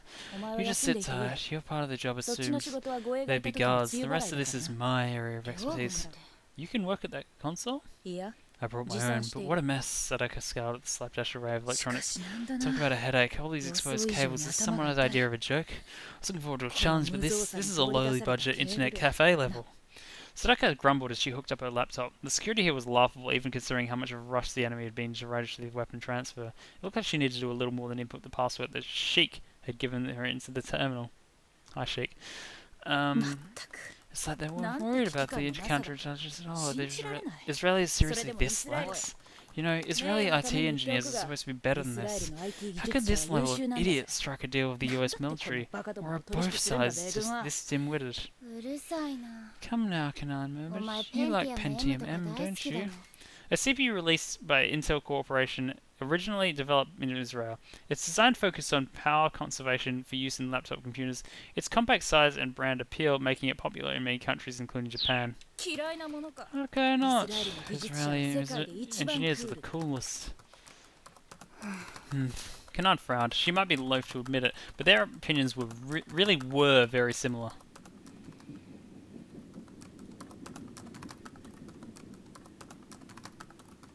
The PC booted up. Sadako looked into the terminal and entered the password. She worked with skill and alacrity that would have made any codebreaker ハッキング proud. なんてものは参 By 加 the した time 時 you 点 get to で the 終わっ hacking ているよう stage, the に job is practically over, she その said. 場 The で days of 暗号 having を to 破 decrypt る things な on んて site are 企業は largely 馬鹿的 past. に言って Quite frankly, ソーシャルハッキ there's ング no に better 勝 way る to セキュ break リテ through ィ解除 security は than social hacking. Social hacking, ソー Kananas? シャルハッ What's キングっ that? てああ It's sort of like 探偵 detective のよう work. な DC の知 Getting 識 information in ways other プ than ログラ relying ム on テクニッ computer ク以外の know-how 手段で情 and 報を手に入れ programming ることだ techniques. I think we learned about this in セキュリテ computer ィに関し security. て一番詳しいの No, は当事者 nobody だ knows から more な about security of the site than the people responsible for it. 内定 So you negotiate 果 with ては them, ゴミ漁りまで run やる surveillance on them, and even root through their trash, Sadako 今 explained. 回こいつのセキュリティに関わっていた There の were は only 3 3人だけだ people ったから involved with security on this job, まあ so it was a 通常 breeze. このレ Normally ベ for ルの something 秘 this 密なら level of 10人以 security 上の secrecy, 関係者 I'd 全員 need の keys キー from 10 を取ら or ないと people, 難しい and hey, let me have one of them sugar things. I need something in my mouth. Kanan frowned, but handed her a brown stick. I mean, like, someone having a password on a piece of paper next to their computer technically counts as social engineering. じゃあ暗号 So 破 then, りっていう why の do は they call you a 名前だけ code breaker, Kanan asks? 私みたい Aren't に you basically an その場 on-site で答え troubleshooter だ for けさ me? Hmm? What are you talking about? 何の話だそれ Sadaka asked. 私が言っているの My は point is people are 単に easier 人 to 間の hack. 方がハックしやす She いって continued 話 working the keyboard as she spoke. そりゃ Ideally, 答え that's その how も you のを手 get に入れる all の you が理 need. 想だが That's ま not ずあり doable え in ない practice. それに Besides, ソー social シャルハ hacking ッ is キン all グは about 数値を埋める行 plugging 為 in だぞ numbers too. You're just 調べ wasting 上げ your た time 感情や researching 性 someone's 格 emotions, 経歴を数値化 personality, し and ないと history. If you 解 don't は find 得られ ways な to い turn the results into その numerical 後 form, 手 when に you're 入 done, れ you た情 arrange 報 the を info 整 you've 理 gotten し in the コーリに way 基 to づい derive, てパス say, コー a ドを password 導き becomes 出す self-evident. She unlocked the third layer of security she spoke. There was access password, infrared scanner lock, and a lock linked up to the wheels of the train that prevented the compartment door from being opened while the train was in motion. よし終わりだ Alright, that's done, こ she いつは said. まだ試 See, 作 the 品 thing だ we're からな after is still a 一 prototype. 研究員の I 個 can 人 log 名 in で up ログインで one き of る the researchers' あとは names. 研究リーダー Then の I ア can カウン use the トで researcher's 管 lead 理 account 者 to 権 give me 限 the を admin rights and... 何 What the... どうしたの Is something the matter, Kanan asked. パスコードが変えられ They've ている changed the passcode. I tried the three highest priority ones I had, but none of them worked. What does this mean here? 1 じゃ hour あ remaining, この Kanan 1時 asks. 間後っていうのは 1 hour remaining in this story, 1時間 probably. パスコ It ード入 means 力が passcode 拒否さ input れ has てい been る locked out for another hour. 残った手持 Even ちの if the コー other ドに passcodes 正 I 解があ have る are としても valid, the system 入 won't 力 even そ let の me もの enter が them できなく anymore. なった They're running out of time. Running out of time, running out of time. Already 15 minutes had passed since they had begun to operation, allowing for 5 minutes to get back to Siam's car, and they were only at 10 minutes at least left to work. They haven't changed the codes before loading. Damn it, I should have known 管理がずさ that ん they'd なら mess up their update schedule along with everything else. Classic. 珍しく感情 Is there 的 anything だ else ね we can try? I gotta say, in this game, they are actually reasonably good at in-game time matching up with IRL time. そうだ Maybe, なパスによる Sadaka アクセ said. スはできない Since we can't get access to the passcode, we could try ロッ sending ク the を解除 unlock する sequence 信号を directly to 直 lock 接送るしか itself. ないが No, that's impossible. The sequence itself is encrypted and stored in the program, so there's no way for us to get it. うーん Can I remember? Can you open the program itself? I can, but there'd be no point. Humor me, I'm curious. Switch faces with me real quick. わかったか Don't you get it? You can't get the この sequence 数 with a 値 string の of 中 numbers か in ら there. 信号を Well, 拾 we い could 上 if げ we る had the のは time, 不 but 可 that'd 能 be days of work and... Synesthesia is doing maths. あ Okay. 信号的とこ Oh, れ this だ must be the sequence here, Kanan said. 189A I'm not reading it out loud. これでやってみて Give that a try. だと The hell?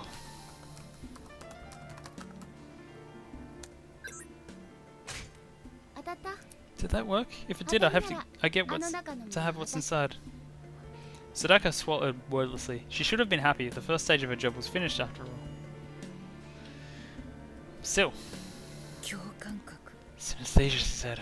I お read 前 about it in が the そう呼ば report. れ Is る that how 人 you 間 did な that んて just その now? 珍しい It's もの just じゃない a different way of understanding things. 単 I に can see 文 what 字の colors 色 and が numbers つ the いて見える letters だ are. けのそれで済ませ That's る your 私の explanation. 認識 You が甘 just かった see things differently. You're telling me that you 今のお前の行為 intuited that code just by seeing how the numbers looked. Synesthesia, a curious condition found in people all over the world for varying degrees. It was defined as a tendency to experience the stimulation of one's sense of additional perceptions in one or more senses. Human beings have 5 senses: sight, hearing, taste, touch, and smell. People who possess 2 or more of these individual senses simultaneously are known as synesthetes. Letters could have colours. Sounds might have shapes. A word might have taste, sweet or sour. There were many variations, each a unique way to perceive the world. The condition was generally not impairment. A letter's colour could have real meaning. There was a reason that each sound had a particular shape. Since that it's picked up on the additional sensory information, not intellectually but intuitively. It went beyond vision and hearing simply as a combined sense. It's created a new form of perception in its own right. The senses themselves didn't literally fuse into one another, of course. Yeah, I've heard about the other senses. I remember someone saying that autistic people have trouble with the extra senses, and it's a story that's too complicated to say now. For instance, the 5 senses could complement each other reciprocally. For instance, the visual information might be processed as sound and then combined direct auditory input. Visual cues that were also seen through the other senses could be radically increase the seer's ability to comprehend what they were perceiving. A typical image on a page serves as a good example. The ordinary person perceives such an image solely through the sense of sight. A single input, a single level of perception. A synesthete, however, might perceive the same images with one or more additional senses as well. Information obtained this way is analysed with the brain, and secondary perceptions complementing and deepening the information provided by the primary sense. Human brain, however, cannot fully grasp its perception at a logical level, and the unbeneficiary of such experiences simply knows what has been perceived without knowing the reason why. It is akin to the experience of a newborn child. The child has not yet learned language, and so it struggles to grasp its mother intent as it speaks. The entity without intellect exerts all of its physical strength to learn about its surroundings. The nascent brain has not yet separated the language cortex and the visual cortex in its infant, and both functions the same thing. Once the features become separate, knowledge as we know it first comes into play. The organisation of knowledge in different regions of the cerebral cortex efficiently reduces the certain burdens of the brain as the cost of reducing sensory acuity. Seeing the big picture, understanding the details simply by feeling, not following an ordered process, but arriving at the conclusion of a single step. Such possibilities might include picking out the meaning of a sequence of digits that appears meaningless at first glance. For one who did not know intellectually what part of the tree was the leaves and what part of the trunk, it would still be possible to tell them apart based on their different colours, their different shapes. The simplification of all things, the condensation of stories. It is instinctively understanding solutions without having to follow some process of derivation. That was the sensate like Kanan perceived the world. So if you don't know what some code or message is trying to express, the colours and shapes will let you intercept it anyway, Sadaka asked. Yeah, it's like when you look at a whole sequence, you can sort of tell which parts are important and which ones aren't. If a text as a whole contains some story, if a programmer's intent was there in the cipher, she could pick up on those colours and flavours, feel the touch of the meaning on the skin. Because of her very nature, Kanan could look at a sequence of unknown information and immediately sense which parts were important. She had learned to accept that she couldn't understand the why behind it. I've only been able to do this since about 2 years ago, she said. Before that, I could only feel things in my skin, but now I can do the same with sounds and smells, which lets me see better than before. Well, they say synesthesia is something you're born with, Sadaka said. So did some accident treatment make you stronger? You know, such as... Her faculties are not improved through random happenstance. Perhaps when she was on the brink of death, some of her bodily functions were broken in order to keep her alive, and somehow changed while she recovered. She's a Saiyan!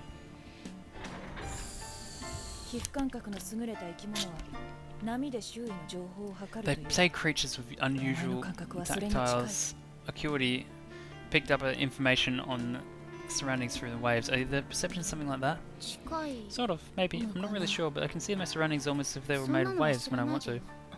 So then you can tell me what I'm doing now, Sadaka said. Yeah, I can see the scent of you shrugging your shoulders. I can see the scent, Sadaka thought. So that's what you're using your whole body to perceive things as like. The girl had eyes pointing out of every direction. She was a veritable sensitive prodigy. She had no blind spots. Her ears and nose, her tactile sensations saw at every side at once. That's quite a gift you have, Sadaka said. Like a sixth sense the rest of us lost somewhere along the way in exchange for intellect. Maybe it wasn't so remarkable at all. She just called her dumb. It was something that all human creatures had once possessed, an only gift taken away from them by simple primary knowledge.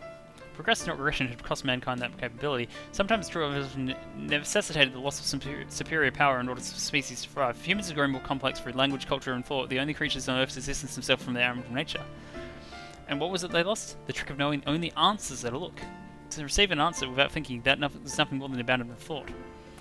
You're a primitive, basically. Sadaka smirked inwardly at the thought. The skull was such a simple creature. No matter wonder Siam's edge had dulled from having to deal with this. Sadaka, status! The sudden sound of the radio snapped her back to attention. They had under 5 minutes left to go.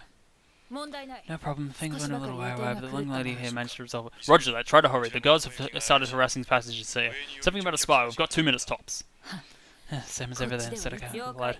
We'll be back before the firing squad lines up. The conflict is coming. It's an attaché case. She stared at the briefcase-like container in the open compartment. It really is a portable gun. I've already confirmed the contents via the terminal. I know it's unwieldy, but would you mind carrying that case, young lady? And what if you do not open it, no matter what. One misstep and every living thing miles around dies. Wait, what? Kanan said? Siam, she ratioed. I forgot to ask, what are we acquiring here? One of the smallest, most sinister weapons of the world. There was a brief silence, but Kanan already knew that the words implied. A chill ran down her spine. She could feel the latent threat before her now. Sam, this is... A virus. Designated Risk Group 4 by the American CDC of the highest risk rating. Abbreviation of Centers for Disease Control and Prevention, a multidisciplinary research institution under the jurisdiction of the United States Department of Health and Human Services, headquartered in Atlanta, Georgia. It is known as one of the world's foremost organizations in the field of virus infectious agent research. Secret experiments were carried out to disseminate and infect people with its in order to demonstrate its lethality, and then its genetic code is tweaked in order to increase its efficacy as a bioweapon. They call it UA Proto. UA. That was it. That was the name of the fragment of hell that brought ruin to her life 2 hours earlier. UA. A microscopic demon released by mankind. It was the year 2000. A retrovirus awoke in Drakensberg region of South Africa. A type of virus that reads genetic data and uses reverse transcriptase in order to copy its own RNA. To put more simply, it uses cells of other organisms to make copies of itself. Because the retrovirus genome is made of RNA, retroviruses are thought to be more unstable and prone to sudden mutations than DNA viruses. A mountain range in South Africa that takes its name from the Afrikaans word for the Mountains of Dragons, a part of the range of forms the national border of the Kingdom of Lesotho. The highest peak, 3,842 meters, is the Thabana Nthiliana, which means beautiful little mountain in the Sesotho language.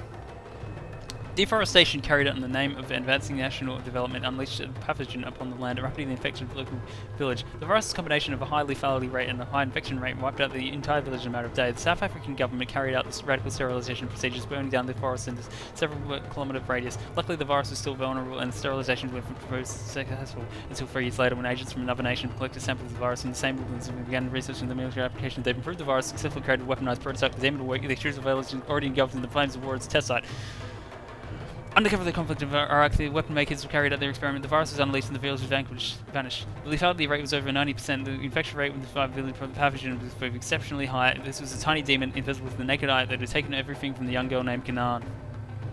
After that, there were rumours of further development. The improvement of the form of the environment was given the name UA, and the last of the prototype that destroyed the nameless Middle Eastern village was frozen. Yes, frozen. Not disposed of, not eradicated. The weapon was difficult to use, but those who possessed its value even in the inferior prototype. Furthermore, it requested a great deal of research money, which meant whoever it might be, should it be a buyer emerge, they would sell. Kanan had no words. Why was this thing here now? She felt nothing, no grief, rage, or despair. She simply thought calmly, someone is still alive who was willing to use this weapon. That includes the soldiers who were here to protect it. Hey, young lady. I know, right now we need to get this case to Siam. She spoke. She moved non-mechanically, removing the case from its compartment. Whatever free will she possessed a moment before it vanished, Sadaka watched her satisfied.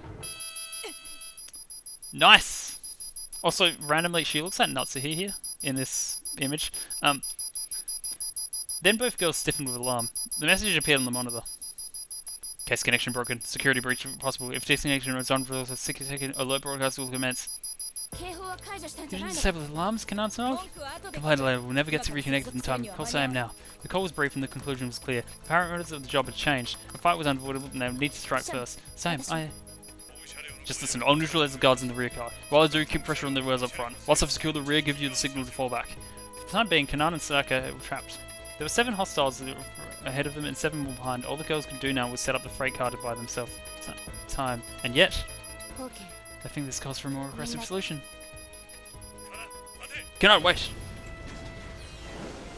She cut the connection. Her eyes gleamed with menace. This was no time for hesitation. It was time for battle. You, alone? Sadaka was incredulous. You out of your mind? Having confidence in your skills is one thing, but be realistic. There are 7 soldiers out there. I know that, but those guys aren't as good as Siam. Kanan was all action. There was no room for emotion. She'd analysed the problem and she was going to solve it. I can't have you dying on me, Sadaka said. You're a very valuable asset to this organisation and... oh, never mind. It was clear the conversation wasn't going to be a thing right now. The gleam in Kanan's eyes was that of a beast on the hunt. Give me the case, I'll get it to Siam. I'm used to working with him. If we can catch the rounds of pincer attack, we can end this quickly. Kanan paused. Near as she could see, Sadaka's words didn't have the colour of a lie. She was a code breaker, forced by the situation to fight. Alright, she said, try not to drop it, and just be careful not to get in Siam's way. Same goes for you. Don't try to prove anything out there. If things get dicey, get out.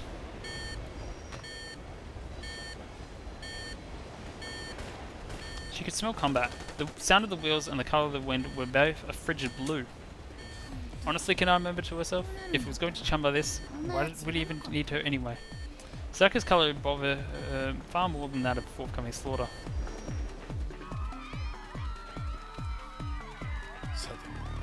Right then, Siam murmured.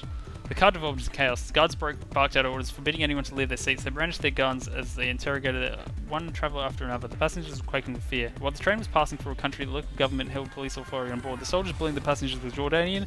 Sam could tell, having come aboard during the freight train rearrangement. He counted them among the 14 hostiles. It was only a matter of time before they realised that Kanan and Sadeko were no longer in their seats. Guess it's time to get started. Sam let out a sigh of resignation.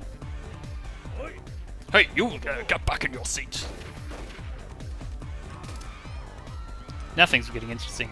Sam walked wordlessly towards the front of the train. It was clear that wherever went, death would follow. The other passengers scrambled towards the back of the car. No chance for another surprise attack then, this time. These soldiers were already in the ready for combat. They didn't pull the trigger as soon as they had a target. It was 1 against 6 now. If you played this by the book, Sam wouldn't stand a chance. Rule 1 was always shoot from cover. It was the first lesson he taught his students. Thing was, rules were made to be broken. That's so much like a Higurashi chapter 8 theme. So much for playing it by the book. Fastening the top button of his custom bulletproof coat, he strode forward. I am a wall. Walls feel no pain.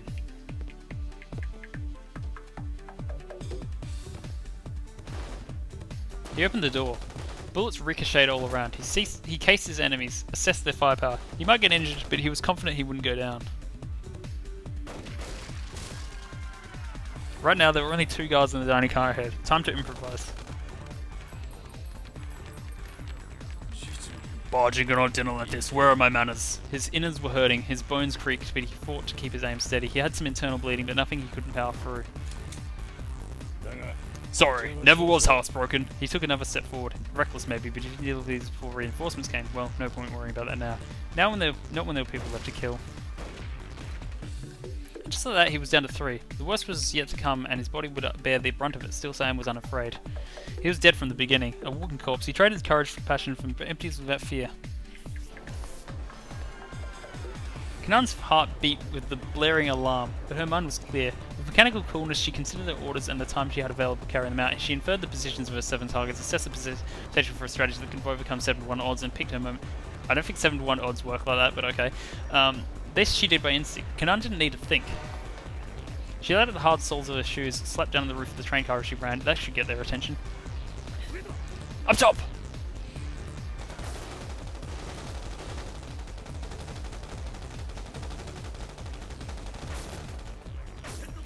They're heading for the engine! Cut them off! The soldiers sprang into action. One of the gangway doors opened. As the leading guard stepped through, a red-clad figure flashed into view on the roof of an adjacent car, her head streaming in the wind as the train raced at 80 kilometers an hour.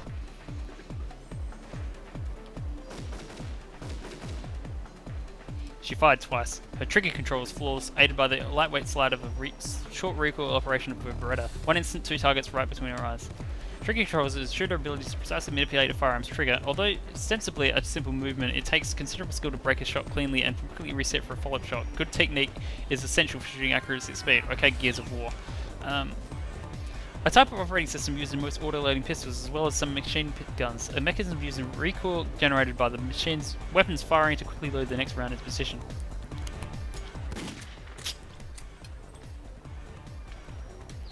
That's as smooth as my Opus Magnum creations.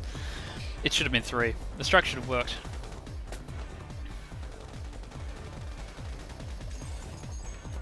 But she only got 2. I failed. She missed a shot improvising her odds 4-to-1. But maybe instead of blaming herself, she owed the enemy some respect. They moved over well. At this rate, failure was just a matter of time.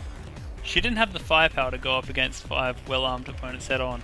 At the moment, they were on equal footing, both sides carrying under cover. She'd never be able to pick them off one by one.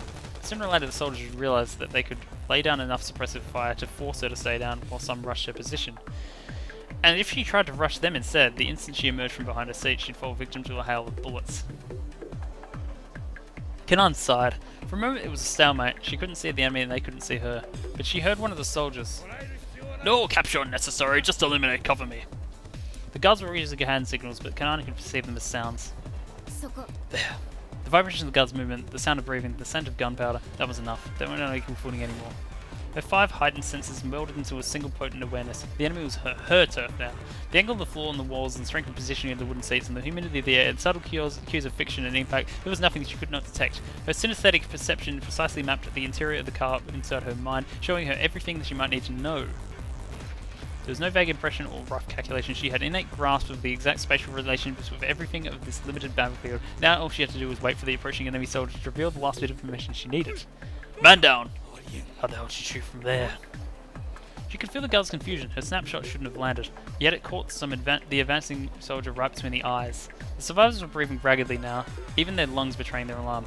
The unexpected counterattack brought bewilderment and a rush of fear. Still, Kanan knew that if she simply tried to brute force her approach or charge the enemy position, she'd only provoke them into bringing her full fire to pair. That would be a limit of her options. She needed to modify her parameters of her fight first. Kanan was outgunned. She wasn't going to be able to change that. She might be able to drop one or more of them with another quick shot, but she slowly ended up getting overrun. She had one option left. She could abandon cover, go for it. She needed to drop 4 targets in the span of a single breath, and she'd be done for. Ah! Had that raspy laugh been hers, or the enemy's? The guard's leader took aim at Kanan's forehead, his finger on the trigger. Huh? She picked up the dead man's gun, not for ammo, to carry out the plan she'd envisioned, and she knew that she needed something more than a Beretta. She needs a porno mag. This makes sense in context. What are you doing? Shoot her! The leader of the guards cried out. The subsequent barrage was too uncontrollably cold, suppressing fire. Gunfire intended to prevent the enemy from moving, frequently used when the opponent is behind cover. It can be an effective means of gaining a tactical advantage by forcing a foe to remain in a given position. I was making an Eye of the Somnium Files joke. She's got this massive, like, 500 IQ plan that involves a porno mag. The 4 men fired wildly, trying in vain to follow Kanan's nigh inhuman movements. Kanan sped away. She could read the ripples of air, could even predict the movements of the soldiers' muscles, the angle of their gun barrels, the trajectory of their shots. But she knew that she couldn't hope to dodge every bullet, even though she was doing them on the roof. So before the storm could strike, she dived out of the door and of the car.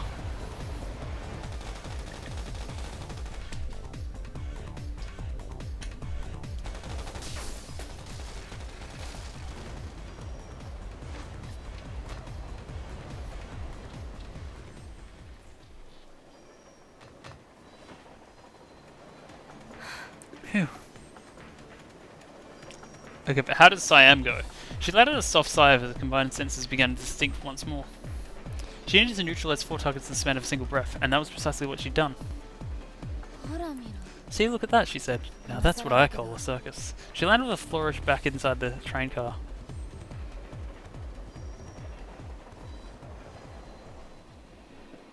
She had cleared out all the soldiers stationed in the forward compartment. They'd successfully recovered the payload and would wiped out the enemy force. Now her task was to evacuate ASAP. She wanted to check in with Siam, but she knew she couldn't risk breaking radio silence without knowing the situation was in. He probably didn't need me to bail him out anyway. She wanted to rush to him, but she knew that Siam would be disappointed in her if she did. And now she'd made it forward of the secure freight compartment, doubling back to the rear of the train, only to have come forward again would be a waste of time. Maybe I should head for the engine and stop the train. With their cover blown, they certainly couldn't go to Oman. She and Siam would need to get off the train en route to conceal their whereabouts. Probably the sooner the better. The sense shifted. She heard sharp footsteps. She spun around ready to fire. There was a rustling of clothes, a new sensation crashed against her skin. Alphard. Sadaka's arrival had helped put an end to the gunfight in the rear troop compartment. She caught 2 of the guards in a pincer attack before the last enemy had a chance to regroup, and Siam managed to gun him down.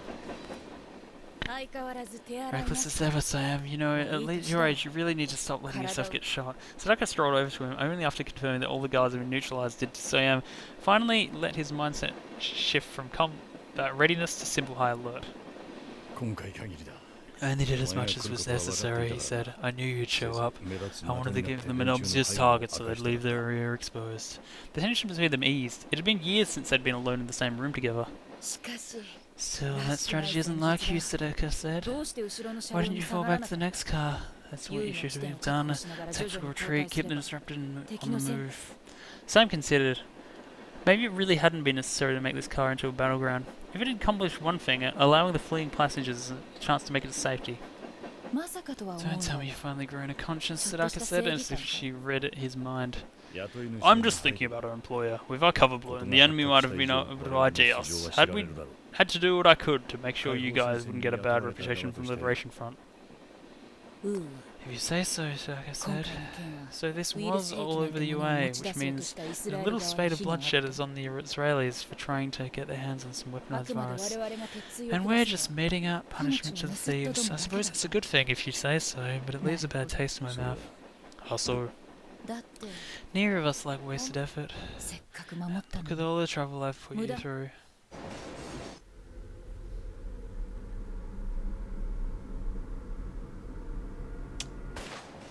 She betraying?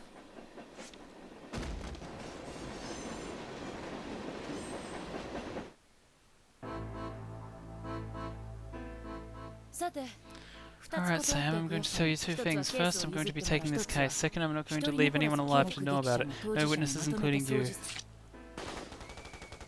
Gunfire and screams echoed from the back of the train. Someone was mercilessly gunning down the passengers who fled there for safety. The Liberation Front only sent 2 covert operators. I brought more. That's who you got you're hearing going to work back there. And after you risk yourself to protect those people too. You're betraying the front, Sam rasped. It's not betrayal. The Liberation Front was simply a patron to me. I'm just doing a Sadaka, really? Well, now that fundamentalists have been beaten at their own armed conflict game, I say it's high time we cut ties. One who believes absolutely in a particular religious doctrine, used here to refer to Islamic fundamentalists. These include radical anti-American and anti-Israeli factions who have repeatedly come to armed conflict with the Israeli military. The slaughter continued. Several passengers who hadn't managed to flee to the rear of the train were still cowered and trembling in the car with Siam and battling soldiers. It is totally possible that me and JP are totally hearing similar things going on with civilians right now. A survival that would take an ironic turn when the butchers doing their work farther down the train reached this car. 矛盾している This doesn't make sense, Sam said. If the Liberation Front gets this bioweapon, they'll become the danger that you've always wanted them to be. その通り Indeed, if I hand this over to the Palestinians, the Israelis won't be able to stand by quietly, but your side is outgunned. And ultimately, you've been forced to break seal on this thing to even up the そう odds. なっては困 And I る can't have that. After all, I'm the one who prompted the US military to seal it off in the first place. Sam let out a hoarse gasp. 欲しいのは一緒 What I want is rumors, Sadaka continued. Dangerous rumors the biological weapon of US military was getting rid of. Stolen bin transport in a raid of Jordanian territory. Was the transport arranged by Israeli hardliners? Was the raid carried by the PLO? Who got their hands on the virus? No one will be sure of the truth. Tensions will rise. That's all I'm after. War is never good. A tool like this needs to be reserved for those who know to use it properly. This was all a political farce, and especially poor one at that. Neither the side transporting the weapon nor the side attempting to steal it would know where it had gone. Suspicion would beget suspicion, plunging the Middle East further into chaos. イスラエル側は Do the Israelis こ not の件 know を知らない about this, Sam asked? 上の施 Was 策 the に UA よって prototype 強 deal, 硬 some 派と hardliners working independently? ああ That's right, the desperate flailing of some old fools who were backed into a corner. Their leaders must be in a mad rush right now, knowing that own people have been trying to bring some lethal poison into their house without consulting them. その老人にとっては Of course, for them, this was これも always for the good of イスラエ Israel. ルのための善意なんだろうな Was that you always said? Faith can be a real nuisance. Sam felt a dark cloud pass between his eyes. This operation had been doomed from failure from the start. The Liberation Front had been played like an ode? Key people had been handed the information they wanted, like they wanted it after all. After that, greed and anticipation ensued that they acted predictably. Seeking only chaos and confusion, the instigator had used one of the oldest tricks in the book. One who controls and dispenses information in order to achieve political or material goals. A skillfully executed agitation can sometimes be more effective than deploying major force. Both military and political organizations around the world regularly employ such methods. そして俺 So た if ち we が die, the Liberation Front fails to acquire the weapon. Is that all the idea? Sam says. There's no need for this. You want to fan the flames of reputation even without a third party pouring on more gas. The fire here aren't going to go out. そうだな Right, accomplishing that much won't この accomplish, 程度のコントロール require は my 私 direct が手を下すまでもないん intervention. だ But I have other reasons for getting personally 今回 involved ウ in ーア this の管 case. 理と Getting control of お前 UA, の始 getting 末 rid of you. お互い因縁 Our だ fates are お interconnected, 前には that's I 2 am. 年前 You blame ウーア yourself の for not 実験を stopping 阻 UA 止できな experiment か 2 years った ago. 負い目が I knew you'd take the bait ウー this 理 time 想の if you 行 knew the われ virus る was と involved. なれば And if anyone was going to be able to get rid of you, it was going to be me, right? Though I must admit, you're stupider than I gave you credit for. 自社の So 口 this is all a scheme to protect your secrets, Sam, and I'm an obstacle to concealing the existence of the weaponized UA.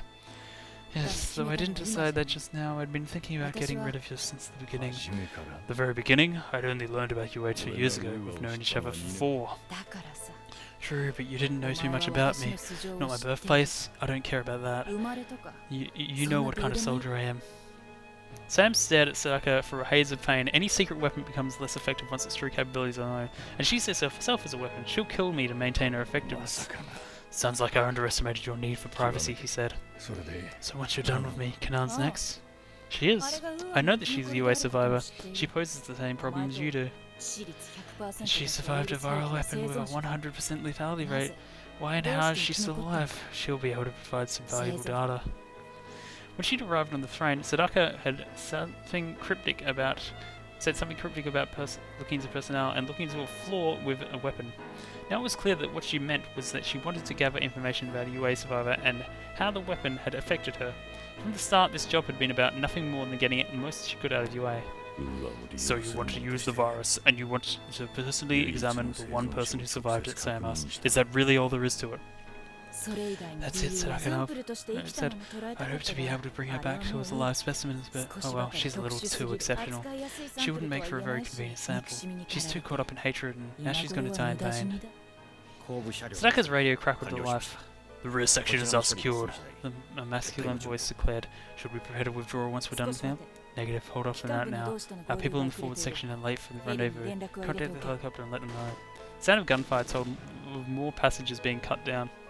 ヘリだと Helicopter, Sam croaked. That's right, this train's going to be Nice. derailed and I sure don't この plan 列 on 車は walking 時 home. 期脱線 The するから Israelis aren't incompetent. I Sonata, plan on歩いて getting out of 帰る here わ as けにも fast as I can. She'd been very thorough. In all likelihood, she planted explosive further along the track that would have been much simpler than tampering with the train directly.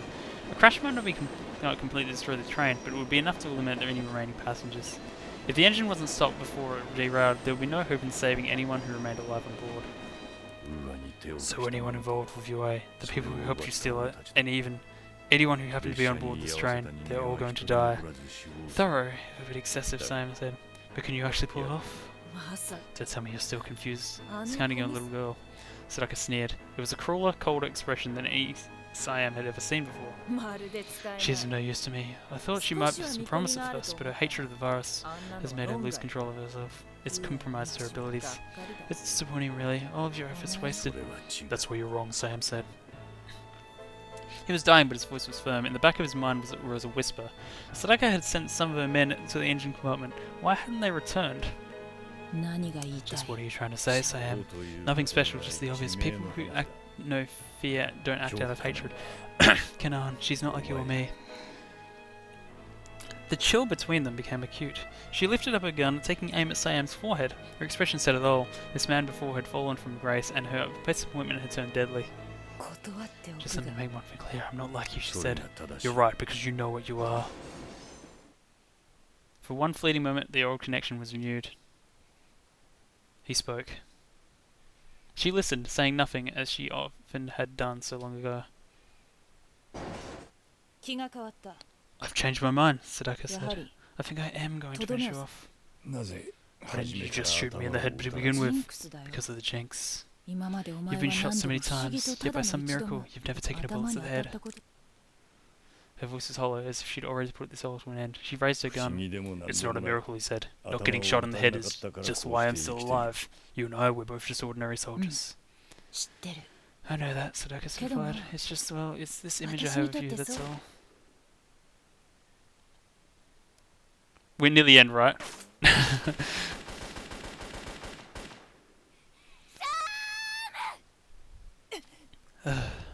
Kanan came charging from the adjacent car. In this heat of her fury, she fired wildly, but still managed to knock the gun from Sadaka's hand. I'm asking you a genuine question. Sadaka instantly retreated. She sensed instinctively to her chagrin that she couldn't defeat the young rival now. Under the circumstances, this prey wasn't ready to hunt. Sadaka clicked her tongue, dismayed at being outfaced by such an impulsive attack. The girl had been so calm and collected before. Somehow she'd transformed a creature of pure emotion, a warrior undefeated, clearly beyond Sadaka's capabilities. It feels like it's near the end. Like, I'm not sure how much more conflict will be direct between Alphard and Kanan, but like, it's setting the stage for her motives. The sense shifted. She heard sharp footsteps. She spun around, ready to fire her gun. There was a rustling of clothes and a new sensation by NXS crashed against her skin. A volley of bullets whizzed right past her face. なんで But how? A chill ran down her spine. There were enemies other than the soldiers on board of this train. This one was dressed as a train engineer. Shaking off a premonition of disaster, she pursued this new foe as he retreated towards the front of the train. Right now she needed to stop the engine. She followed the enemy who shot her all the way to the driver's cab.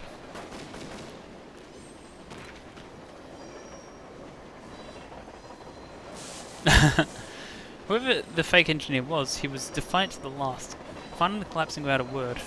Looking around the cab, Kanan saw murdered bodies of the real engineers, as well as a smashed control panel, which was now completely useless. If this guy was wrecking the train, Kanan thought he must not have been in lay with the soldiers protecting it. And if there was some third party they hadn't been aware of, Kanan thought was Swin. If she had been a better understanding of how the train functioned, she might have found some way to stop it by force by destroying something in the engine room. She had no time to ponder such things now. Her instincts persuaded her in motion. Priorities the situation to change as she raced back towards where she left Siam and Sadaka. She reflected that she hadn't liked this job from the start. You know, this is like Murder on the Orient Express, except everyone is the victim. Something about this train just felt wrong, and its mottled colours had boded ill from the beginning. I'm surprised this is so much longer than the other one. Siam! She ran as fast as she could. The sight of her previous battle and everything beyond reeked of a thick stench of death. Her dread of what she would find almost overwhelming. She headed back into the compartment that held the second group of soldiers. Here we go. All at once she saw a pure, excruciating red. Oh shit, what is this? This chill banger. Violent emotions surged through her and cut loose with a wild barrage. It's the first time since she'd first picked up a gun that she fired without certainty that she'd hit her mark. The bullets found their marks, and several of Sadaka's men fell dead. But how many moments had this brought Siam? Sadaka had vanished towards the rear of the train, carrying the case with her.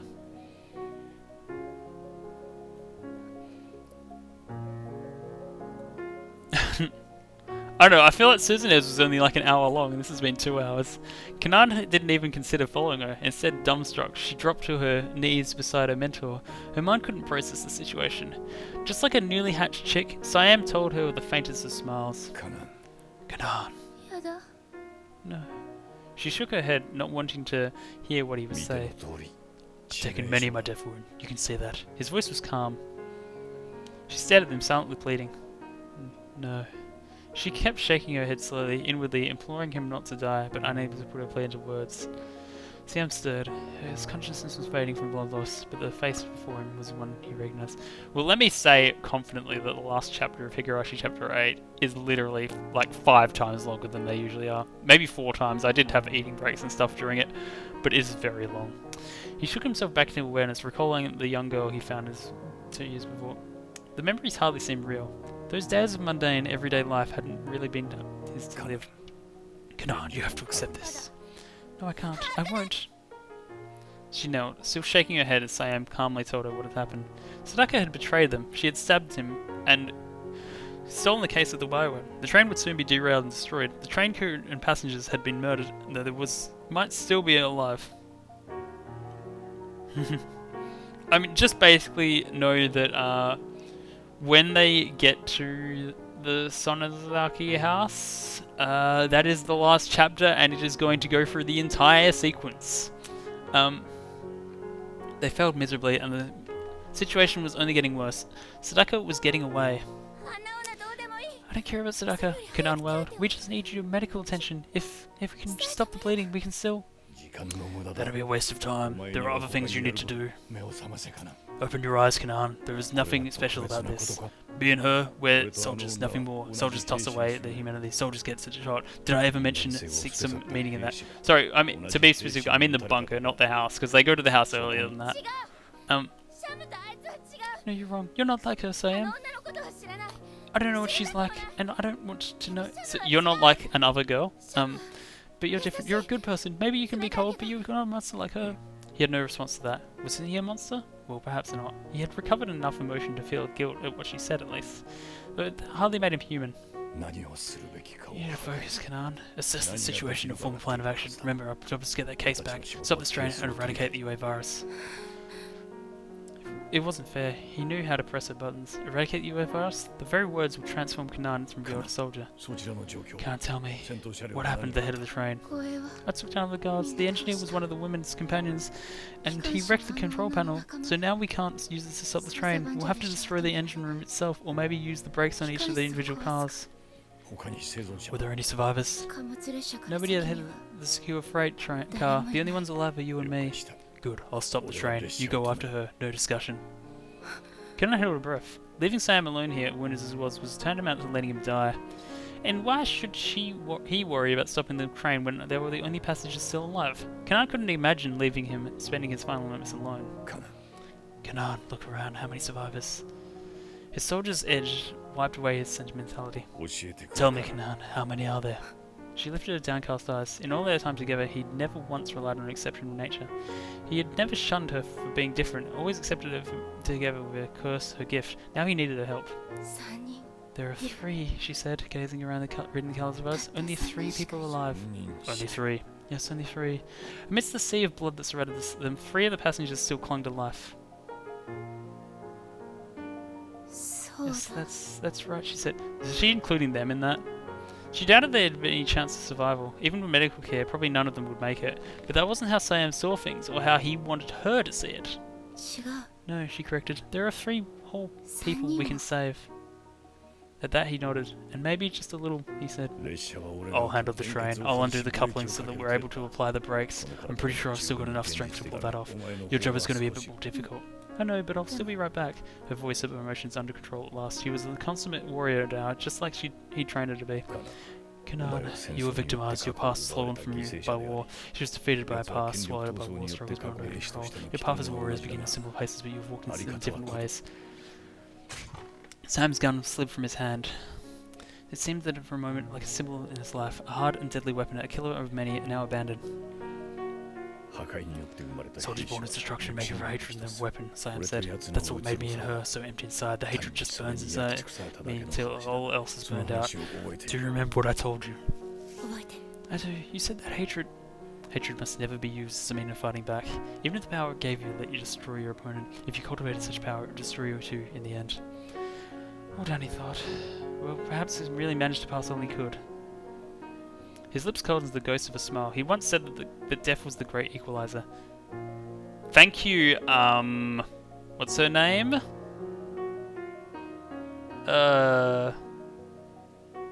It's coming to me. Nox! No, Delanor. That's it, Delanor. Great equalizer is the death. Delanor. Then it came to the same for everyone, no matter who they were. Now Sam's time had come. Kanan realized with a sudden surprising calm that she had accepted it. 最後のタリウムだ My last request, he said. Don't let Sadako get away and save whatever lives you can. Yes, good fortune for you, Siam. There was no grieving. They simply parted ways, each reflecting on the 2 years, needing nothing more than that. The question is, does this game qualify for Nox's Decalogue? Or, no, not Nox's, the other guys? Because, like, the villain doesn't appear in the story for quite a while. Sadako stood atop the train. The scenery, a uniform brown for much of the journey, was now dotted with green places. They were drawing close to their destination, the destination she had chosen. Very shortly the train's usefulness would come to an end. Are we going to go back to the flash forward to Singapore? There were less than 2 minutes to go before the rendezvous with Blackhawk. Assault helicopter manufactured by Sikorsky Aircraft first saw combat with the US Army during the invasion of Grenada in 1983, and in more recent years has been service of the Iraq War. It is used by over 20 nation states including Japan, Australia, Egypt and Israel. Australia! Sadako carried the case in her left hand, handcuffed to her wrist, and gripped her gun in her right. The FN-57, a semi-automatic pistol produced by Belgian manufacturer FN Herstal, uses 5.7 times 28mm cartridges with high penetration power, typically held only in law enforcement and military agency. However, there are less powerful versions that have been made available to the civilian market. The preparation seemed to be flawless. The helicopter pilot was highly skilled. He would lower a ladder to her at her position, and she would simply ride it on the way up. She'd accomplished most of what she wanted, and now her retreat would be swift. She would have been wholly pleased with the situation, yet she was wholly dissatisfied. Of course, that would have been the case regardless of the result she obtained. It was not in her nature to be content. Only by striking out at the world around her could she ever keep herself sane. And now her thirst for vengeance was worse than ever. そり And here she comes. A girlish silhouette appeared on the roof of the train not far away, and Sadaka felt her thirst change to hunger. ゃさ Time to あ go 今回 hunting. の狩り She more than had the upper hand here. If she would go down, the case would fall down with her. And if the case were damaged, the UA virus would likely be released. Which meant that the little lady couldn't shoot at her until she got the case, whereas Sadaka was free to unload on her as much as she wanted. The kill was certain to be hers. How could she help but smile? She'd stolen the UA, stirred up both sides of the international conflict, and soon eliminate the last witness to her scheme. It had been quite some time since she last scored such a coup. あ I suppose I owe the あ little それ lady だ some けは little 感謝 thanks してもいい for contributing to my success. The target was 3 cars away. Knowing her pistol's effective range, Sadaka gave herself an 80% chance of hitting. If Kanan had been 1 car closer, it would have been 100%. And since it wasn't like the girl could fly, she had no escape of escaping certain death. Sadaka aimed at the train's car roof just in front of Kanan's feet. Time for a little intimidation. Let's show this upstart what real skill looks like. She needs to understand that a step closer to me is a step closer into certain death. Alright, little lady, let's see how well you dance.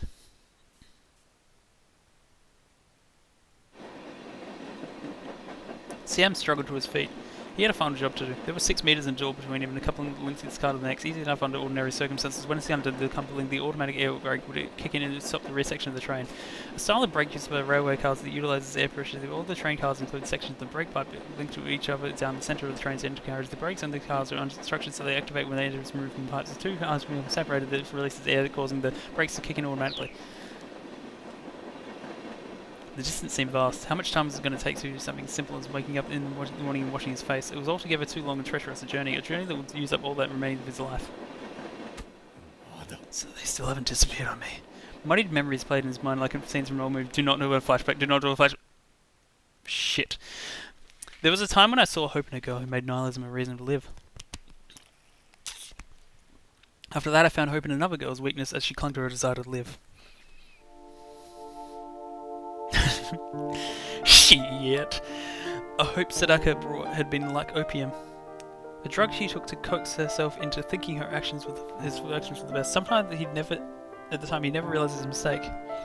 And then there was Kanan, a victim of war. She'd given him a tide of hope that brought all his mind sharply into focus. Even at death's door she thought nothing of dying or only wanting to live a life of meaning. I guess the lesson is I regret not doing more of the backstories yesterday. He had no doubt now which kind of hope was the better one. But he still remembered both, just as he remembered the faith that had driven him long before he met every girl. That was decades ago now. How naive could he be? An unsophisticated firebrand clinging to blind belief. 3 wounded passengers, 3 to save. The thought drove him on. 2 years earlier he'd been unable to save anyone. He'd been nothing but a killer. Did that make him a hypocrite now? Perhaps, but if so, for once he could accept his own hypocrisy. Sam blinked. His eyesight was failing. Maybe it was the light of the truth that blinded him. He was paying at last for the sin of casting aside his beliefs so long ago. Did he have the stamina to keep going? Of course he did. He trained himself to find new reserves of strength where it mattered most. War was always like this. After the mind and body had given out, a true soldier could forge onward and spirit alone, like a servant of the dead. It had been a long time since she'd taken the job that tipped the scales towards the living. Of course, he'd always told himself that she'd killed so that he and others might live. Mercy and slaughter stemmed from the same behavioural principle, the struggle for self-preservation. Still, a soldier's deeds seemed to slip inevitably towards the negative end of a spectrum. He remembered how long the slide started. The motives that had driven him to take up arms and pushed him further into the void. I will lose my life now. I will lose this emptiness, and long last my balance will return to 0. Another memory. Before they'd boarded the train, a girl had begged them for a special boon. Just when had that happened exactly? シャーマの嘘つ It's き just, you're such a liar, Sam. You said it wasn't going to hurt at all. I had no idea it was going to be this painful. Perhaps at this time Sam had simply forgotten how painful it was. He'd been good at that after all. Well, I mean, I knew this was going to be the case. He asked her if the pain was from a new tattoo and would prepare her for the upcoming job, and she shook her head. 痛いのは I mean, yeah, it does hurt, Kanan said, but it makes me happy, and that makes me better at what I do. The girl's skills really did change based on her emotions. Her good moods were rare. When she was happy, her abilities were remarkable indeed. A tattoo was a small price to pay for that. The girl was quite probably the strangest person he'd ever known. Meeting her was an honor for him in a way. Even while her training made her go into a soldier, she never truly let go of her feelings. Maybe she'd been free spirit the whole time, or maybe her feelings were what helped her through in a part. It didn't matter which it was. 家族の証だ This shows as long as we're family, Sam, as long as you have it, I'll never forget what you've taught me. Remembering it now, he felt a vague sense of fulfillment. For a monster, he'd done a pretty good job. We're close. I feel it.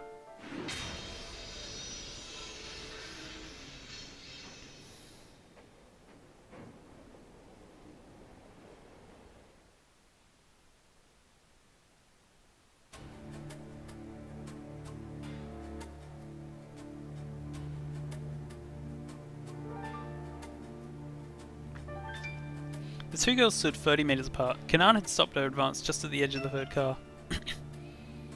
Sadaka waited silent. Her rival could never hit her from there. Kanan took one more and the real fun would start.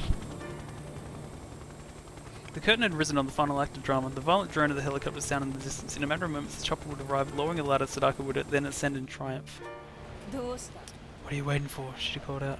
まさか見送りで済ますわけか Don't tell me you came up here just to watch me go. I thought you were sworn to destroy the virus. The challenge was a hiss upon the wind. Kanan glared. She knew that she could reach her enemy in 5 seconds or less, but Sadaka would only need one of those seconds to aim and fire. Kanan would have killed 5 times over if she charged. It was a risk she couldn't afford to take. She couldn't hope to win, not under these circumstances. You really can't just let you go, Kanan called back. Don't be a fool. Sadaka's taunt had stung a nerve. Her rival's voice was like a jagged claw, a filthy talon scratching at her temples. Kanan ground her teeth in frustration. She had no fear of charging in without a plan, but that wasn't going to work at this time. This would give way too much of an edge to her opponent.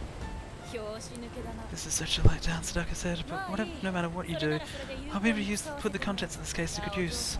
Did you know, young lady, that the virus is a flawed weapon? More a negotiation tool that anything I'd actually use, and that's why... Why is that? You've asked? Because it's too powerful.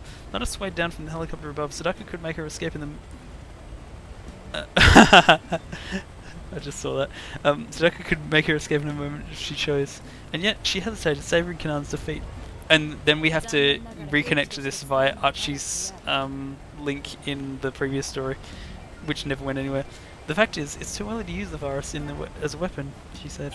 It'll take the world's top researchers 2 years at least to fully understand what they're up against, and then the UA will have some real value in my catalogue. Pity you won't be there to see that. Your deaths here are really going to accomplish nothing. だが安心しろ But don't worry, I'll make sure the UA 私 virus がこいつを一人前に achieves its full 育てて potential. No one may care that it took your parents from you, but one day this weapon will make a grand name for itself, and then I'm going to make a killing. Kanan fought back a wave of nausea. Ferocious colours danced before her eyes. 吠えて Bark all you want, she said. そんなの It's not 私 going の to 下 happen. She heard a dull clang from somewhere ahead and felt a faint shudder through her feet. The train began to slow. Strength filled her limbs. She shifted her posture, ready to spring into action. いいぞ Guess I didn't need to provoke you, Sadaka sneered. She could see it in Kanan's eyes. The girl was ready to run right to her death. Everything was falling into place. The bleak scenery was opening into a fertile landscape. Kanan was about to die. One step forward and then be resounding gunshot. But instead of moving, Kanan spoke. Your name. What is it? Really? Sadaka smiled inwardly. So that's what's been gnawing at her. アルファルド Alphard, she お said. 前にならなかった Sam wanted this promised Look, land, William, but you're all he was able terrorist. to make me into was just another terrorist. And at her words, the race began. I like to imagine someone reading this like, oh shit, it's her! Huh? Sadaka Alphard stared in surprise. The instant that she realized that her first shot had missed, she pulled the trigger again. This time, her eyes went wide with shock. 距離で How could I miss at this range? She again looks like Natsuhi there. The red-clad figure sped along the train car roof, zigzagging as she moved like a bolt of lightning. On she came, the heedless of the deaf in the air around her. There was no doubt about it. The girl was dodging bullets. She's Kanan the bullet dodger. For a master markswoman like Alphard, it was a nightmare come to life. 蹴るな No, this is ridiculous. It can't be. What Kanan was doing simply shouldn't be possible. Just before each shot, she would change her trajectory unpredictably, shifting out of the bullet's path. Evasive movement was standard tactic, but knowing precisely when and where to dodge, that required a human ability to predict the future. She will be really good at penalty shootouts, is what I'm hearing. It's like she can practically see the bullets. That simply wasn't possible, was it? Alphard's mind raced. She fought a rising wave of panic. The girl had almost reached her by now. But Alphard still had one advantage, the case in her left hand. The girl would have to go for the case before attacking her directly. Alphard would simply have to kill her before that. It was simple, just pull the trigger. And yet... she began to doubt that she could hit Kanan. She struggled to comprehend what she was up against, her mind recoiling as she began to understand the full extent of the team's power.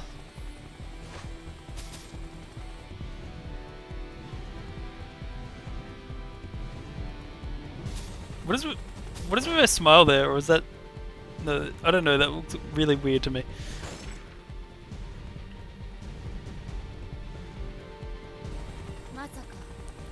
You don't really think I can see the bullets, do you? Her voice was like the whispers of the devil himself.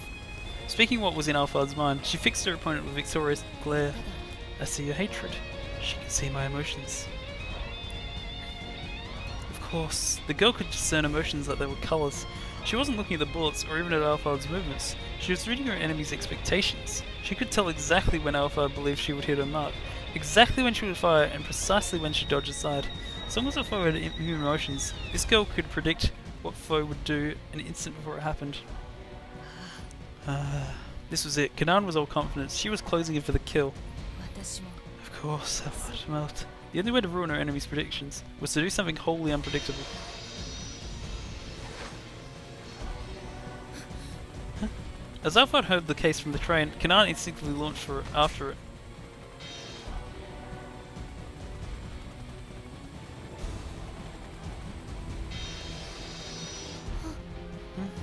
Realizing she had been jebaited, even as she was tumbling through the air, Kanan clutched the case to her chest and rolled her to face her foe, reflexively bringing a gun to bear. It is 4:46 AM. It's okay, I don't have to be up until 3. Bullets whizzed in both directions. For an instant, the two combatants seemed suspended in a kind of distorted balance, two natural opponents in opposition, one who could sense emotions and one could eliminate them. By all rights, they should have been evenly matched, but Kanan's own emotions tipped the scale in her favour. Alphard had let herself get too drawn in, so she'd forced herself to swallow her hatred for a moment and fired the girl as a simple obstacle. She would find a colour of determination that Kanan would not see. And yet, even those shots failed to strike home. Even with her hatred suppressed, her intentions could not be read. She would need to discard her hate to divorce her will to win from her actions. Only then would she be able to slay her super person. The girl's bullets also failed to hit. Twisting through the air, fighting to keep hold of the case, she couldn't aim for perfect accuracy. This is like me playing TF2. Throwing away the bioweapon had been a split-second decision on Alphard's part. She hadn't separated an iota of consideration for the thousands who might die if the case broke open. Kanan trembled as an evil chill ran down the spine at the sight of Alphard standing in the train. There she saw another woman, but not an angel of death, inorganic destruction made of flesh. We're close, I reckon. She rolled as she struck the ground, safeguarding the case of her body. The impact scattered her senses. She struggled to remain conscious as she bounced along, focusing on protecting her precious burden. If it broke open now, everything she and Siam had done would be for nothing.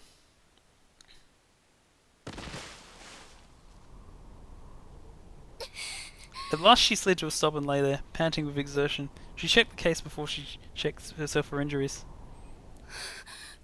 I did it. The case was intact. Next, following standard protocol, she began assessing her own scrapes and bruises. The train!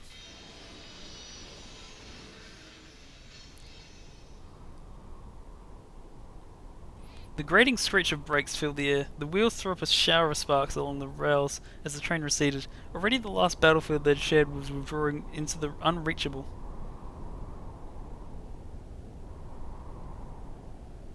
Siam. There was no sadness. They'd already made their farewells. Instead, she felt a grim contentment and steely pride.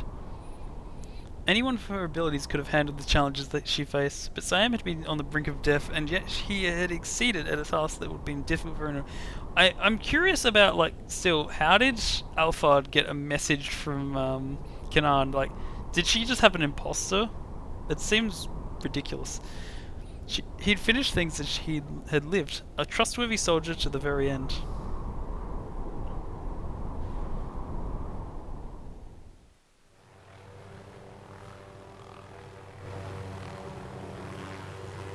She had failed to retrieve the UA virus, the train had been stopped and her test subject had gotten away. Never had she been so defeated. She had killed Siam and stoked the flames of conflict between two opposing camps, but these achievements didn't change the fact that her operation had been a failure. To be denied a single objective to her was a crushing loss. Failing on 3 counts was intolerable. Alphard, it's dangerous to stay here. You need to give the order to withdraw. One of her subordinates was calling out from behind her, but her attention remained focused on a point on the ground far and below. It was over. The UA in that case was after all only an old prototype. She had other options. There was a pharmaceutical firm already performing research on a superior form of the virus. There was no need to stay and risk capture for the sake of the virus. Take us down, she said. I want to make sure she's dead. He's dead. But it was hard to take her eyes off the girl. The girl was crawling along the bare earth beside the track, a bitter reminder of failure. Her thoughts shifted back to Siam, the man fallen from grace. In the 11th hour he seemed to have embraced the saying from the Quran that whomsoever killeth a human being, it shall be as if he had killed all mankind. A central religious text of Islam consisting of 114 chapters, also frequently remembered as Quran in English, is the most important text of all Islamic law, taken as the revelations of Allah to the Prophet Muhammad and compiled by his companions after his death. He'd refused to continue being a tool to the very end. Destroying him was no betrayal. She never regarded them as kin. Her decision to eliminate him had been motivated by the simple fact he'd been in her way. After all, he said it himself. You're right, because I know what you are. Don't flashback in this flashback again. She smiled darkly as she recalled his words. In fact, that's no. You're strong. You've attained a certain kind of perfection. You know failure. You can accomplish incredible things on your own. Then that magnetism is like a sterile room with nothing remaining within. He was right, yet he failed to understand that it never meant anything to begin with. She was an empty shell with no false dignity to protect. She never had anything to lose but flesh and blood. Sam should have recognized this. The man himself was a broken being. Alphard had never been alive. Hey Jimmy Jam 100, you have just missed a train heist and much more than that. Alphard, you're unstoppable, but if instead you're striving for some empty goal, you could find something that truly matters to you. You could find so much more. What if this is live action photos of anime? It was laughable, really. Conflict was what matters to her. That was her driving force. She'd lost her family and discarded their past, remaining on only the made of her to survive. The ashes of her former self were scattered across the world. Every weakness burned into every crucible of conflict. She couldn't imagine anything but hatred for the rest of humankind. Yes, this is 4 to 8. You're looking at Alphard right now. Now her eyes are at the fire as she stared down at the girl below. Kanan might still be in range of the right kind of weapon. Do we have any automatic rifles on board? Negative. There's no mention of rifles on our orders. I say never mind. Looks like this is your lucky day, little lady. Alphard, our ground support has intercepted transmission from Admin Air Control. Air Control. A recon chopper has been dispatched from the Badia. We're out of time. You have to give the order to withdraw from the operations area. Fine, pull out, head west. The helicopter circled around and headed westward, passing directly over the girl beside the tracks. As it did, Alphard and Kanan exchanged a silent stare. Boss, you should get that looked at. Oh, of course. It literally says on the screen, I've been streaming for 4 hours and 40 minutes. To be fair, JP has been streaming a visual novel for even longer. Down below, Kanan has continued to stare, seeing in her foe a dark reflection of herself. Their origins were so similar. 2 serpents born from the same twisted nest, guided by the same mentor, and yet they'd followed very different paths. They had no familial ties, yet they were sisters all the same, bound by a fate thicker than any blood. I don't know why it doesn't. If you click on my name, click on my icon, maybe it'll show it. Kanan didn't take her eyes off the helicopter until it disappeared over the horizon. Her hatred was potent force, but even stronger now was her sense of duty. You would stop that, Ceres. The girl who had possessed no goals but had finally found a sense of determination found within her. Oh, I didn't realize. Wait, how do I have like an FFZ thing and Jimmy Jam 100 doesn't? I don't have any of those things. Ladies and gentlemen, we are about to begin our descent. We have finally finished the flashback. Please ensure that your seatbelt is fastened and that any electronic devices have been powered off. Kanan stirred. Her eyes slowly drifted open. A long dream receded. She'd been on the ground within an hour. All I did is got the thing so I could do Monka S. Once the plane had landed, she would disembark by a different route than the other passengers, then board a helicopter that would be waiting on a runway. She stretched and resettled, stealing her resolve. After the mission in Jordan, she had gone to learn a certain distinguished family wiped out in a political conflict, and how its sole surviving daughter had been trained as a mercenary. That was a story from the past. It wasn't her story anymore. Right now she just needed to head to Shibuya to save Maria and put a stop to the Serpent's actions. Apparently, I believe this is actually an anime that is like tied into the story. Ooh, it's April 28th. And this is the time when Kanan calls Maria. Maria. We're near the end, boys. Maria. She resisted the urge to hurry to her destination. Taking out her cell phone, she dialed up Maria's number. Oh shit, there's more. Oh, and I'm guessing that would just take me to the other storyline. She knew it was a pointless act. Surely Maria would be unable to answer the phone, so she couldn't resist the urge to try. Huh? What? Incredibly, the call connected. Kanan gasped as if she'd seen a ghost. Maria. A sound of sobbing came from the receiver. Maria, is that really you? She didn't actually need to ask. Kanan could tell from the sound of the breathing that it was Maria on the line. She felt a rush of joy. She wasn't too late after all. Thank goodness. Oh, thank goodness. Maria's voice was happy, but her tears were tears of joy. Just didn't you know, if you've never been to the Middle East at Jimmy Jam 100, but it actually looks like that. Kanan let out a strained laugh, feeling that the positions had been strangely reversed. Maria had been concerned for her well-being. She heard in her happy sobs the sound of a dear friend who'd somehow survived a very long and harrowing day. Maria proceeded to put Kanan on the phone with a man named Jack Stanley, a US operative who helped keep Maria safe. In 10 minutes of hurried conversation, he brought us up to speed on the situation. People of Shibuya had managed to stop the UA virus from running rampant over their city, but there was one worrisome detail. The CIA took Alphard into custody.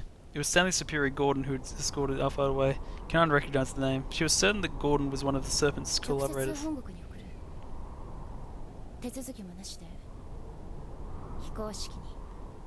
They're extraditing her to the US, Kanan asked, unofficially, with no due process. She was appalled at the naivete of the Japanese police. Is that the last naivete, though? They hadn't arrested the terrorists, they had merely taken her into custody. Thanks to Gordon's intervention, Alphard's whereabouts would now be unknown. It would be extremely difficult to track her down. Still, I brought myself an hour this morning that she wasn't expecting. She allowed herself a cautious smile. If Gordon was acting on his own, he'd have to use the airport. He'd probably have about 30 minutes left to act. For an ordinary person, it would be a hopeless situation, but Kanan wasn't an ordinary person. At a facility with this many people, this many colours, the colours of danger would stand up as clear as day. Alright, she said, once Maria was back on the line. Leave the rest to me. Once this is all over, I'll head right over to see you. She hung up the phone. Her anxious pacing had ceased, stilled by her steely determination to confront her enemy at last. Honestly, going around pretending that she's me? What an outrageous deception. Something had changed in the Serpent. She was toying with her far more than usual. Alright, if that's how she's going to do things, I'll just have to pay her back in full. When against Kanan's own sensibilities, but trickery seemed to be the perfect tactic to use against his foes. Maria and her companion had been played by puppets. It was time to return the favour. The sound of propeller blades cut the air. Voices were barely audible beneath the roar of the craft prepared to take off. We're so close to the end. Excuse me, may you be Miss Kanan?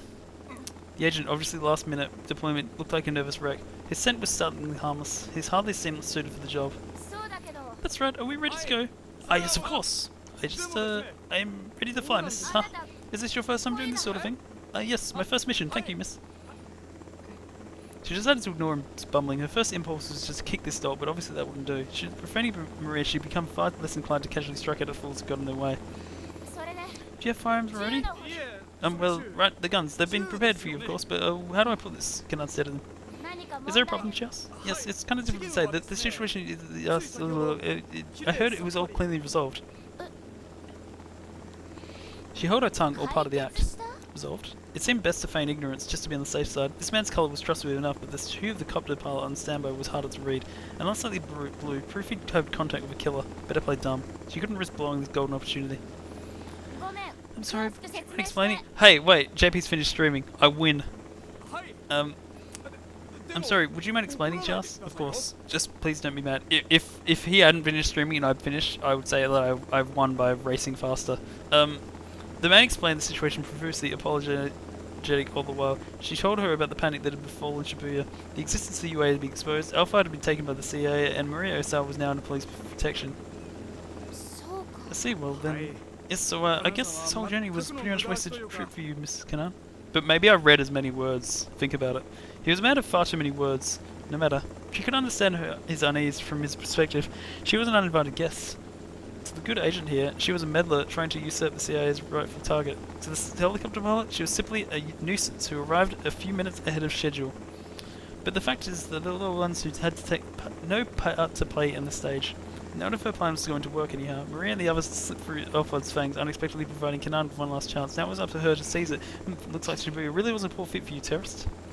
She shrugged off a momentary twinge of self-doubt. Maria had survived so far without Kanan's help. It did seem a bit outrageous to get her involved now, and this novice agent was right about one thing. Her initial plan for a trip had in fact been a total waste, but she had felt a surge of excitement what lay ahead. Perhaps she'd secretly been hoping it would come down to a single desperate encounter all along. Another moment where fate turned a strange twist and everything changed. Like that hectic day when she first met Maria. She cast her mind back to the first encounter, that unexpected brightness. それじゃあサディーク Let's be friends, Sadiki. How about it? It felt like so long ago. She'd seen this wayward stranger, this comforting colour, a hue that felt inexplicably familiar, and suddenly all this time she realised that why. Sure, alright. How strange she'd never realised it before. Maria's shown the same colour as Kanan's older sister. No wonder she triggered so many memories of you. I don't remember her saying she had a sister. Kanan had been isolated as a child, spending more and more time alone with her peculiar senses, yet she'd remained close to her family. It was the warmth that tried her strange self to the world around her. Maria didn't literally resemble her lost sister, but she had brought her warm colour back to Kanan's life. Hey, before, we had flashbacks inside flashbacks. There in the prop watch of the waiting helicopter, Kanan giggled despite herself. She felt ridiculous for only realising something like this now, but she was glad that it happened nonetheless. Huh, are you okay, ma'am? The novice agent stared at them in confusion. Kanan nodded reassuringly. Maria was safe now, but she still had one less job to do. I came here to save my friend, but since she's okay, I guess this will be a regular visit. Kanan took the gun she'd been provided, then flashed the agent a girlish smile. And really, isn't that so much better? Turning away from the hired chopper, she headed for the main concourse like an ordinary tourist. Is it going to end at the conflict, or is it going to go beyond it? Her long journey was over now. She finally found something stronger than hatred. Isn't that right, Sam? The parting seemed ages ago now, because it literally was.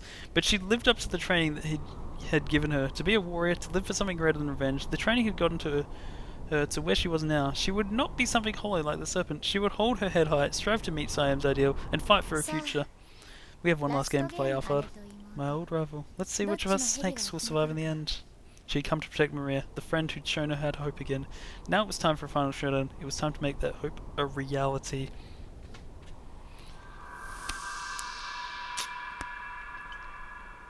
Roll credits. We have done it.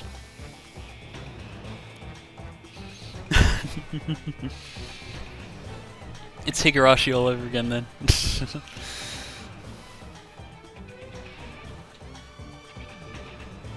But wait, we still have to do the labyrinth.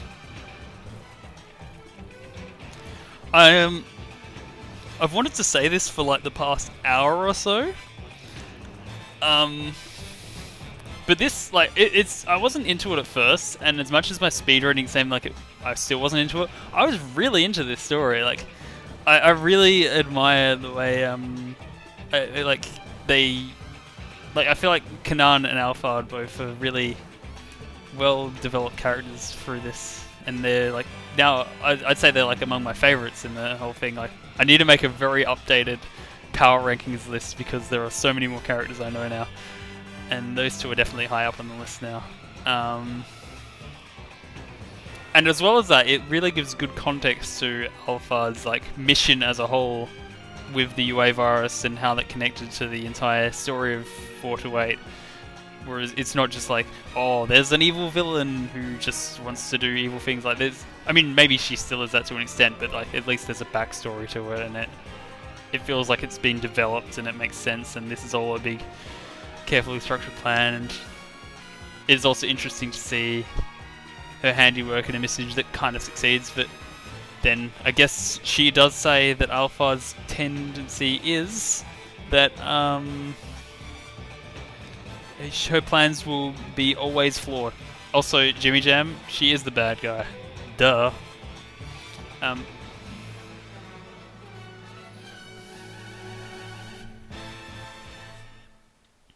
Fiend.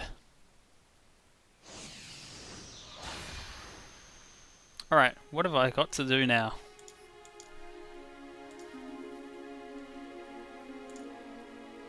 I'm missing 4 achievements, apparently.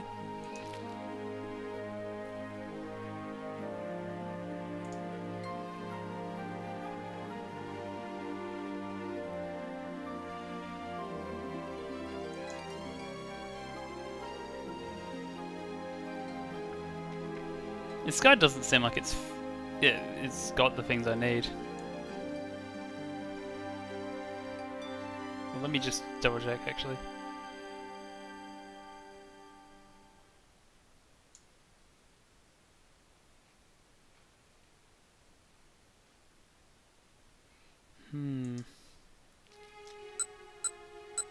But I want this to be the last 4 to 8 stream. Let me just check the names of the achievements.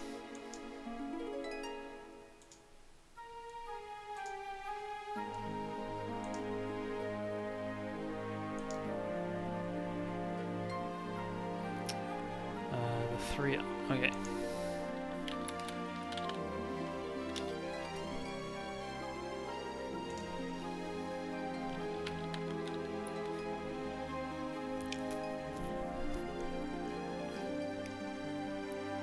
Apparently there is another scenario.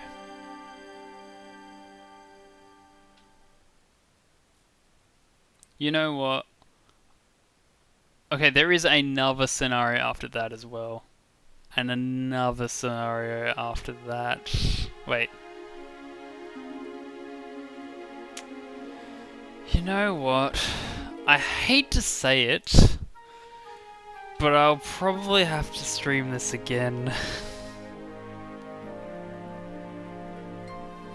Still, this is a great stream. I had a lot of fun with it, and I'm getting ever so closer to finally finishing the game. And then I can finally get all of my typing to work, and I can write on about 428 and Higurashi in great length, and of course now I'm dropping frames. Stop dropping frames, game.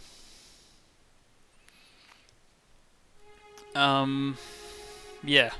That will not be tomorrow night, because I have a lot to do, and I have to get up earlier tomorrow night.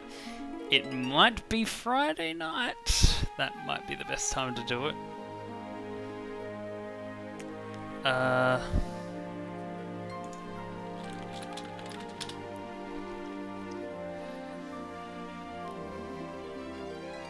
Alright.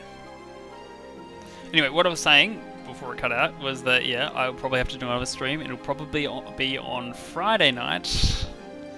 And, yeah. We will perhaps actually finish this game. And I will be done. And I will be able to stream maybe something else in the near future. Who knows? Might be Dark Souls 2. Might be Fury. Might be Tetris. Who knows? Maybe I'll stream another visual novel. But anyway, it is 5 in the morning, and I'm dropping frames again. It's 5 in the morning, and I'm not dropping frames right now, but I'm going to go to bed. If you are watching this live, or you are watching this in a VOD, I hope you have enjoyed your time. Thanks for watching, and have a good day, night, afternoon, etc, etc, etc, and do not read visual novels for 5 hours straight in the middle of the night. It may kill you. Bye.